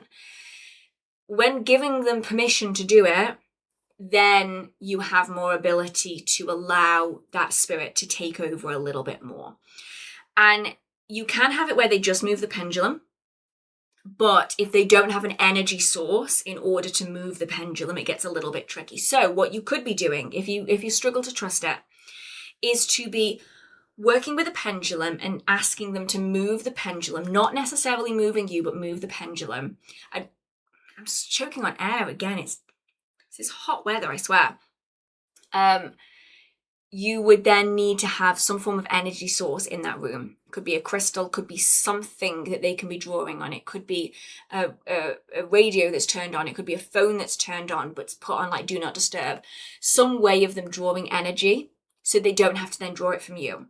Alternatively, you could then give them permission to work through your arm to give you the answers. That way, that means they don't need really any further energy because they're using you as sort of that energy boost.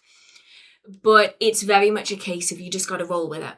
And it's so easy to lean away from it. So if your pendulum isn't correct, you just have to think of it as it's not the end of the world. Write down the results. As time goes on, it's going to get so much easier for you to recognize when you jolted, because that happens all the time, versus when it's an organic thing. And if in doubt, if you're ever in doubt, stop the pendulum. Just grab hold of the pendulum, stop it. Put it down for a minute, take a walk, come back, pick it up again, hold it so it stays still, let it go so it's stationary, and then ask your questions again. Is it starting to swing away from you again like it was before? Or is now it actually swinging in a circle? Is it swinging left to right? Where is it going now? Because by pausing and stopping, you're resetting.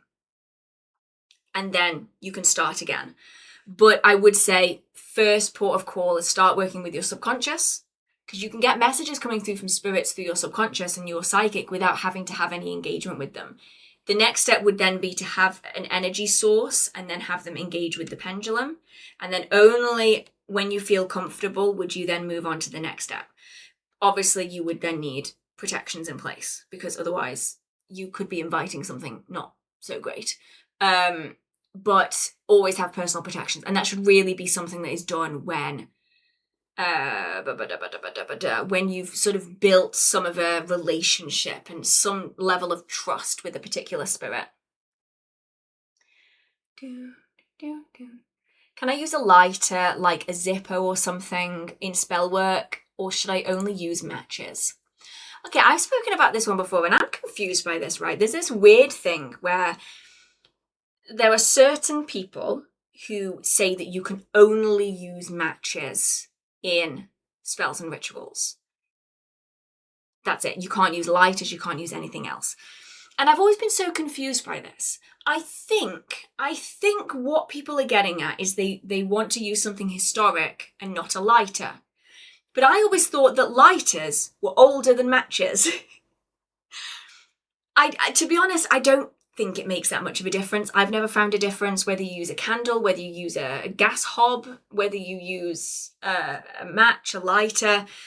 As long as you are lighting the things with intention if you need to and making sure that you're being safe, you can use whatever you fancy. Actually, I don't know why I was under the impression that a lighter was older than matches.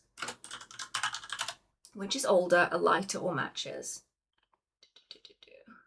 lighters were invented before matches. The first lighter was invented in 1823. The match was 1826. So yeah, I get confused by the reasoning behind it a little bit, but it's whatever works for people. Some people really like only using matches and that's what they stick with. I mean, I really like using matches, mostly because I bulk buy mini shit matches, you know, like the little tiny ones. And so I go through a lot of them. But other than that, if you have a lighter that you use, you may as well just use the lighter if you already have it, because it's just gonna, it's the same outcome in the end. If it works, that's all that matters.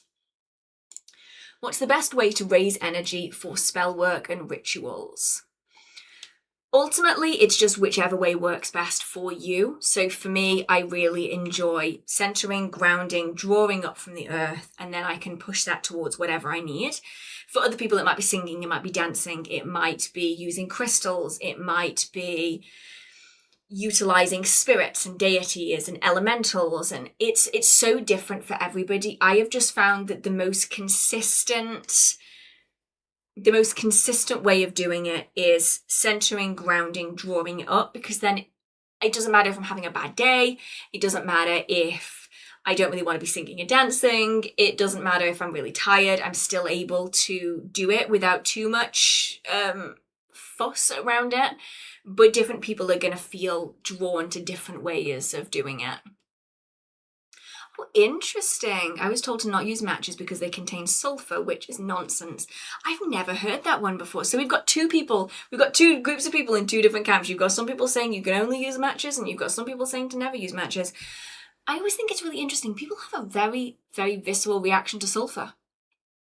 I've noticed that. I don't know if it's because of the whole, like, demons smell like sulfur thing, which I can't even deny. It is kind of true that demons do sort of smell like sulfur. But sulfur is incredibly powerful in workings. So I feel like it's a missed opportunity. Well, that's the thing. The alternative is to just use a gas stove. I have yet to do it yet. There's always time, because I still have one, but there's always time. If I run out of matches, I might try it one day. Right. What methods do you use now for making sigils? Oh, and how was your birthday? It was highly emotional and good, as birthdays always are for me. But method I use for making sigils now is very different to how it used to be. So I made, goodness, it must have been 2019, 2 videos on making sigils. I did one on making sigils with grids. I did one with making sigils without grids. And I was very heavily, I always make sigils with grids. And then I just stopped. And it's not because it's not a useful technique. It's not because I wouldn't use it today. It's simply for convenience sake. I find that when I need to do a working, I have a limited window of time. Maybe Cleo is out for a walk. Maybe it's the only opportunity I have in the house. I will just write my intention down, cross out all of the letters, make a little image out of them and use it. And that is just the way that I've ended up sort of settling into for the last maybe 4 or 5 years. I just find that the easier approach, rather than having to constantly bring out my sigil grids and drawing it out and then redrawing it without the grid. I just find it simpler to not use them. And I was always very adamant that I loved using sigil grids, and I do still like them. I just don't have the time. I just can't be bothered. It takes too much effort. And so I probably will go back to it at some point, eventually. But for now, I will stick with my randomly generated. My brain just sort of goes, yeah, that looks about right, and then that's what I end up using.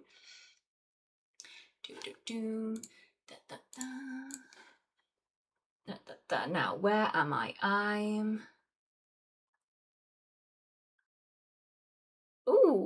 Oh, okay, this one is interesting, but I don't think there's going to be that much luck here. Do you have any book recommendations to learn about the Sabbats from a non-Wiccan perspective? I also collect books, but I don't think I have a good one about this. I don't think I do either. And I think it's mostly because most of the books that focus on the Sabbats are perceiving them as a collective. And the only time that they've been perceived as a collective the way they are today is when they were added together into Wicca. And so I really struggle to find books that focus on all of the Sabbats from a pre-Wiccan perspective. If anything, I think it's a case of maybe looking for books that focus on just a singular holiday or even regional holidays in a particular area. So we know that a lot of the fire festivals are Irish. And so it's perhaps worth looking into Irish festival books to see what information can be in there, because it's a tricky one, because obviously it would be lovely to have one book that contained all of the information, but I don't know if any are available yet. If anybody has any recommendations, do let me know, because I will probably have missed them. And yeah, it would be nice to have more information. Okay, now this one is interesting. I don't know very much about this because I am very English. If this is what I think it is, so the question is, what do you know about Aluxes? Is that even how you pronounce it? I'm not sure. And having had a bit of a rummage, are we referring to the Mexican guardian figures? Is that what is being referred to here? Because in which case, I don't know very much about them. I have found a Facebook post in the Folklore, Customs, Legends and Mythology Facebook group that says this is an Alux. It's a guardian that is brought to life by a shaman and can travel all around your property to protect it. Absolutely fascinating. Sounds very similar to a servitor type spirit. But also they're described as like elemental in nature, air elemental in nature, which is very interesting. I don't know really anything personally about this at all, but fascinated to learn more. If this is what is being referred to, I definitely have to learn more about this, simply for curiosity's sake. But I personally don't know anything about it yet. Right.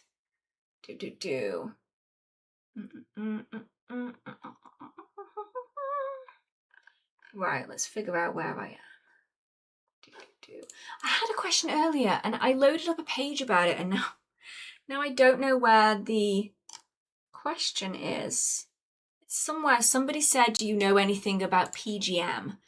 And I'm like, PGM, what on earth is PGM? So I looked it up. And apparently PGM is shorthand for Papyri Graecae Magicae. Magicae? My pronunciation is not my forte. Which is Latin name for the Greek magical papyri. This is a name that scholars have given to a collection of papyri from the Greco-Roman Egypt. Mostly written in Greek, however, you will also find demonic and old Copic writing papyri. Interesting. I don't know anything about this. But I feel like I would like to learn more. It's not... Hermeticism is not really something that I have ever really intended to learn about. It's something that is sort of included into lots of magical traditions. You kind of can't avoid it in some cases. But I've never really looked into it in any way. So maybe I should. Right. Do you ever plan on visiting America someday? I would love to. I would like to go to New Orleans. I would like to go to Salem. I think it would just be incredible. Will I be visiting America in the near future? Probably not. Not while a certain somebody is in control. I'll leave it. Thanks. I'll wait till after. After sounds good. Let's get to the after. I would love to one day, and I think it would be incredible to see. But at the minute, gonna put that on pause. Just for a little bit. Just for a bit, I'm gonna put that on pause. And also, I have never traveled that far in my entire life. I've barely traveled at all, but I've definitely never traveled that far. So that would be like massive. It's what, 10 hours to the East Coast, I think. And then it's like 14 to the West Coast. That's a long time. That's so long. I think the longest plane I've ever been on has been like 3 hours.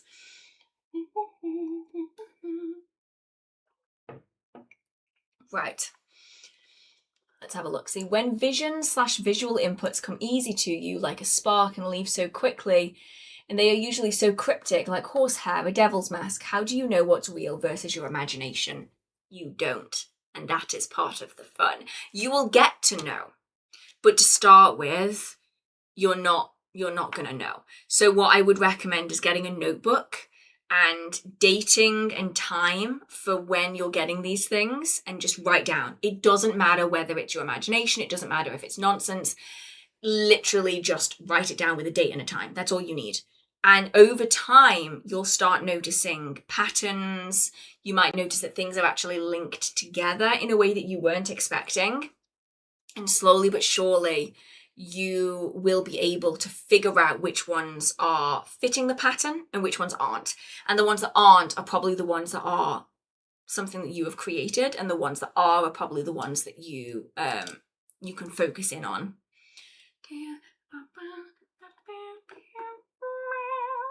Right. What does spirit mean? Ooh, okay.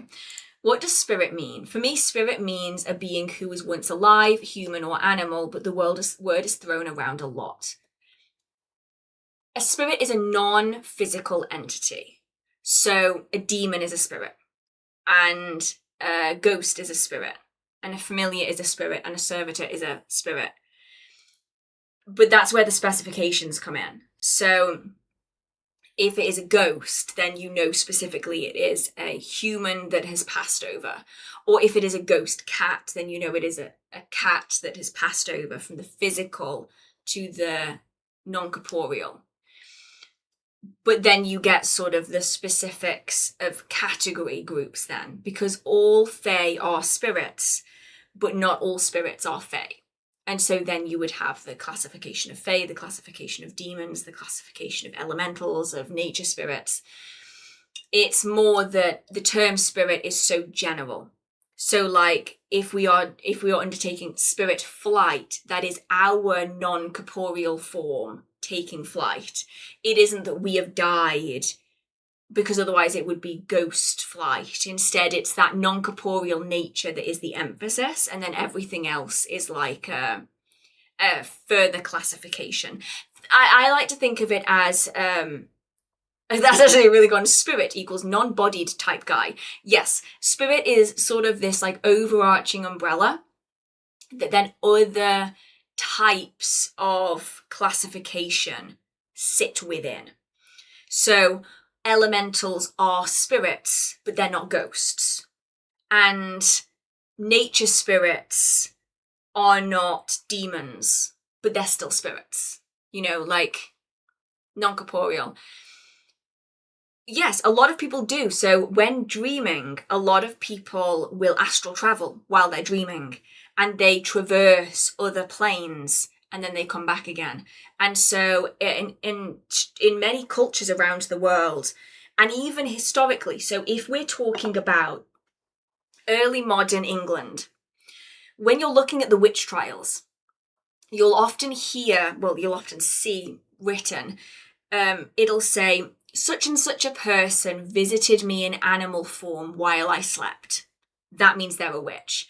And nowadays you'd be like, okay, well, have you ever thought that maybe you were just dreaming? But when it comes to this time period, the line between real and not real was just in totally different places. And so the things that happened in dreams were considered just as real as the things that happened in walking life. So if you saw your next door neighbor throwing hot coals into a bucket outside of your house in your dream, you could then go and accuse that person of being a witch, because that dream was seen as real as the spirits that they saw wandering around the countryside. It was as real as anything else on earth to them. And so I always think it's very interesting that we're really, the Western world is really the only culture that has reduced real to such a small bandwidth. Many other cultures throughout history, even our own history, saw it as being much, much, much wider. And so for a lot of people, they do now and historically see dreams as being spirit travel. You are dead, but not dead. You're lying there and you look dead and you're not responding, but you are elsewhere. You are traveling with the spirits. You are away with the fairies. You are in this sort of in-between state, which is one of the reasons why spirits can communicate with you so much easier when you're asleep, because you are in this not quite corporeal, not quite non-corporeal form. You are liminal. And when you are liminal, that's when you have much more access to commune with spirits and with ancestors and the like.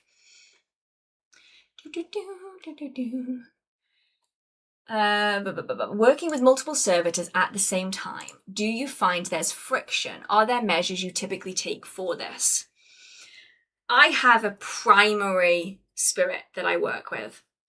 And so it's very much delegation. So I think there could very easily be treading on toes if you have multiple spirits that are trying to do the same job. But for instance, I have one guide that works with divination and only divination. It's very rare that he will interrupt my thought process for anything else.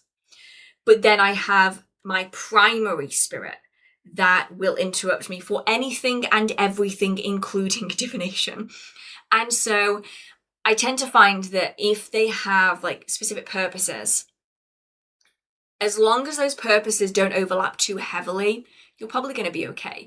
With servitors anyway, you're not going to have that much of a problem because they have been created solely for a purpose. If you had familiars, then there could definitely be more of a tension building because you do have a little bit more stepping on toes, because if you have two familiars that have been asked to do the same thing, why is one not good enough? Like, are they working together? Are they not working together? Like, what's going on there? But with servitors, it's not quite so bad.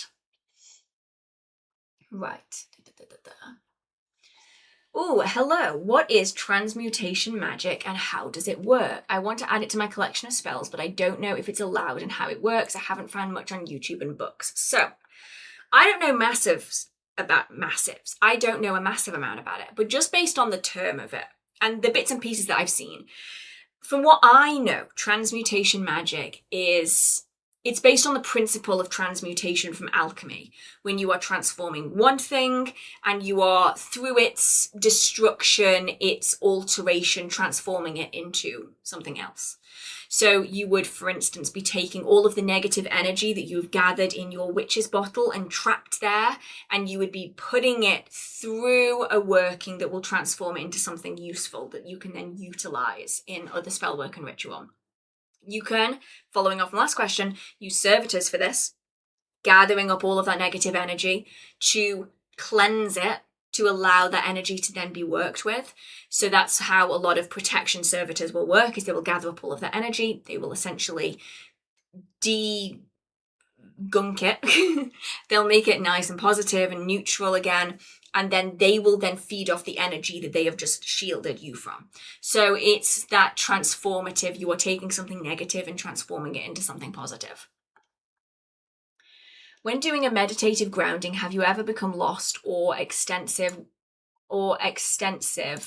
wondering while doing it? Not particularly, mostly because I don't meditate whilst I'm grounding. I consider them to be two separate things. So grounding for me has a very specific purpose. I am connecting my energy to the earth and then I'm drawing energy up again.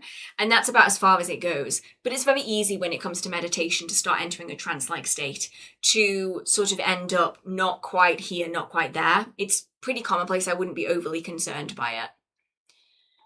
Do you have any recommendations for a spell to attract healthy, good friendships for someone else? Ooh. If we're working for somebody else, then I typically would go with a spell bag, something remote like a puppet that you can utilize on their behalf, if they've asked you to, of course.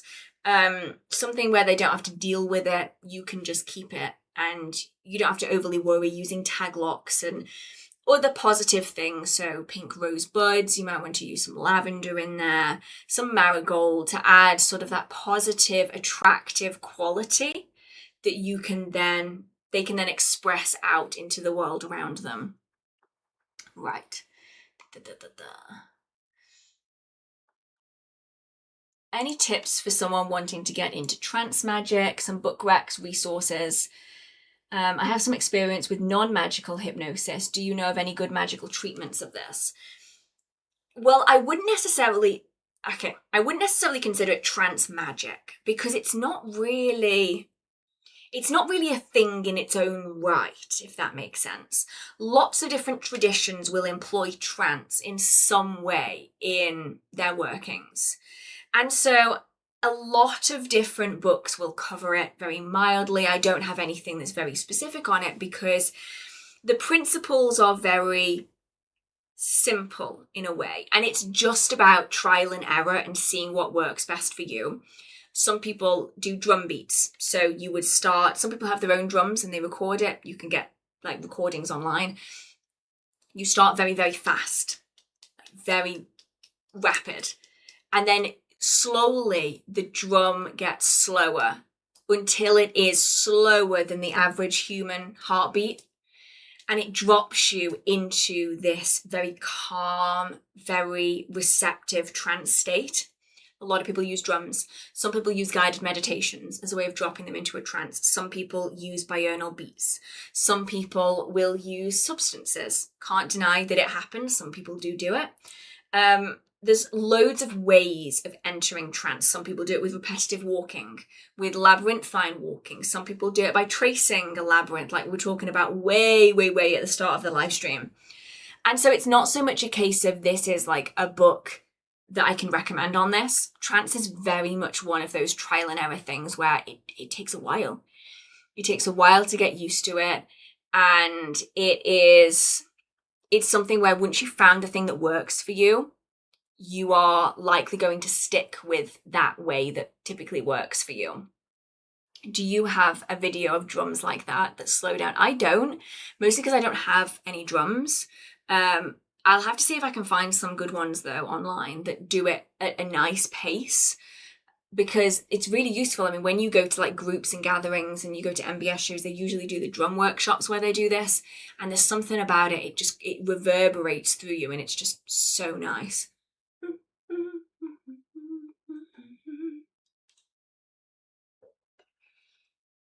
Oh my goodness, do you have any tips on bringing home lost kitties? Unfortunately, there's not much that I can guarantee with this because circumstances, they change so rapidly and it's very difficult to know what's happened in a situation. Of course, obviously, if you've done everything that you can, you're looking, you've put out posters, you've spoken to people in the community, you've posted on Facebook pages, that kind of thing. It's then just about doing workings, perhaps attraction workings, to draw them back in again. You could be doing some tracking workings, dowsing, that kind of thing, to see if you can find an area where you can start looking.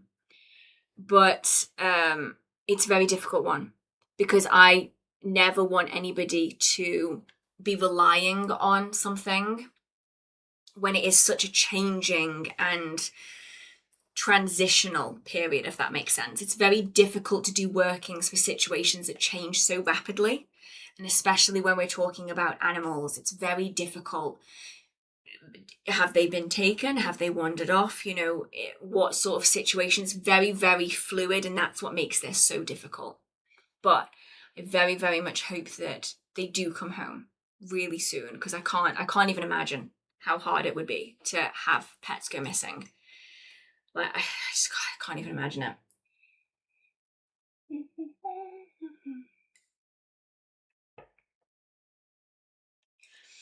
When will we get more baking cooking? When I feel like my kitchen is reasonable. I had this idea, right? I said, I really, really want to finish. I want my kitchen to be nice, but I can't really afford to buy a new kitchen because they do be expensive. I was like, you know what I'm going to do? My kitchen's really, really old. For the amount of time I'm going to have my kitchen, eventually I'm going to have to replace it. It's like 20 years old, maybe, probably more. I'll just paint it. So I was like, okay, I know I want black cabinets and I want white walls. So I, being the genius that I am, decided I wanted to start painting it at like 2 o'clock in the morning. So I painted like half of the walls at like 2 o'clock in the morning. But I'm missing half of the plaster on one of the walls. So I like very carefully painted up to the edge of the plaster. And then I got distracted and never finished it. Story of my life, like legitimately. Oh, look, Hearth started another project and then never finished it. I need to finish that. To be honest, I need to finish the bathroom, and then I need to finish that. And once I've done that, then I will try and do some kitchen stuff. Honestly, it might be easier to just move. I started the office 7 years ago. Have I finished it? No. I started the bathroom. We're getting there. And the only reason we're getting there is because I'm not the one that's doing it. Because if I can finish a project in 5 hours or less, you know I will get it done. Anything beyond that point, if we head into if we head into day 2 and something happens and I cannot immediately continue what I was doing, you know that project is never being finished. Ever again. So it's a difficult one. I can't move. House prices? Crazy. I don't earn that much. Like, moving house in this economy? I think not. And the honest answer to everybody being like, oh, I'm sure you definitely have ADHD, is I was put on a wait list like 4 years ago, and then they lost all of my paperwork.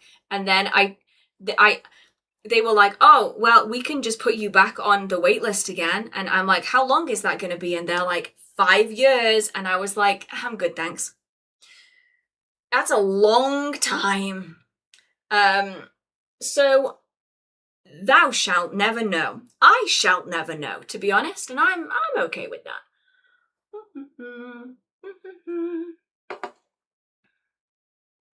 Yeah, that's the problem. Moving at the minute is just so terrible.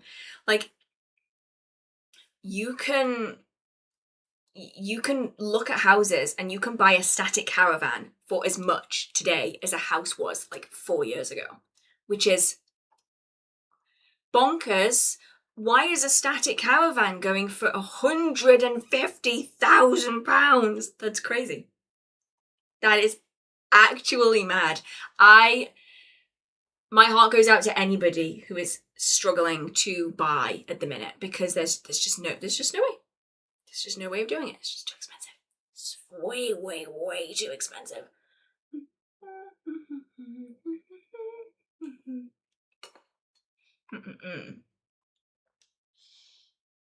So I did that one.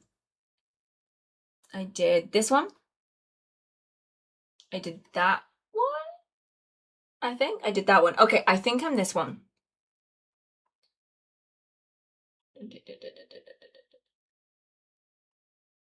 Oh, okay. I was traveling. I asked a traveling friend to pick up a chunk of copper for me. The shopkeeper wouldn't take money for it. I feel its power from feet away. I want to use it, but I heard copper can lose energy easily. It definitely can. Definitely. It's a very, very good energy conductor. fantastic. We have a wand currently that is copper cord. Oh, it's so beautiful. I'm so tempted to keep it, but no, I can't. I've got to wait for a good home for it. Copper is just phenomenal, and you find it a lot within the cores of wands. You find it a lot within dowsing rods. Phenomenal. But the problem with it is that because it is incredibly conductive, it can both gain and lose energy very, very, very quickly. And so it's not to say that it would necessarily just dissipate away, like instantly. But it is one of those where if it's moved and put in a different location, you might find the energy starts to change, because it's then picking up the energy around it. And if there's anything around that needs energy or will draw energy out of something, copper is a fantastic choice because it's very easy to draw energy out and put energy into it. So it's phenomenal, and I love copper for that reason. It's fantastic, but it does have its downsides. Oh yeah, wait lists generally are pretty long because there's just so many people wanting a service and so few people offering the service that you tend to find that they're crazy. That is unless, say, it's an emergency, as said here, in which case then you if say you would go to A&E, you bypass the people that are on a wait list because you are in like a life and death situation. So I'm forever proud that we have the NHS, but there are some negatives to it, and at the minute it is struggling a little bit. A lot. It's struggling a lot, but we try.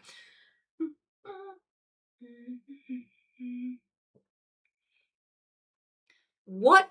Wait, sorry. I just have a song in my head, and it is definitely a religious song. Do do do do do do do do do do. Do, do, do, do, do, do, do, do. What is that? Where's that come from? I'm blaming one of you guys. Okay, this is one that I definitely don't have an answer to myself, but if anybody does, do let us know. Would you possibly have any resources for French folk craft? I'm having such a hard time finding anything. If anybody has any recommendations, anybody has anything in their collection, maybe you find something weeks after this live stream, feel free to come back and let us know, because it is kind of hard to find folk magic from different parts of the world. It's not spoken of as readily as Italy and as England is. So if anybody finds anything, let us know.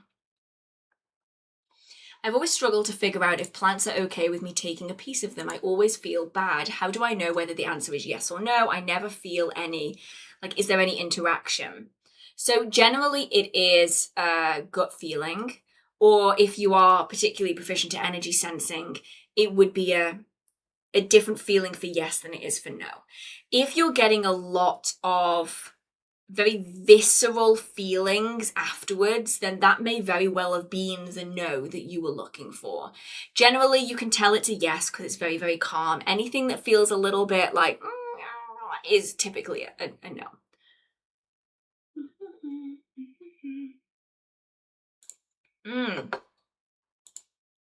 Okay. This one is an interesting one. And I am about to throw a massive spanner in the works, and I apologise profusely in advance.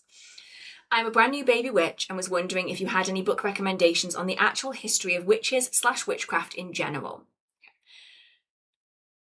Where? Which time period? And this is the bit that's so difficult because there's so much history that it can get kind of difficult. I can offer a book on magic in general. I can offer a book on witchcraft from the early modern period to, well, earlier than the early modern period through the modern period. Let me just get both of these up so I can make sure that they're definitely right.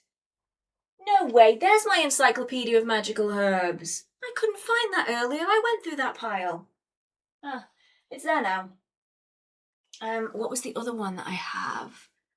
There's definitely two that I can offer, but they cover slightly different topics. So the first one is the history of magic, from alchemy to witchcraft, from the Ice Age to the present. The problem that we have when we talk about witchcraft is that what we see today as being witchcraft is very far removed from what historically would have been considered witchcraft. And it's also had a lot of additions added onto it. And the other sort of negative, positive, depends on where you are, is that all magical traditions have essentially been condensed down into witchcraft. But there's loads of very unique magical traditions that have their own histories, their own folklore, their own belief systems that have sort of unfairly been lumped under the witchcraft umbrella, which is primarily used to describe European witchcraft. There's lots of traditions that have almost wrongly been labelled as witchcraft by Christians wanting to push the traditions of native peoples aside. And then there's specific traditions that can fall under witchcraft, but they wouldn't refer to themselves as being witchcraft. They'd refer to themselves as being like brujeria, something that's similar but different. And that's what makes the history of witchcraft so complicated, because depending on where you are, even North America versus UK, your history is going to look very, very different.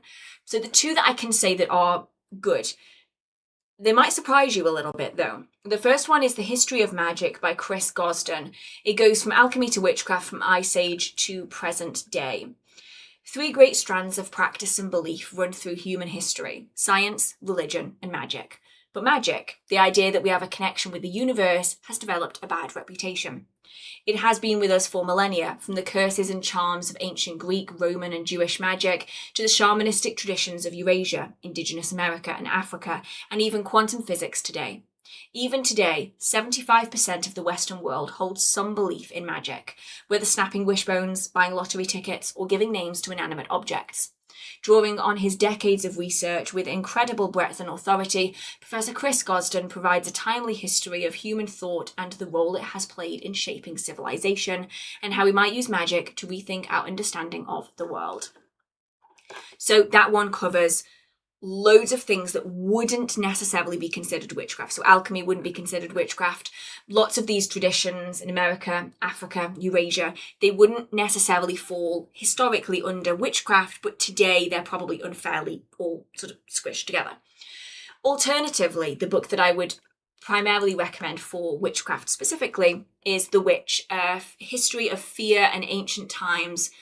Words. The Witch, A History of Fear from Ancient Times to the Present by Ronald Hutton. Now this is one, and I'm going to warn you in advance because I rage quit this book.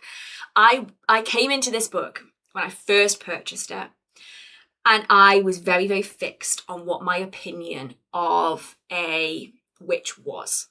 I had come from a very, very Wiccan background when it comes to my practice.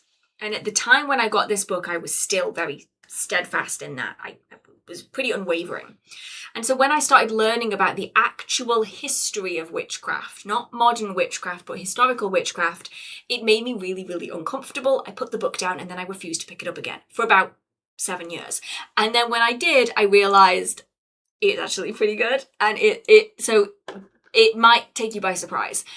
But this one is by the incredible Ronald Hutton. I love Ronald Hutton. I can't help it. I think he's just fantastic.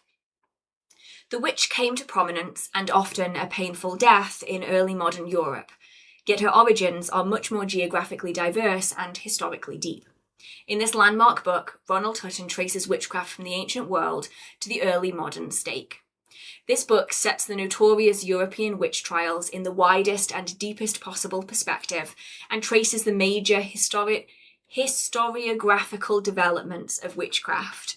Hutton, a renowned expert on ancient, medieval and modern paganism and witchcraft beliefs, combines Anglo-American and continental scholarly approaches to examine attitudes on witchcraft and the treatment of suspected witches across the world, including Africa, the Middle East, South Asia, Australia and North and South America, from ancient pagan times to current interpretations. His fresh anthropological and ethnographical approach focuses on cultural inheritance and change, while considering shamanism, folk religion, the range of witch trials, and how the fear of witchcraft might be eradicated. So that goes over where a lot of the stereotyping, the superstitions, the misbelief, is that even really a word, that triggered everything that then happened during the witch trials. There's also one on English witchcraft specifically. There's a couple. So these focus more on early modern witchcraft. So this is what we would primarily see during the witch trials. So the first one is Tracy Borman's Witches.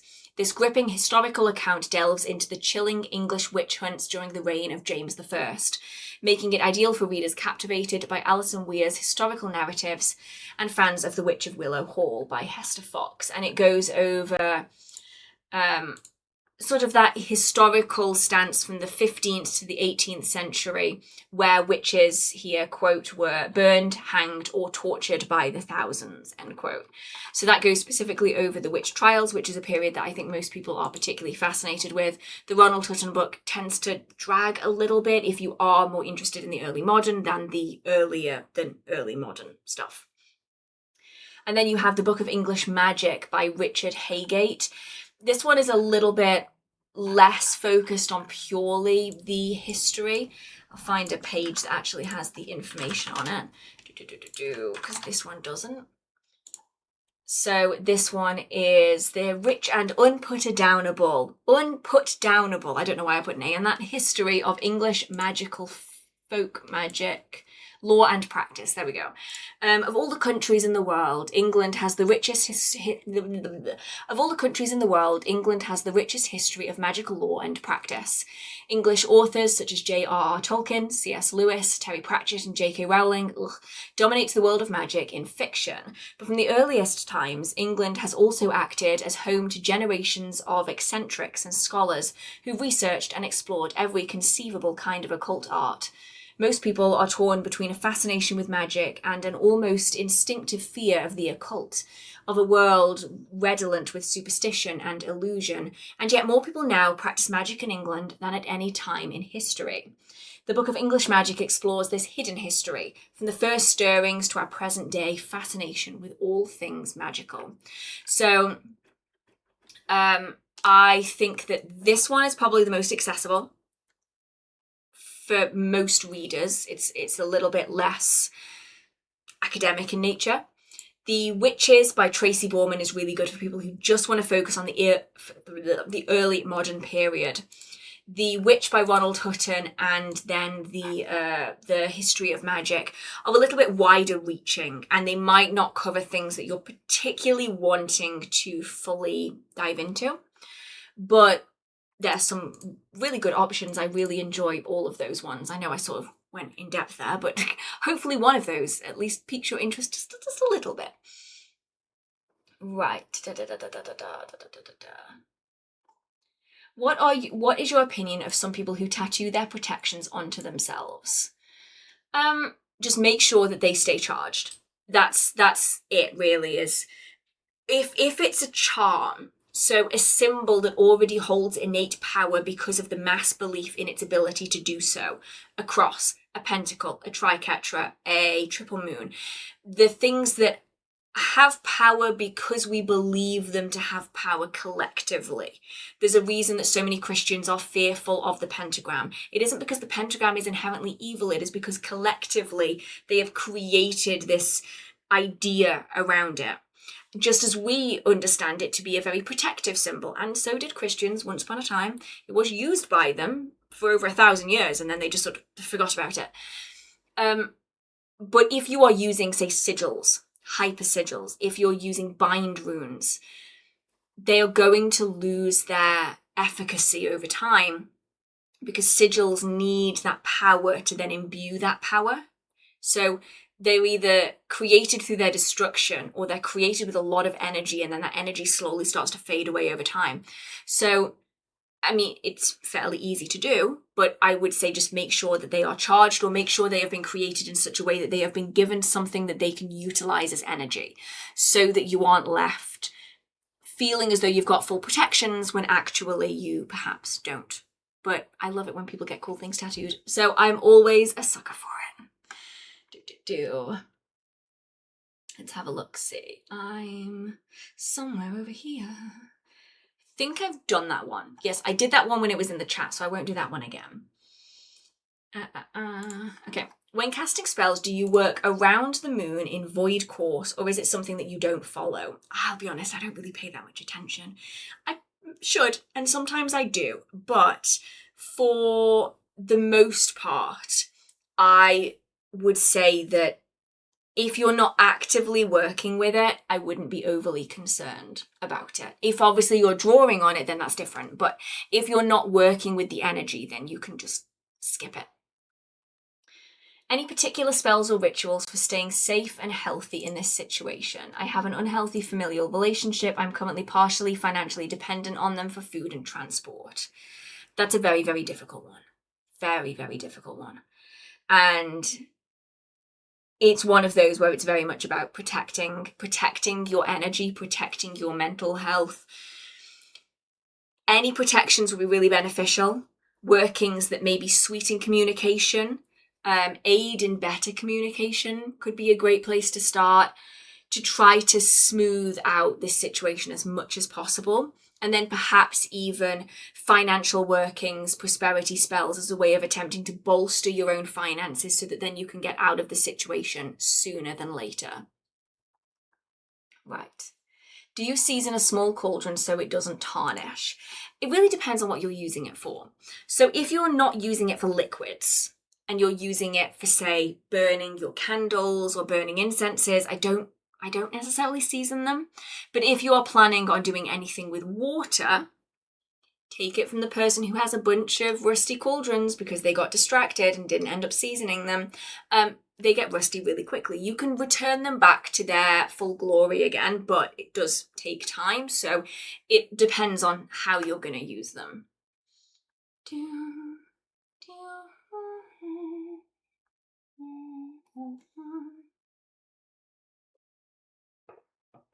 Right. How is magic part of physics? It's a complicated one because a lot of physics is theoretical, and for a lot of people, magic is also theoretical too. It follows the same laws as everything does, and so it fits in somewhere along the way, but where it fits in is very much down to the individual. I've been practicing my psychic abilities with the book The Psychic Art of Tarot by Matt Oren. It's an exercise where you're meant to sense what the card is without flipping it. Do you have any advice? Ooh. Yes, I didn't know that this practice even existed because I don't have that book. I have an entire video on how to sense energy utilizing crystals. And it is probably going to be the same principle because it's probably based on the same principle. But if you're struggling with tarot cards, because obviously tarot cards are, and this applies to anybody, if you're interested in doing this and you want to do this with tarot cards, you need to make sure you know your tarot cards. Because if you fundamentally don't know the energetic difference between a Two of Cups and the moon, they're both watery energies, but they feel different. It's very, very, very difficult to sense the difference between them. Even as an experienced practitioner that uses tarot a lot, it's very difficult to sense the differences between them. So maybe start smaller. Start with something like I did with the crystals, to start strengthening those energetic muscles before moving on to something like tarot, because that's going to make it a lot easier when you're dealing with a lot more cards and a lot more going on. How would you suggest reaching out to spirit guides? I'm about 1 to 2 months into my practice and really want to connect with them. Well, just ask. Ask if they are willing to come forwards to you in a way that is best for both of you, and then see what happens. See what comes out. What crystal works really well with the Fae? I have not really found much to stand out in that regard, personally. But obviously, I'm sure other people have had success with different Fae out there. I've not found the Fae to be overly concerned about crystals, to be honest. The only one that I will say, and it isn't even a crystal, hagstones. find yourself some hagstones because they are very, very interesting to the Fae, and they allow you to connect deeper with the Fae and with Elfame and that whole world. And so crystals, I've never found that much interest, but hagstones, I have. Right, let's have a look, see. Have you ever done a video on the Clares? If not, would you be willing to do one? I actually don't have I ever done a video on the Clare senses? If I haven't, I would definitely be willing to do that. Like, talking about like how to strengthen it, how you might experience it, that kind of stuff. I could definitely do that.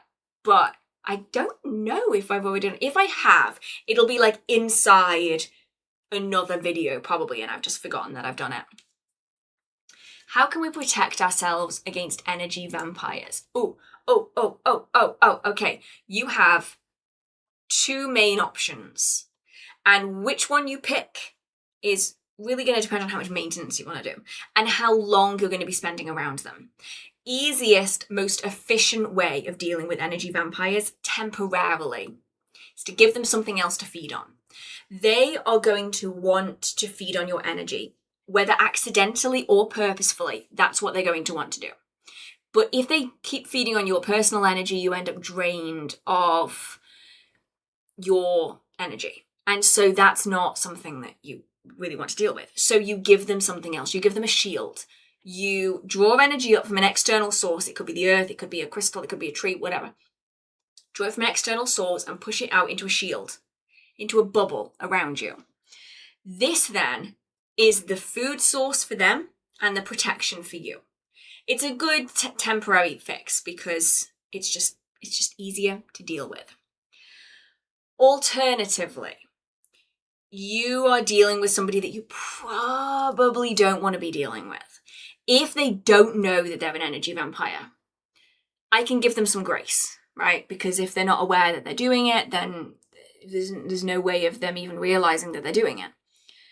If they do know that they're doing it, then they're doing it on purpose, and they're doing it because they get something out of it and they don't care what happens to anybody else. And in which case, they're probably not the kind of person you want to be around. So in which case, you might want to be doing some workings that will push them away, make you less appealing, maybe even make your energy taste disgusting so they don't come near you.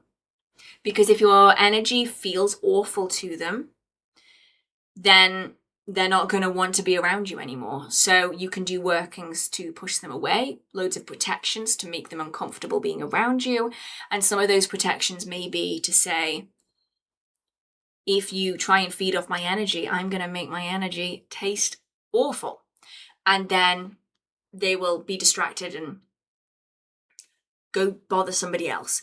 But it's very difficult because some people don't even realize that they're doing it. And so by default, I never assume malice. What's that phrase? There is a phrase like, always assume idiocy and never malice, or something like that. Very few people purposefully do it. More often than not, and I've met people like this, lovely people, genuinely so lovely. But damn, they do not realize that they're doing it. And if they realize, or when they realize that they're doing it, they have no idea how to stop it. And so I always try to give people grace, because you never know whether this is something that they necessarily realize that they're doing. A lot of the time, they just don't realize it, or nobody's told them. Like, the people around them don't realize that that's what's happening, so they just never question it. That's the one. Don't assume malice when incompetence will suffice. There you go. And that is, I think, is a great way to live as well, because I think it's very, very, very true. Okay.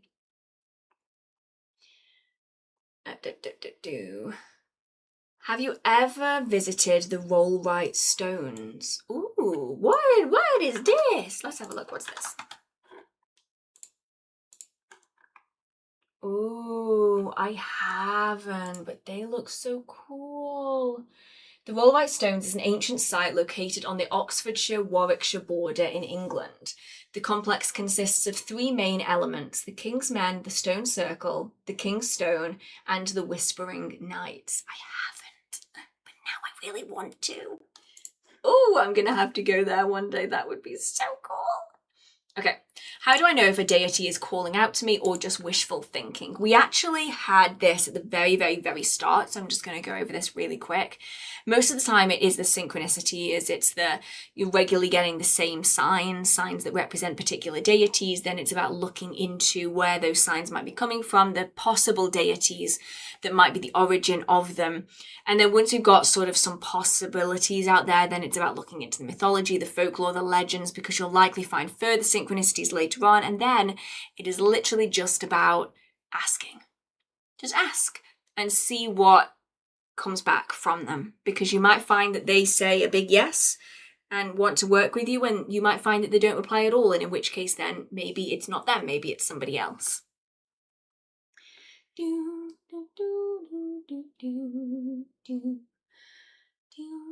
Right. I'll soon be living in an apartment for the first time. Should I cleanse it because of the overlapping energies? Also, how does one protect a space with strangers living on all sides of you?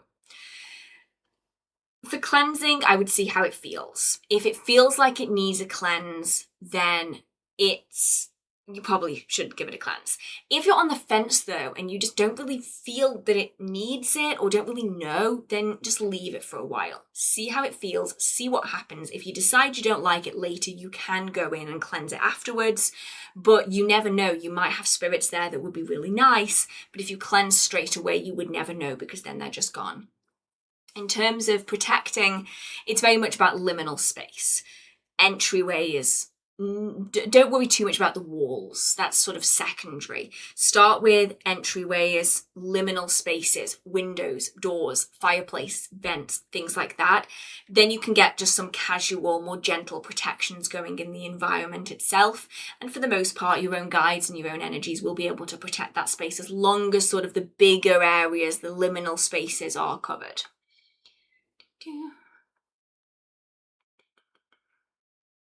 What do you think of a small crystal ball getting red hot when you pick it up?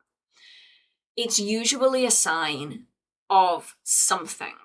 And now the problem is figuring out what. It might be a sign, it depends. Is it new? Is it secondhand? If it is secondhand, it might be that there's a spirit trapped within it. They tend to have strange interactions with things like crystal balls and mirrors. It could be that it's saying to not be scrying. This is not something that you need to be doing right now. It might be a message that is coming through the crystal ball, explaining a situation or having some context with something else that's going on in your life. It's difficult to tell without any further sort of additional information.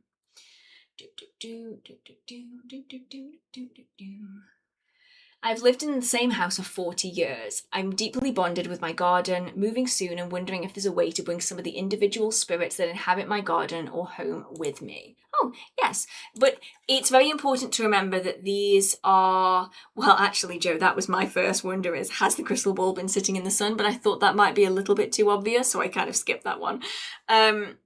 Sorry. Yes, you can take spirits from one place to another, but... Of course, you need to remember that these spirits have probably been here considerably longer. And so it's a difficult one. It's very much about choice.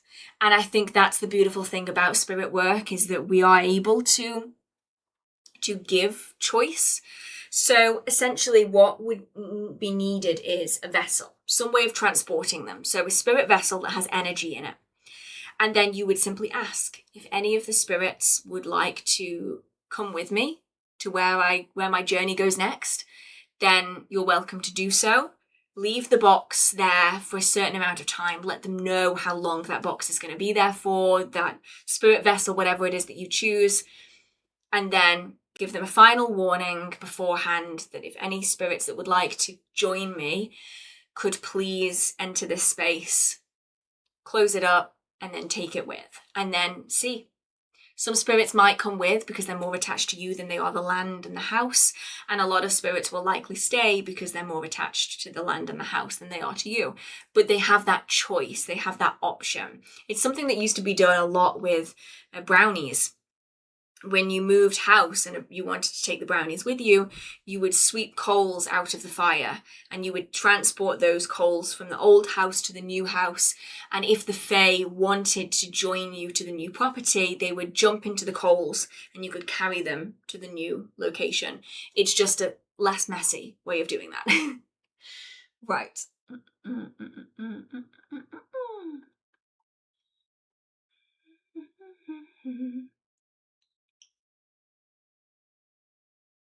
Okay, I'll do this one now. I'm going to work my way backwards, I think, because I'm nearly at the bottom now. It was a brand new crystal ball I had just bought. I picked it up. It was red hot. Never did it again. Ooh, maybe a case of saying, not right now. You may well find if you still have it that you could go back to it now and it would be totally fine. But especially things that are very heavily charged, they have a way of telling you when something isn't right for that moment. And they will actively let you know, which I think is interesting. What does it mean when you're scrying with a crystal ball and you see a scene and it makes no sense? Usually it's because the context hasn't been revealed yet, which is why I always recommend writing in a journal and keeping track of the date and time for these things, because you'll often find that you'll get more context at a later point. Since a child, I get quite scared in certain places, like a particular room, house, and I don't feel it in other places. I've always wondered what the reason for this could be. Could it be spirits? Oh, almost definitely it could be spirits. Yeah, more likely than not, you are physically reacting to what is energetically present. You can't sense it in any other way, but you can sense it energetically that something isn't quite right, and you're getting that gut feeling that you just don't want to be there. What do you think about physical human adjacent beings like cryptids, werewolves, shapeshifters, and vampires? I always think there's an origin to most of these things, and I've been obsessed with them since I was a wee child. I've always loved cryptids, ghost ghouls. You know that Chasing Bigfoot, that's the one, Chasing Bigfoot was one of my favourite guilty pleasure TV shows. I find, though, that in having a fascination with spirits and spirit work, and also having a fascination with cryptids and ghosts and ghoulies and werewolves and vampires and stuff, I always find it interesting that there is a large crossover, especially in the cryptid to spirit department, where modern people have taken it very literally.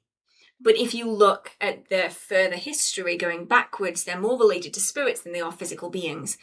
I always think that's very interesting. I think there's definitely some crossover happening with all of it. I mean, shapeshifting, astral shapeshifting is really, really common.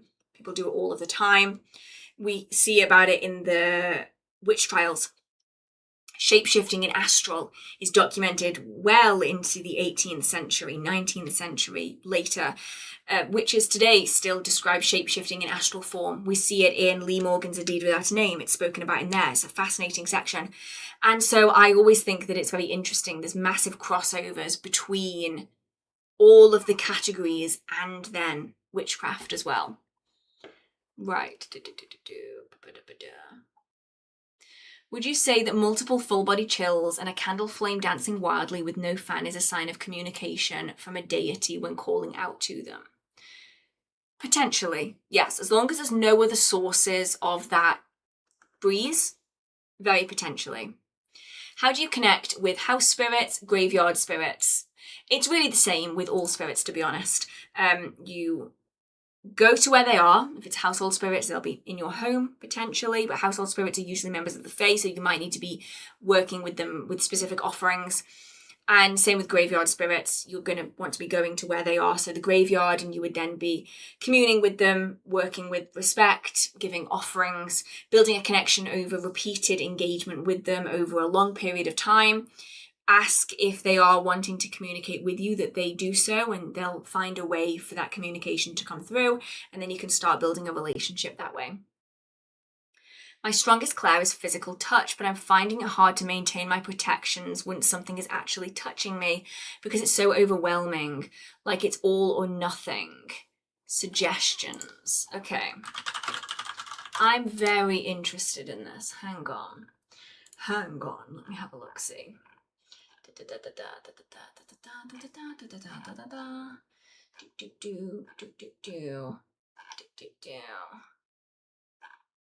See, I find this.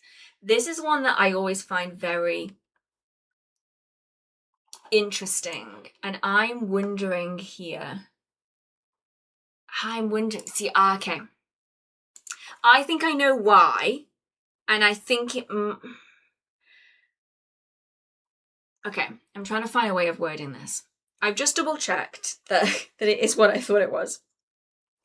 So it's typically known as clairtangency, and it's this connection with physical things.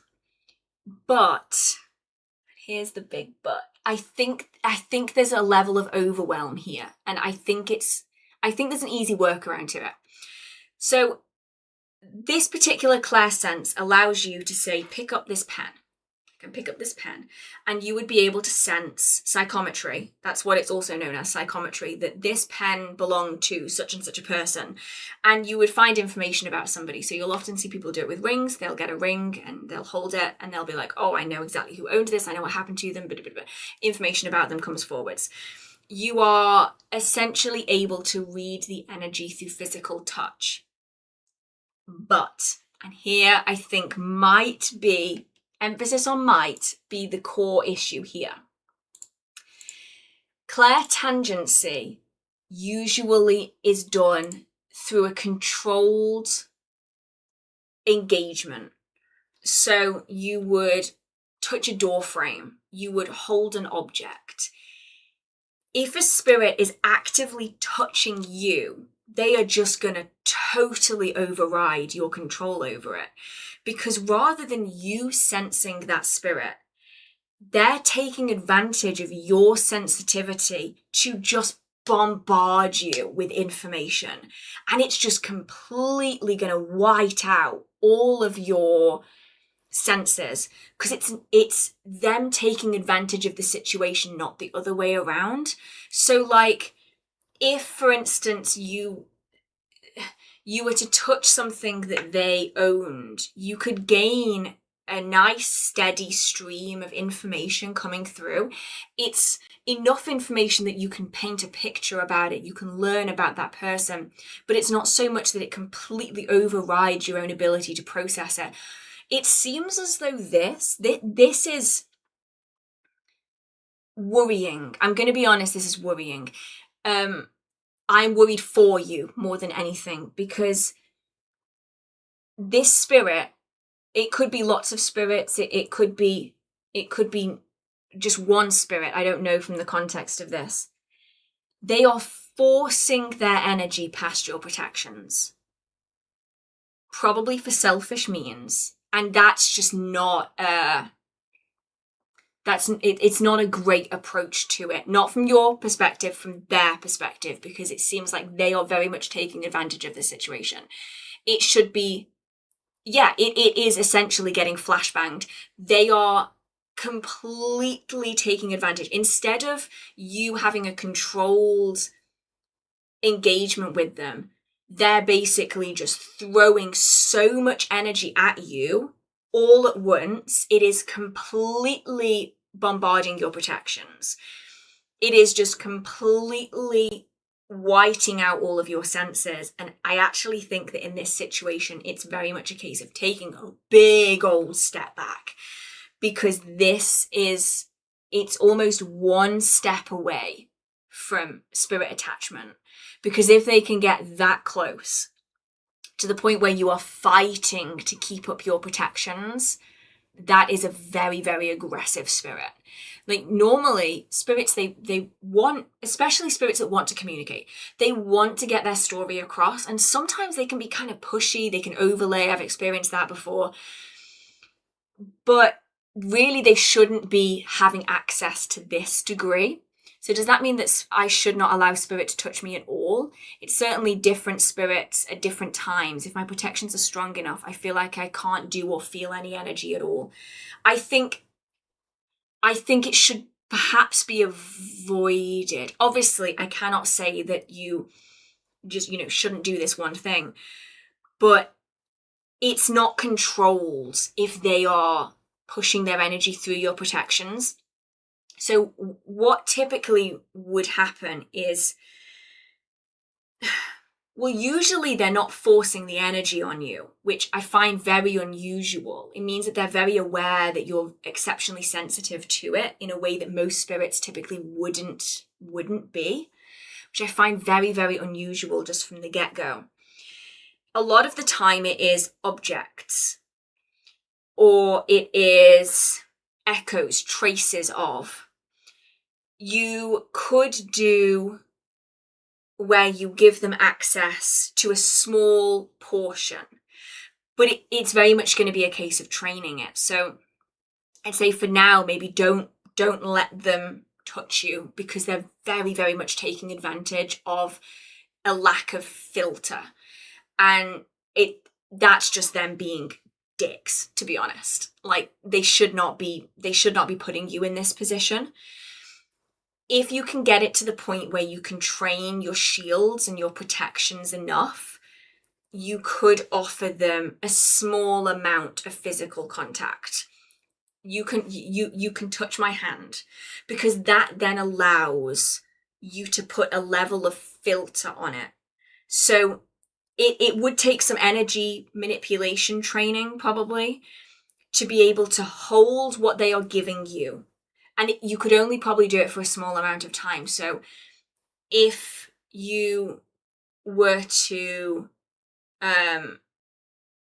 imbue energy, give me a little bit of information. Okay, let go.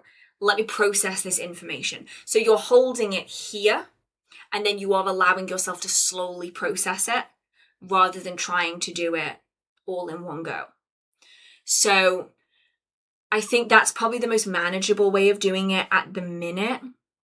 But is this like spirits like in your environment, or is this spirits everywhere? Because this is very interesting.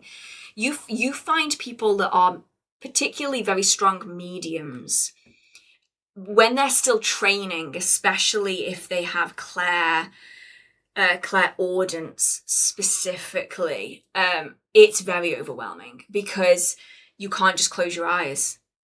I'm just threats and just shitty people just ruin live streams. Sorry, give me 1 minute to just...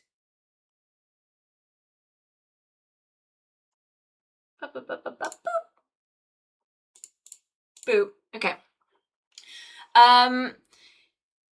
If you were to say have clairaudience, so you can hear things, especially if you're a very strong medium, you can be overwhelmed, completely bombarded.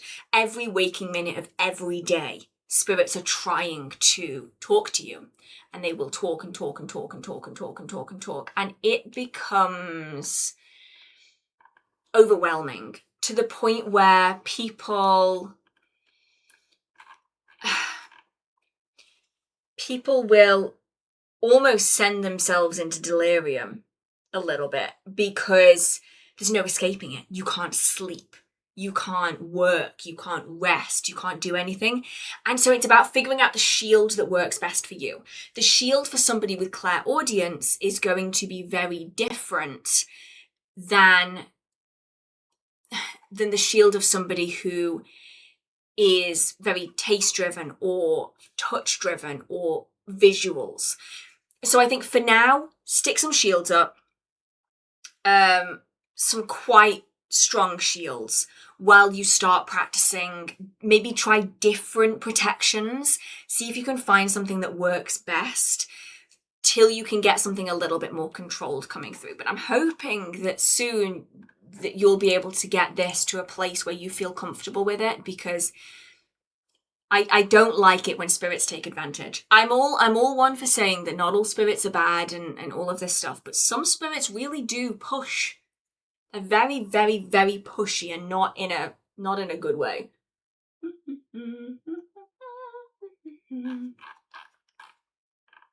My chat is reversed.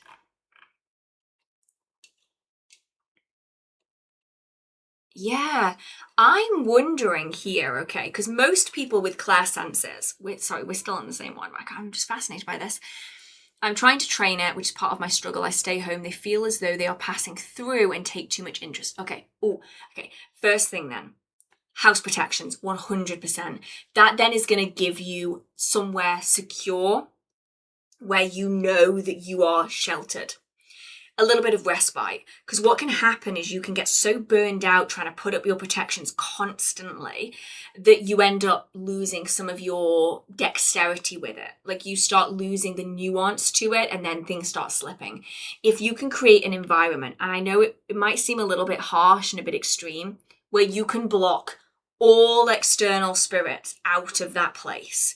So your home is a spirit, is an external spirit-free home. So you can still have your guides, you can still have your deities if you work with any, ancestors, that kind of thing, because they're linked to you. But spirits outside of that, no-go zone. Spirit-free zone. That way, when you come home, you know that you can relax. You don't need to worry about keeping your shields up all of the time. You can just rest and not have to think about it. And then your shields are going to be stronger when you put them up, because you are putting them up because you know that you're going to need them, but you also know that you don't have to maintain them 24/7, because you can come home and you know that your space is protected. And then it would be very much about setting boundaries. And that boundary may well be very strong protections. It may well be that you find a different way of doing it. So perhaps you have an object, something that is particularly proficient to energy. So you're looking at like quartz, copper, gold, though obviously harder, but you could use like a gold piece of jewelry. Touch that. You can put what you want to say into that. And then once they have relinquished their control over it, you then have that control. Right? You are taking back control, because then it isn't bombarding from all sides. Then instead it's a controlled. If you would genuinely like to communicate with me and would like me to fully understand, could you please say what you want to say, put it into this, put your energy into this ring, and then come back again. You can then take that back. It's a controlled stream of energy instead of being bombarded. You're still flexing your psychic muscles, but it seems very much as though they're aware that you are what seems to be quite a strong medium in this, and that is not me being like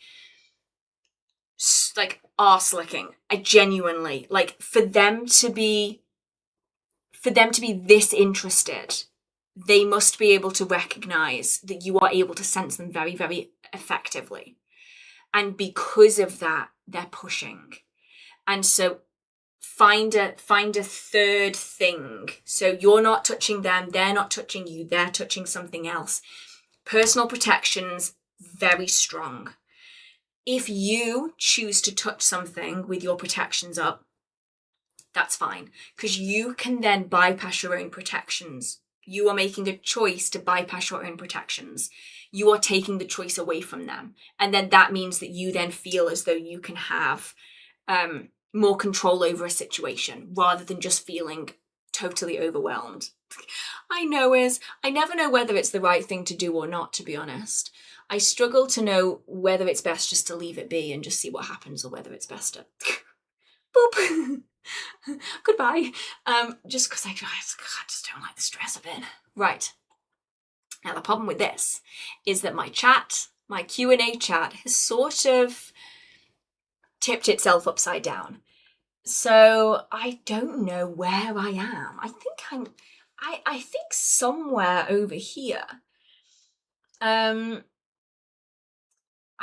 Okay, there was the cryptids one. So what have we got? I've done that one.